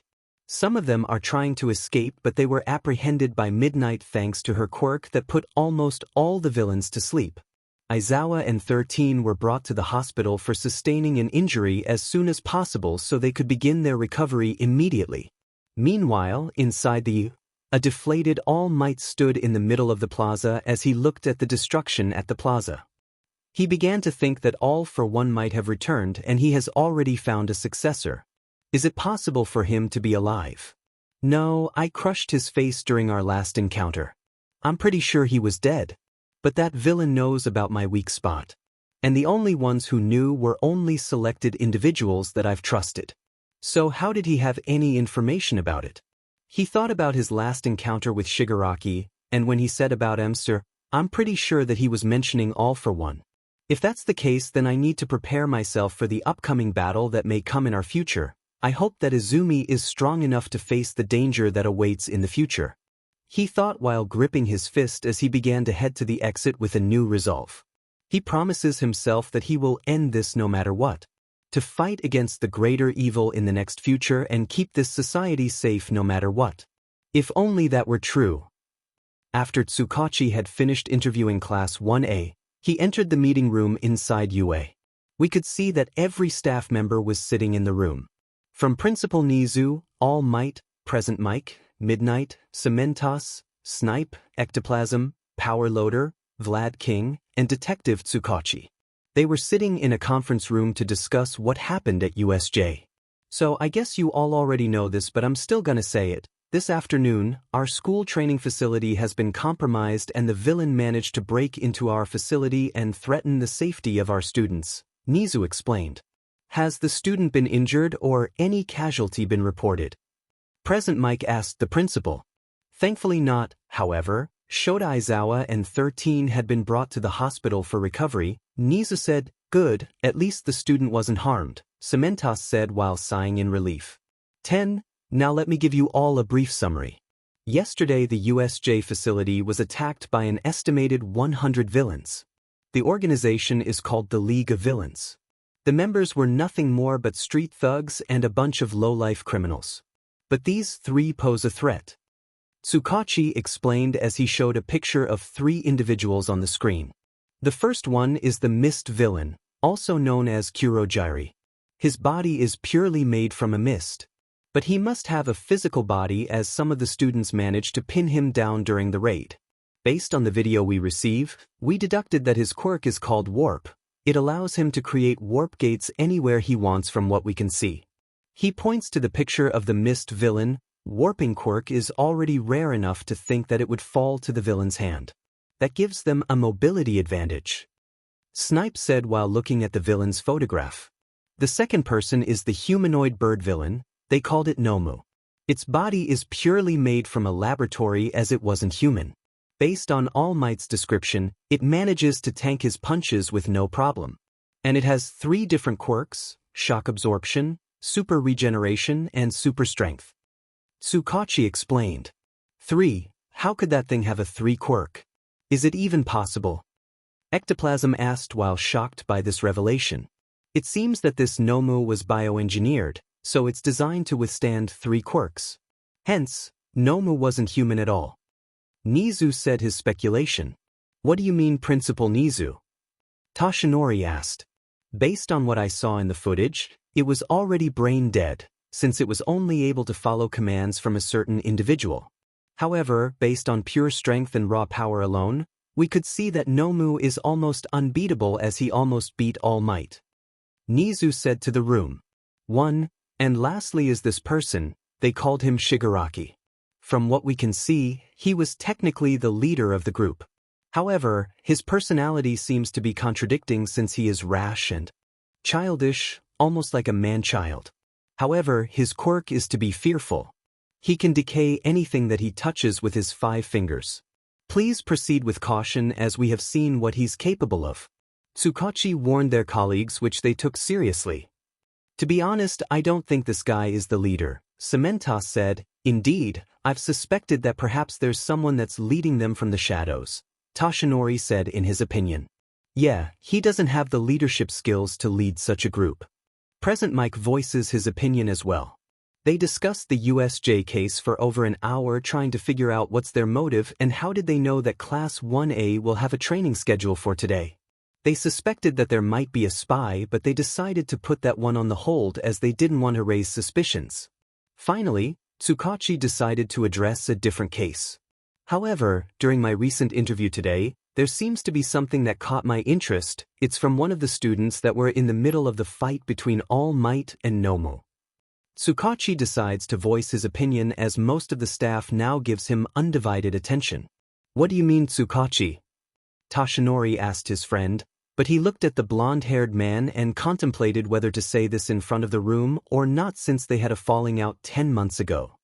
From my last interview with one of the students named Kirishima Ijiro, the man known as Shigaraki said before he chose to leave, he said something about a burning man. Tsukachi handed a case file to the principal. Burning Man, Toshinori was confused because this is the first time he had ever heard the name. In the last 8 months, we've kept getting reports about criminals from a low-life thug to a drag lord in Mizudafu burned alive in their hideout or in the street at nighttime. We've got no eyewitnesses since most of the victims were burned to death, and so far we've reached a dead end. Until today when Shigaraki explained about the burning man, Tsukachi said while explaining his investigation. And you think this burning man is the same person that we've been after? Midnight spoke up. Based on his description, I think we have the same person. Tsukachi nodded his head. Well, it fits with the description, burning man and a pile of burned criminals that's been stacked around the Mizudafu in nearly a year. I mean, where else did you find a similarity like this? Ectoplasm spoke his idea. 3, but still, a fire-based quirk is quite common, you know, we can't rule out the other criminal might be responsible for this event. 𝗧𝗵𝗃𝗲 commented on the ectoplasm idea. Maybe the cause of those burned cases was nothing but a lab accident. Present Mike said. In the last 8 months. You can't be serious, Mike. Midnight interjects while looking at his co-worker with an unamused look. I'm just saying, maybe it's sabotage from their rival, Mike tries to clarify. A case where a drag lord having an internal fight between their rival and sabotaging the other's lab like a bunch of children playing a prank. I hardly believe that. 𝗧𝗵𝗃𝗲 said while interjecting between Midnight and Mike. As they kept chatting and discussing the case, one particular blonde-haired man was feeling left out as he was the only person in the room that had no idea what they were talking about.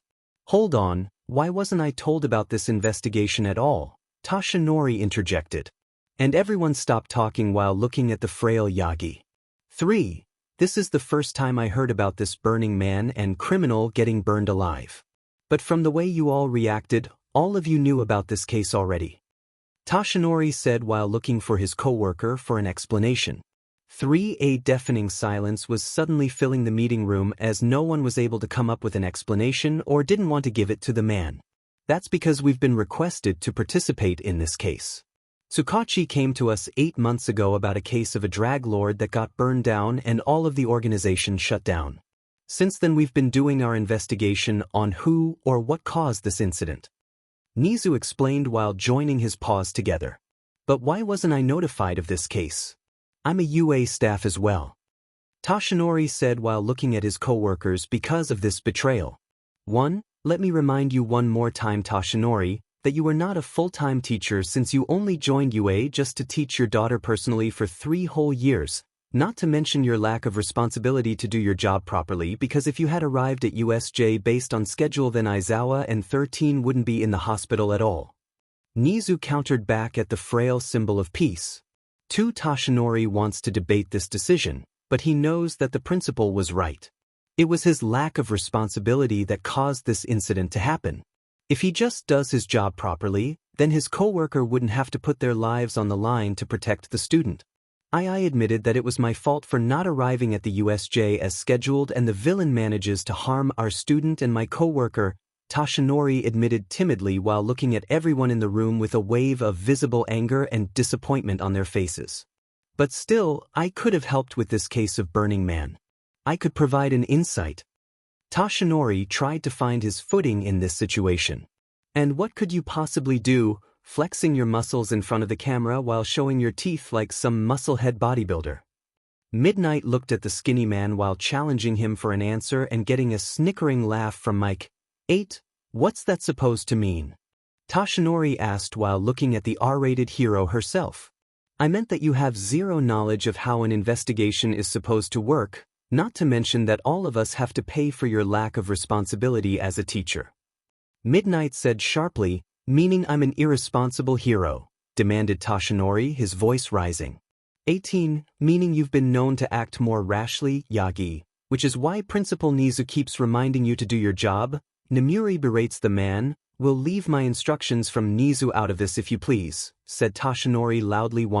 Oh boy, Present Mike said quietly in the background too. This is gonna turn ugly, Vlad said. No kidding, Snipe said quietly while watching their coworker.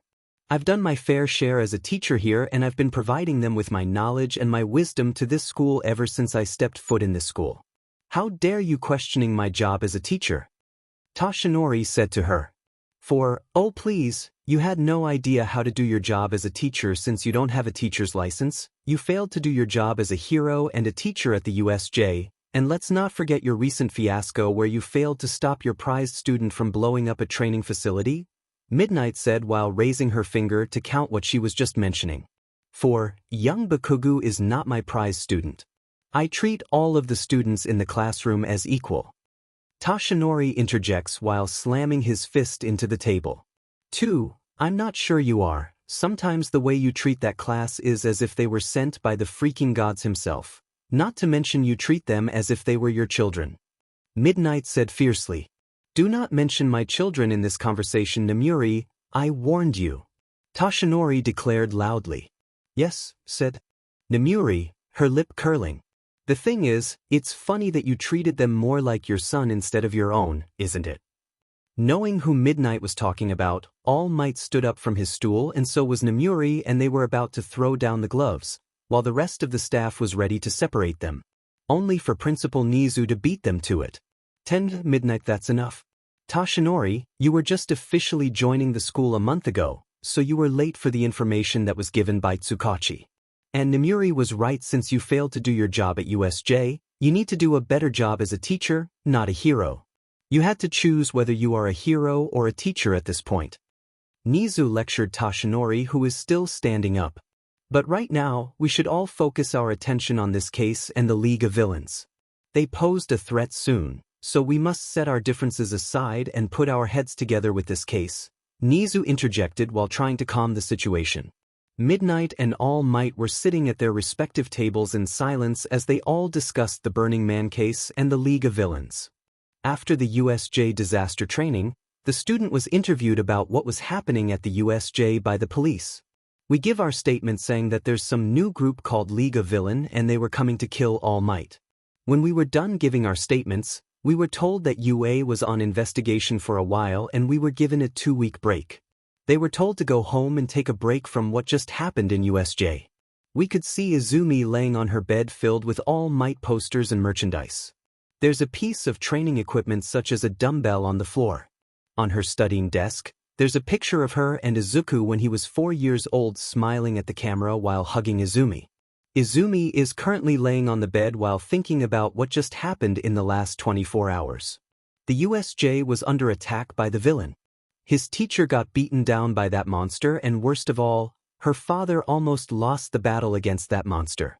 The very thought of her father being almost lost in a battle is a hard pill to swallow for her, since she always thought that her father is the strongest man alive that she know. He was invincible, and he was the perfect hero in her eyes. And yet he almost got defeated by the villain.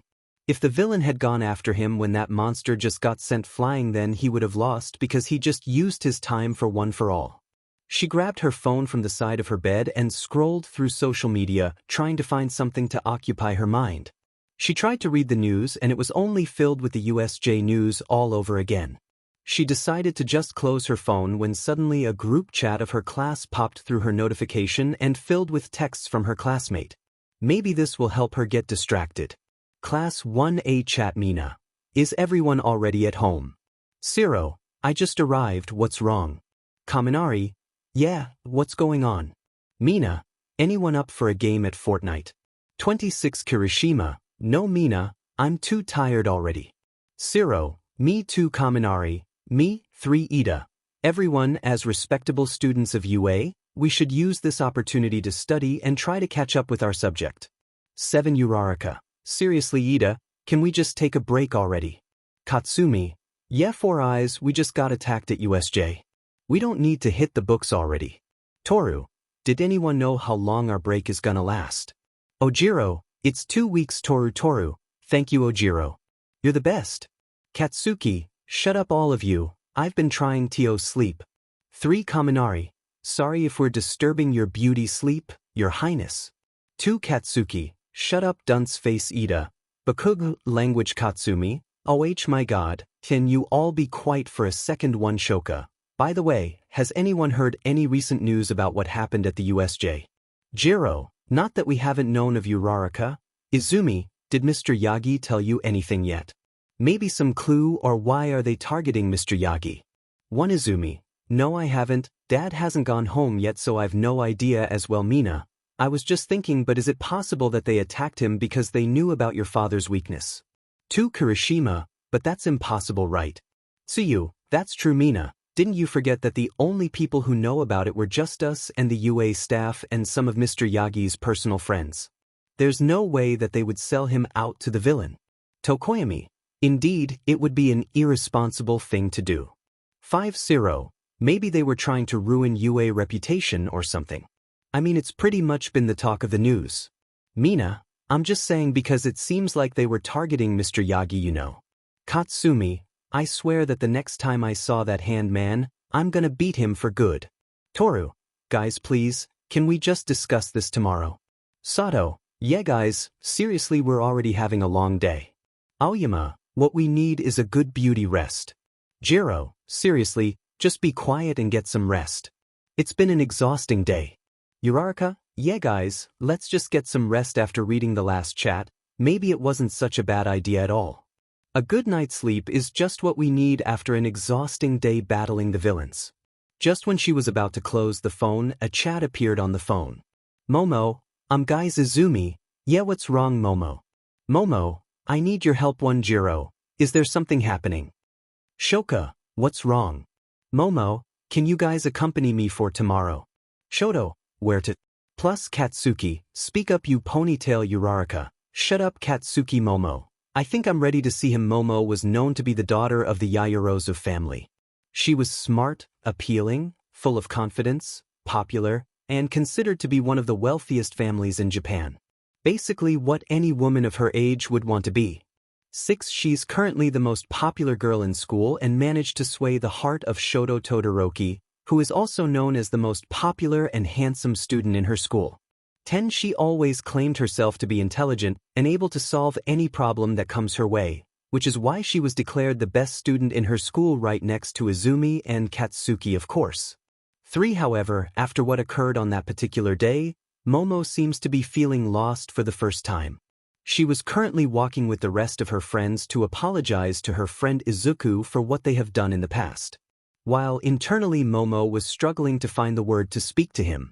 There is no excuse that came to her mind for what she and her friends have done to him. Bullied him with her friends, mocking him all the time, calling him mean names, and thrashing his belongings. That's not how friends should act to each other. That's not how she should act towards him. 8 flashes of memory stream towards Momo's mind as she begins to recall the interactions that they had when she was still little, when Izuku and her were playing in the park and making promises to stay together no matter what. Turns out she's the one breaking those promises, not the other way around. There was nothing she could do since it had already happened. Right now, there's only one thing that she could do: go there and apologize to him. And trying to fix their relationship no matter how long it takes. She knows that there's no way that he would just accept her apology and things will go back to where they started. She's the one that destroyed their relationship and she's gonna rebuild it back from scratch. 8. They finally arrive at the alley where they saw Izuku's body being crucified by Shoto's ice just yesterday. Momo put her hands on her mouth, trying to cover her voice as she just saw her friend there hanging on the wall. She was beyond ashamed of what she did. And the scars that come from his "I didn't" justify her action either, considering she's the one that gave it to him that day. Izumi comes forward and tries to call out to him and asks sorry while crying. She wants to cry and tell him that she was sorry for betraying him like that. But he wasn't talking or moving either. Maybe he was still sleeping and didn't wake up yet. I called out to his name trying to wake him up, but he still wasn't moving a muscle. Katsuki decided to call out to him, but he was met with a shocking and terrifying expression. He was shocked beyond belief as he just kept muttering words that she couldn't hear. Something was wrong. Izumi tried to take a look at Katsuki's situation, and all of a sudden, she yelled at Shoto, telling him to melt the ice immediately. When the ice started to melt, Izumi immediately called out Izuku's name over and over again, telling him to wake up. I began to put the pieces together and immediately rushed over to him and called out his name as well. She took a good look at his face and tears were falling out on my face. His face is pale as a ghost and his body is cold and stiff, not because of the ice that's trapped him but because his body is losing warmth and temperature. His lips are already turning blue and losing color. He was already broken beyond repair. She tried to call out his name as well, trying and hoping that they weren't too late. She shakes his body and brings him close to a hug, but he wasn't replying to her at all. Momo and Izumi kept calling his name over and over again, but he wasn't giving them any response. This wasn't how they imagined this would turn out. If she had known that this would be the end result of their action, then they wouldn't have done it in the first place. They only want him to stop being a hero, not rip his soul and shatter it into pieces. 2. She continued to cry loudly as she stared at the sky. The alley was filled with cries of the loss of their fellow friend, as they were the ones who were responsible for this action. As he was just laying there like a lifeless doll. 1. Right now, Momo is standing in the middle of what seems to be a study room. The room is quite dark as there's only one light that illuminates the room. The bookshelf is filled with many varieties of books from science to fiction. In the middle of it, there's a solid wood desk with a brown leather sofa chair. Inside it, there's the daughter of the Yaoyorozu family, Momo Yaoyorozu, who is only standing in the room while looking at her feet and is not able to make eye contact with the other 2 people in the room. The others were Momo's parents, who just looked at their daughter with fury written all over their faces. Momo's mother is standing next to her husband as she's looking at her daughter with a hint of sadness and anger after what just transpired in the last 24 hours. So many things have happened, and up until now, she's still trying to process what she just heard at the Yagi household. Her daughter, her own daughter, has been bullying a quirkless kid in the last 10 years behind her back with her friends, and they've been abusing the kid by using their quirk just for fun. And the worst part of it is that quirkless kid's name is Izuku Yagi, who they have known in their entire life. 7. She still remembers the little boy when he was still a kid, where he was running around in her house playing with Momo. Where they would play hide and seek in the living room. Or when they watch television and fall asleep and have a sleepover. They were wondering at first why he didn't come again when he was older. Did they have a falling out? Or maybe Momo and Izuku weren't as close as they were before. Or Izuku has been busy with school, so he didn't come here as frequently as before. Turns out he was scared of them. Scared that they might have treated him just like their daughter or his parents. It hurts her as a mother to know that the boy who she treated almost like their own child is actually suffering because of their own flesh and blood. How was she as a mother to cope with that feeling? To know that your own child is responsible to take someone's life because of the discrimination that this society has encouraged. She feels like she has failed her job as a mother and as a protector. Momo's father was sitting in front of the table with a solemn expression. He has been quiet ever since they came back from UA this morning and haven't spoken a single word since they arrived. The only thing that he said was to tell her daughter to join them in the study room to have a talk. He's been sitting in silence as he stares at his own daughter for over 30 minutes without speaking a single word. He's trying to let the guilt sink in completely for her to know just how furious they are. The boy that he had known for his entire life. His best friend's son. Hisashi's son, Izuku Yagi, has just been confirmed dead recently and his daughter is responsible for it. For out of everyone that he knew for the past 14 years, there's no kid, no matter how rich or great their status really is, had any comparison to Izuku. He is the only child that they have met that he liked. His personality is kind and caring, a well-mannered kid. He doesn't look at his daughter with a lustful eye as he pays attention to her personality instead. His smile is also filled with joy and happiness. He's the kid that wants to be Momo's husband in the future. Too unlike her friend that she had brought a couple of days ago, the son of number 2 hero in 𝗬𝗲, Shoto Todoroki. The dual-haired kid is filled with arrogance and is always full of himself. His cold personality isn't as comfortable as he thinks. And his eyes are filled with the looks that considered everyone else is beneath him. He doesn't exactly approve of him being together with her daughter, considering that kid has an attitude problem, but he thinks that as long as her daughter is happy then he won't try to interfere in their situation. But it turns out that the kid is way worse than he thought. Bullying a quirkless kid and laughing at his dream to be a hero and participate in the boy's murder. As a father, he has to do whatever it takes to stop this at once before it's too late. He couldn't save Izuku when he was still alive, but he could try to bring him some form of justice instead. Finally, after what seemed to be forever, Momo's father decided to break the silence. Momo, before we could go any further with this discussion, I need to hear it from you. I need you to tell me, did you take part in Izuku's death? Momo's father asked her daughter while speaking quietly, but he was trying to hold his emotions as best as he could. Yes. She nods while sobbing in silence while clutching her dress. Momo, I'm so mad at you right now. Of all the things that you did, how could you torture Izuku's life like that? Momo's mother yelled at her daughter and she couldn't give an appropriate answer. We never raised you to be like this, Momo, to be a bully for others. Just because we had money doesn't mean that you can treat everyone that's beneath you like dirt. She broke down crying as she couldn't look her daughter in the eye. We taught you to treat others with respect, not like dirt. We show kindness towards people, not ridicule them for who they are. And we certainly didn't treat people as if they were nothing in comparison to us.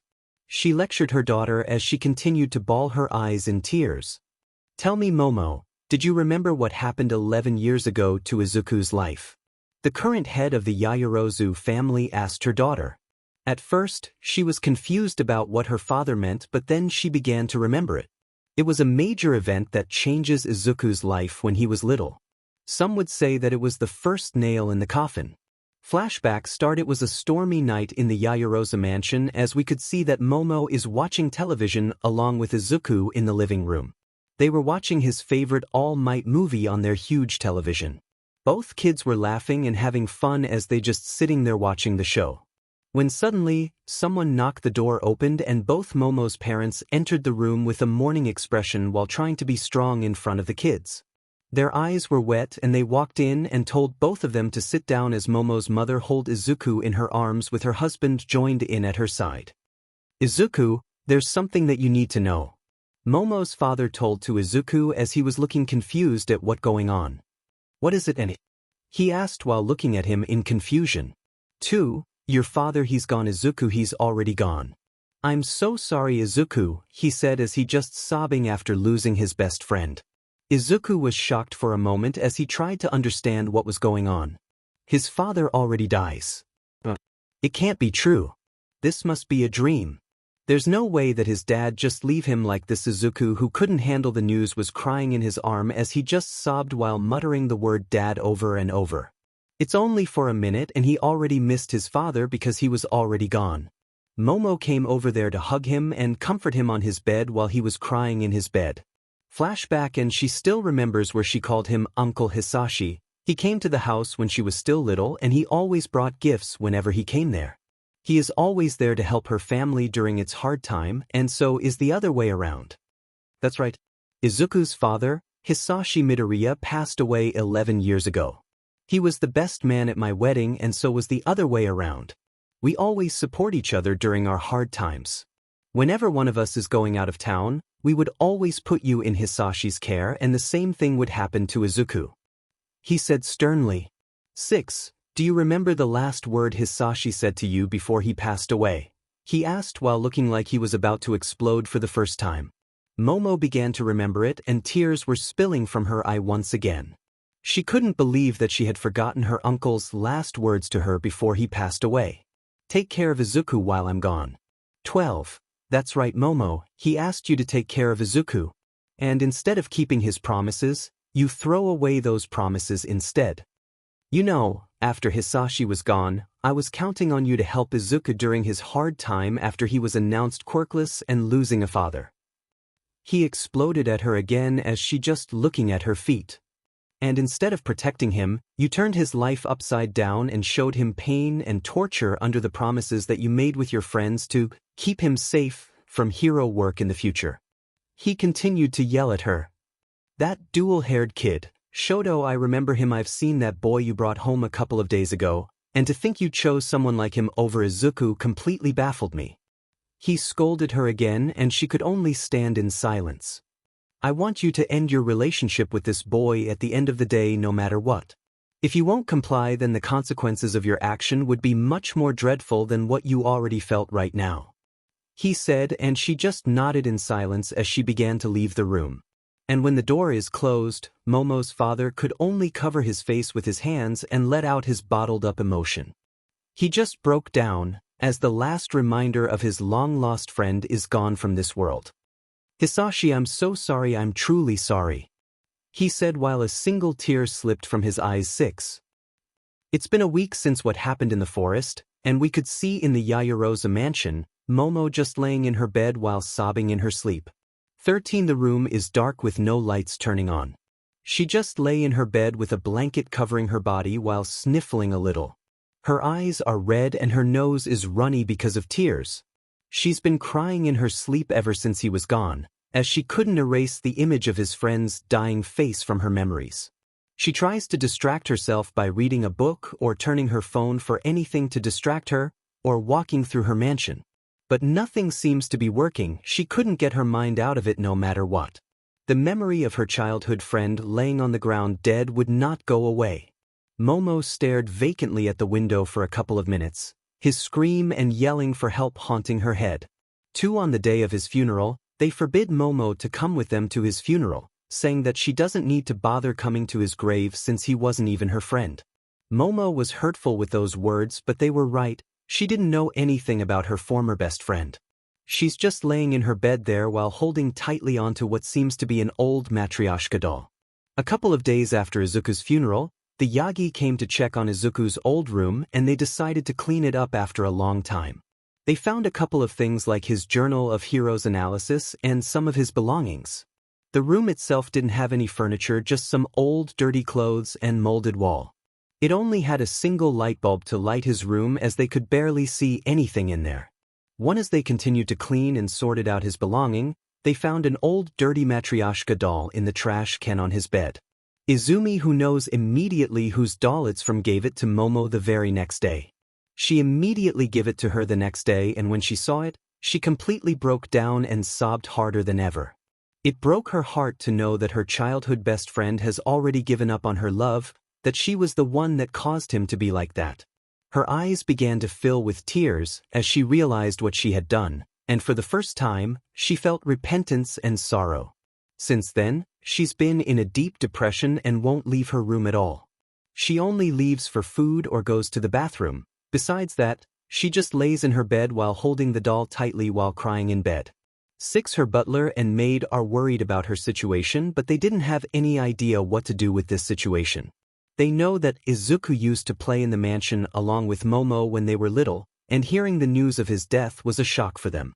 Even the head butler, who is close to Izuku when he was little, immediately passed out from the shock of the news.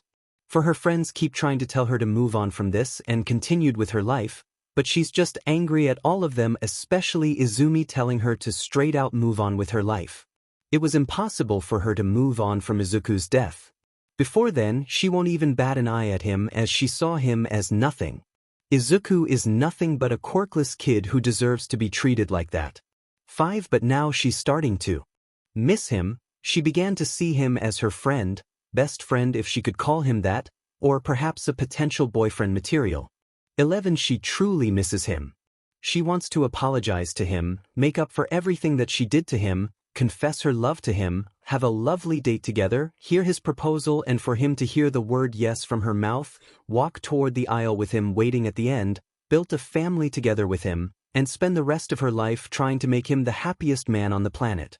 She wants to see him one more time. 13 But it was impossible because he was already gone. 7 It was 6 in the morning as she was sitting in the classroom already since she decided to just arrive early before anyone else. She's just sitting there while looking out the window and still thinking about her friend. It's been 10 months since he was dead, and up until now, she couldn't bring herself to just move on and continue with her life like the rest of her friends. The relationship between her parents is starting to go back to normal. They started to talk like they used to, but they still give her a little look of disappointment sometimes. She's still their daughter and nothing could change that no matter what heinous act she had done. 8 The rest of her friends keep asking her to join them to pay a visit to Izuku's grave before they went to UA, but she couldn't bring herself to go there because she couldn't face Izuku or his uncle Hisashi. 3 She was feeling too guilty and couldn't bring herself to go there. So she chose a coward's way and didn't go there. The rest of the day went slowly for her that day. They did a quirk assessment test to secure their spot in the class with Aizawa-sensei threatened with an expulsion from school. It was a slow day for her, but she still manages to perform excellently and manages to keep herself in the class. She didn't talk much in class, only saying simple words of yes and thank you. Izumi is trying to make small talk before lunch and invites her to a girl's lunch, only for her to decline with a polite smile and head to the roof. After arriving there, she just walked towards the edges and looked at the ground. It was quite tall. It was 5 stories long. It was more than enough to kill someone instantly in case they jumped. She was thinking, is this how Izuku views his daily life? To be standing in front of a tall building while waiting for someone to push him and end his life for good. Suddenly the view of Izuku's head falling to the ground came as an image. She grimaced and sat down with her legs crossed on the ground and holding her face while silently crying and muttering the words sorry all over again. It keeps haunting her like a ghost one. Currently, she was riding on the buses with her friends headed to USJ. She was sitting beside Jirou and Oyama was in front of her. They were talking about what we would be doing there at the USJ and making small talk, but Momo wasn't listening at all. She is just still staring at the window and thinking of how Izuku would be excited to be joining in this exercise. He probably would be rambling about what we would be doing in the class and making a list of the possibility of what we would be doing there, or probably scrolling his phone to look for any recent news about hero news or something. She could see him sitting beside her and mumbling while looking at his phone without realizing how annoying it is to everyone. But Momo found his habit to be one of his strong points. It proves how smart he really is and always analyzes the situation to improve himself or others. It shows her how kind nature he really is towards others. Her train of thought came to halt as she finally arrived at the USJ and they all came down. She listened to 13 lectures about how important a rescue is for a hero when suddenly a villain entered the training facility. She was shocked at how they could be entering here since the location should be a secret. But she was still in shock, so she just acted on her instincts and ran from the scene with the rest of her friends following her. Only for the mist villain to separate them all to a different place.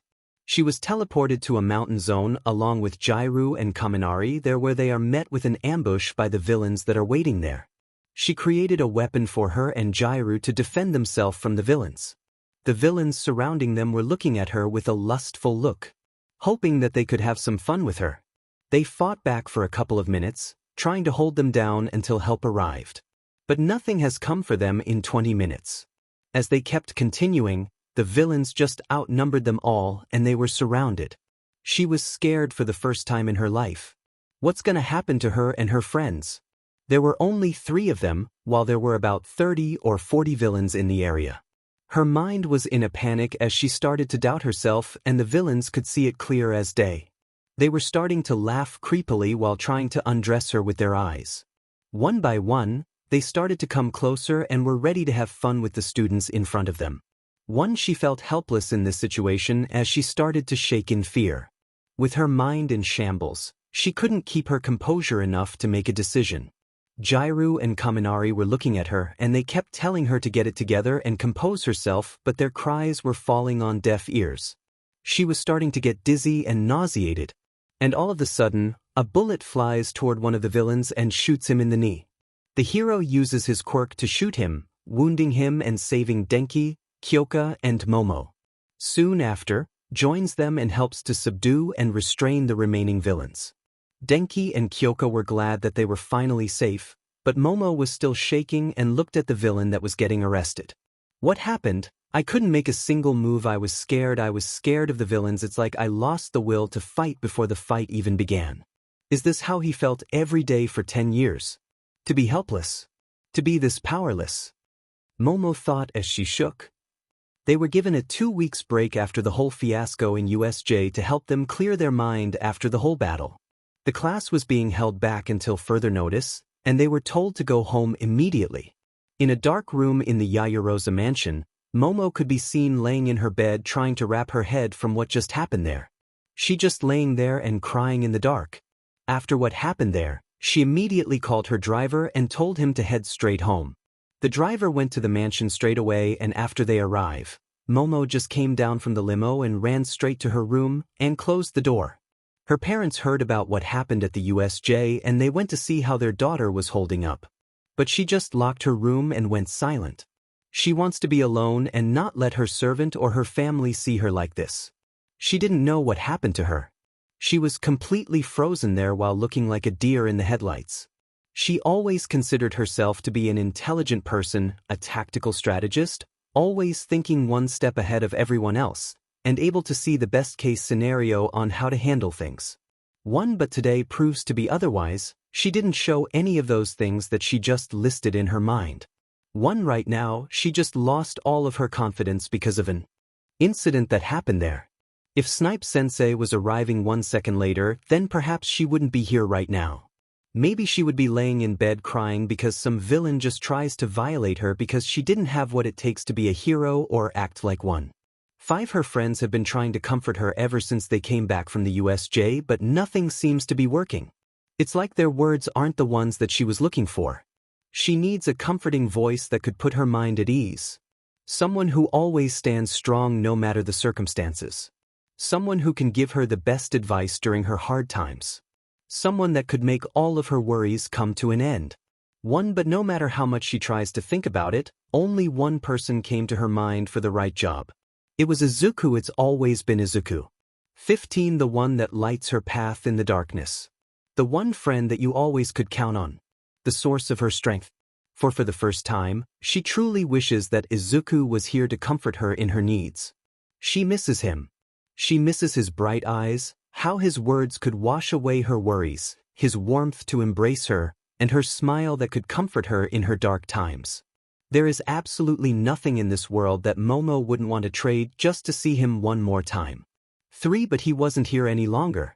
So she steeled herself and grabbed her phone that was just laying on the top of her bed. She couldn't keep doing this any longer. She's been moping around for the last 10 months, swimming in her own depression, and not being able to move on with her life. For 10 months she's been trying to do this all by herself, and it hasn't given her any form of result whatsoever. Plus, she needs help if she wants to move on. Then she needs to do something that she was supposed to do 10 months ago. It was an appealing afternoon. The sun was shining brightly, the wind breezed against the tree, and the birds were chirping. In front of the entrance of what seems to be a cemetery park, there's standing Izumi Yagi and her friends waiting for someone to come there. After yesterday's conversation in their group chat, Momo had asked them to accompany her to this place and they promised to meet at this spot at 11 a.m. But she still hasn't arrived yet. They just texted on the group chat asking her where she is, only for her to reply that she was still on her way. So they all just waited in front of the gate patiently waiting for her to come so they could enter the park together. All of them were joining here except for Katsuki, who said that he had better things to do and didn't want to waste his time on something useless. How long are we supposed to wait here? Kaminari groans while slouching near the wall. Oh, quiet you, she said she will be here so we wait till she's arrived, Katsumi said while looking left and right to spot her. It's hot in here. I'm literally sweating my butt off. Kaminari complains as he wipes the sweat from his forehead. Quit acting like a baby, would you? It's not that hot, you know. 𝗓𝗪 said while wearing a sun hat.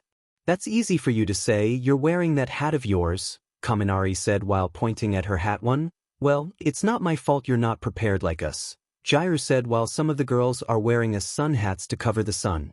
They kept waiting there for a while with their backs touching the wall, and 𝗧𝗪 decided to ask them a question to pass the time while feeling a little curious as well.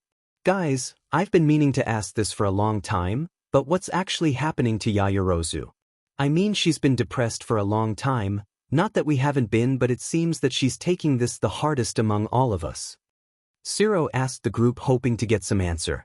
Yeah, I've been wondering too, she seems to be talking to us even less than usual. She doesn't pay attention much in class. It's like she's blaming herself. Mina said while remembering her friends in a classroom with a gloomy expression. One, that's because she is, Katsumi answered, which is kinda surprising to the group a little. She took a moment before she decided to tell them. She felt that this isn't her place to tell, but they have been through a lot, so she thinks that they need to know her situation. Look, I'm only gonna tell you guys what I've known, alright? So don't expect a lot of information from me, okay? She said while exhaling air for a bit before she tells them. Back when we were little, my mom used to tell me stories. She used to tell me that Auntie Inko and Momo's parents have been friends since high school. They were very close, and it's almost making my mom feel a little jealous of their friendship. They were inseparable, as my mom said about it, Katsumi explained. Mr. Yagi and Momo's parents were friends. 𝗓𝗪 asked while the rest of them listened closely. No, Mr. Yagi was Izumi's father, while Izuku's father was the one that's a friend with them, Katsumi said while remembering his father. 8. His old man died in the line of duty when he was 3 years old. So he and Izumi weren't exactly siblings by blood despite how similar they might look. Katsumi explained further. You said he was killed in a line of duty. Is he a police officer or maybe a firefighter? 𝗧𝗪 asked her. No, he's a pro hero based on what my mom used to tell me, Katsumi said. Hold on, his father is a pro hero? Kirishima asked as this is the first time they know. Yeah, he's the pro who's known as the dragon hero, Salamander, Izumi answered, and the rest of the group was shocked. 6. The hero Salamander was a legend in Japan. He's the previous number 4 hero in the Japan Hero and number 19 in the top global hero. Anyone in Japan had to know him, as he was a legend and to be said the next person who's close to being the next number 1 hero after All Might. They never heard him mention anything about having a family, let alone a son. And now here they are, hearing that their friend was the son of that legendary hero. None of them could mutter a word after hearing the information.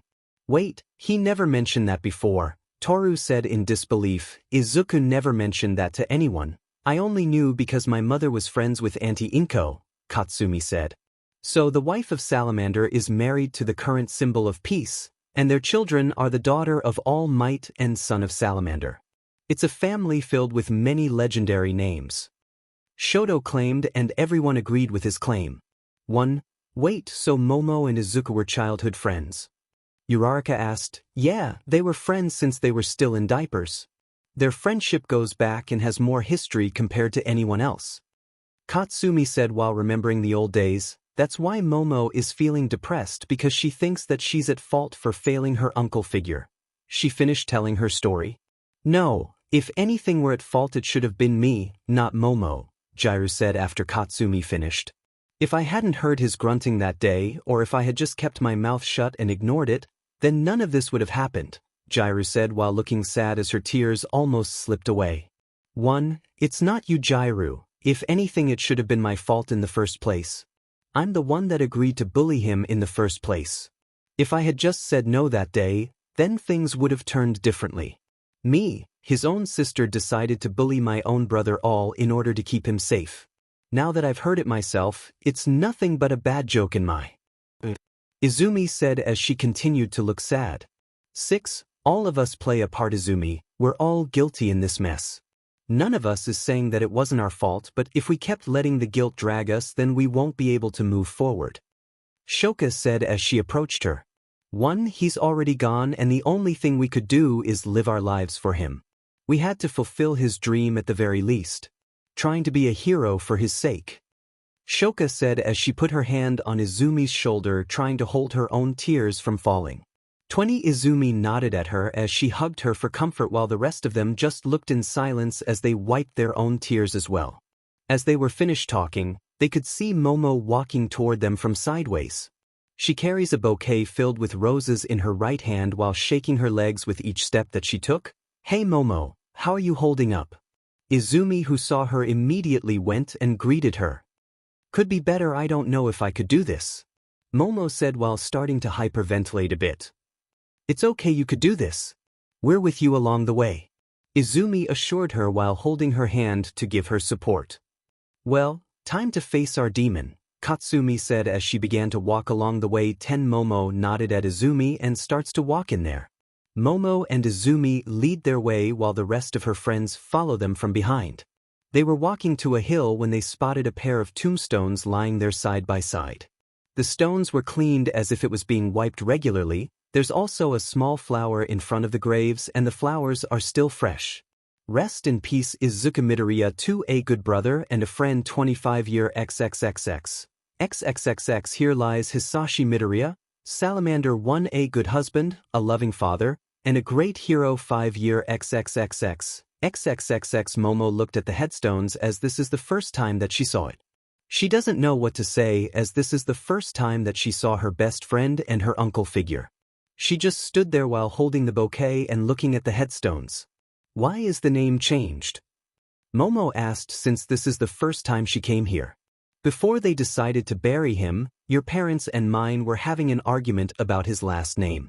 My parents want him to be buried under my family name, while your parents demanded that he should be buried as Midoriya, under his father's name. Izumi explained to her, my parents were very persistent at first, but they remind them that he suffered under the name Yagi for 10 years and the only way for his soul to rest peacefully is to bury him under his father's name, she said as she looked at the tombstone. 17. She was shocked that her parents were willing to go that far just to make sure that Izuku's name wasn't being tainted even more than it already is. They really love him like their own son.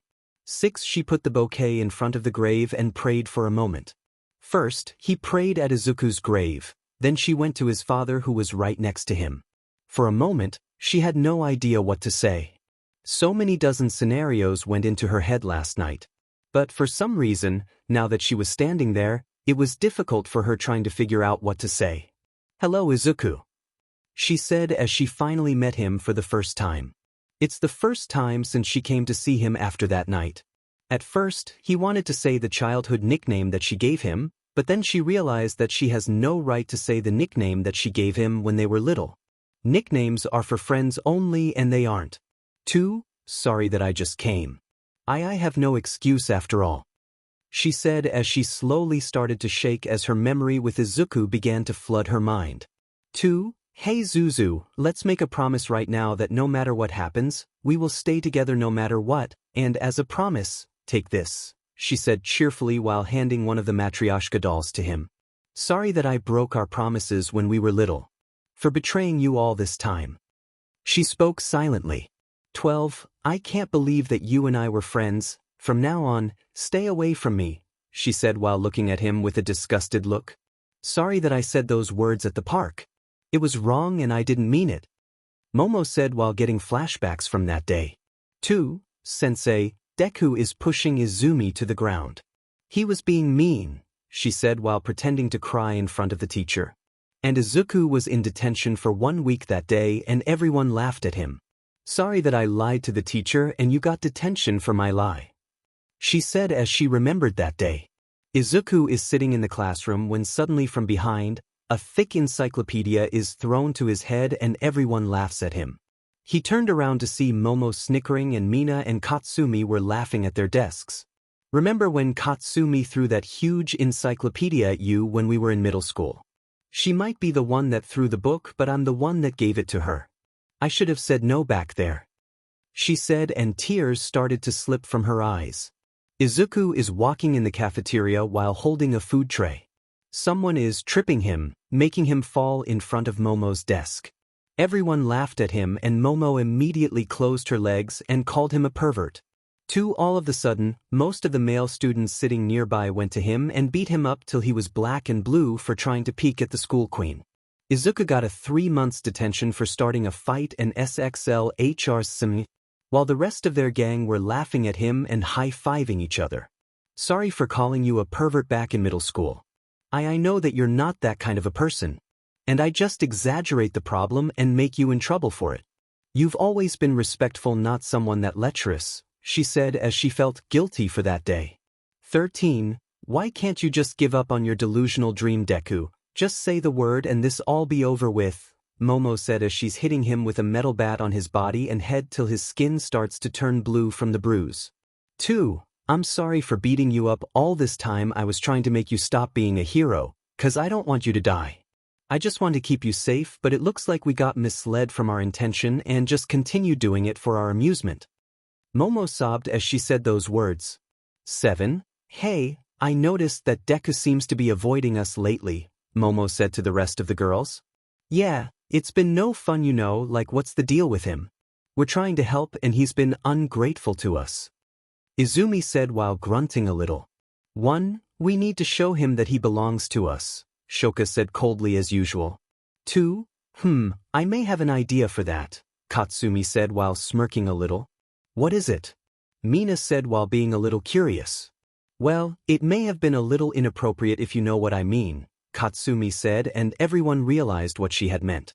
You can't be serious, aren't you? Momo asked, her face flushed. Everyone else seems to have the same looks. Well, we've been taking things slow, and clearly he doesn't seem to take the hint. So we need to up it a notch.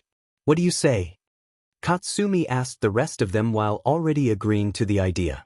3. I'm in, Mina said. Me too, Uraraka asked excitedly. I'm in as well, Shoka said. Soon all of them are agreeing to the idea itself and they start to plan on how to bring him in and have fun to show how much they love him. So they decided to put a sleeping pill inside one of his lunches and hope that the pill will work. Then when he is passed out, they will bring him to a hotel room nearby and tie him up there. 5. Alright, now you know what your role is. Let's hope this works, Izumi said to all of them. Of course it will work, what could go wrong? 𝗏𝗧𝗵𝗲 asked. 1. When we kidnapped you at the school, nurse, to have our fun in that hotel room, it was wrong.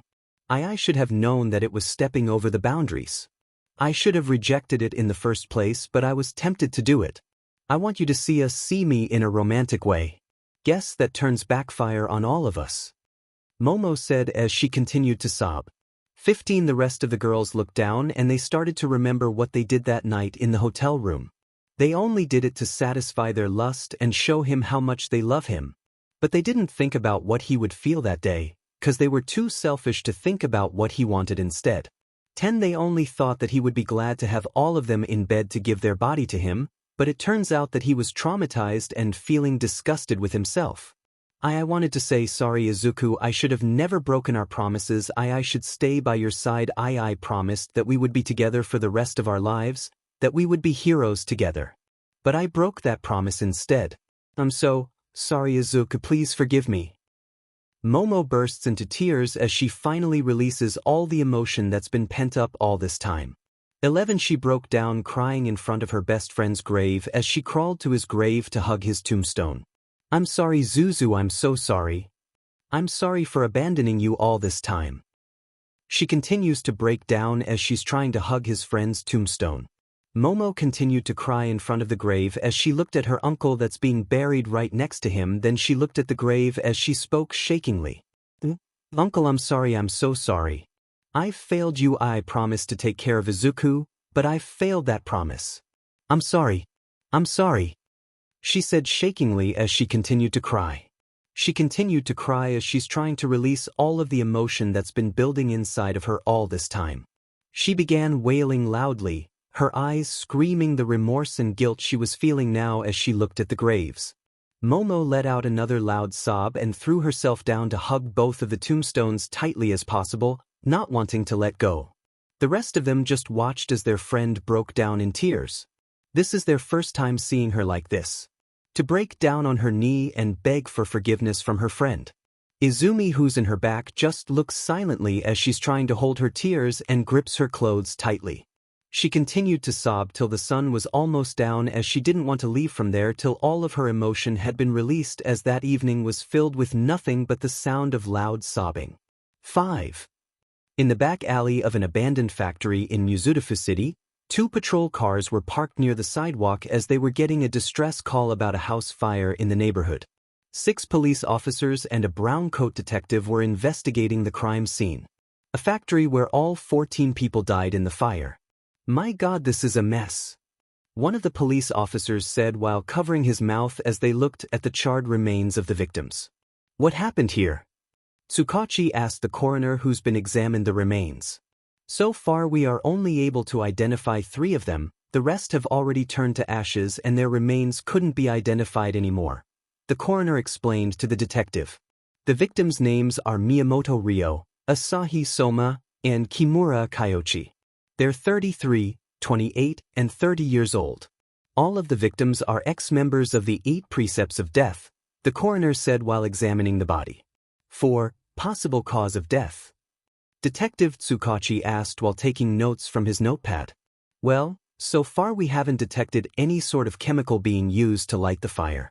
No traces of chemicals or anything in the area," the coroner said. "Any witness?"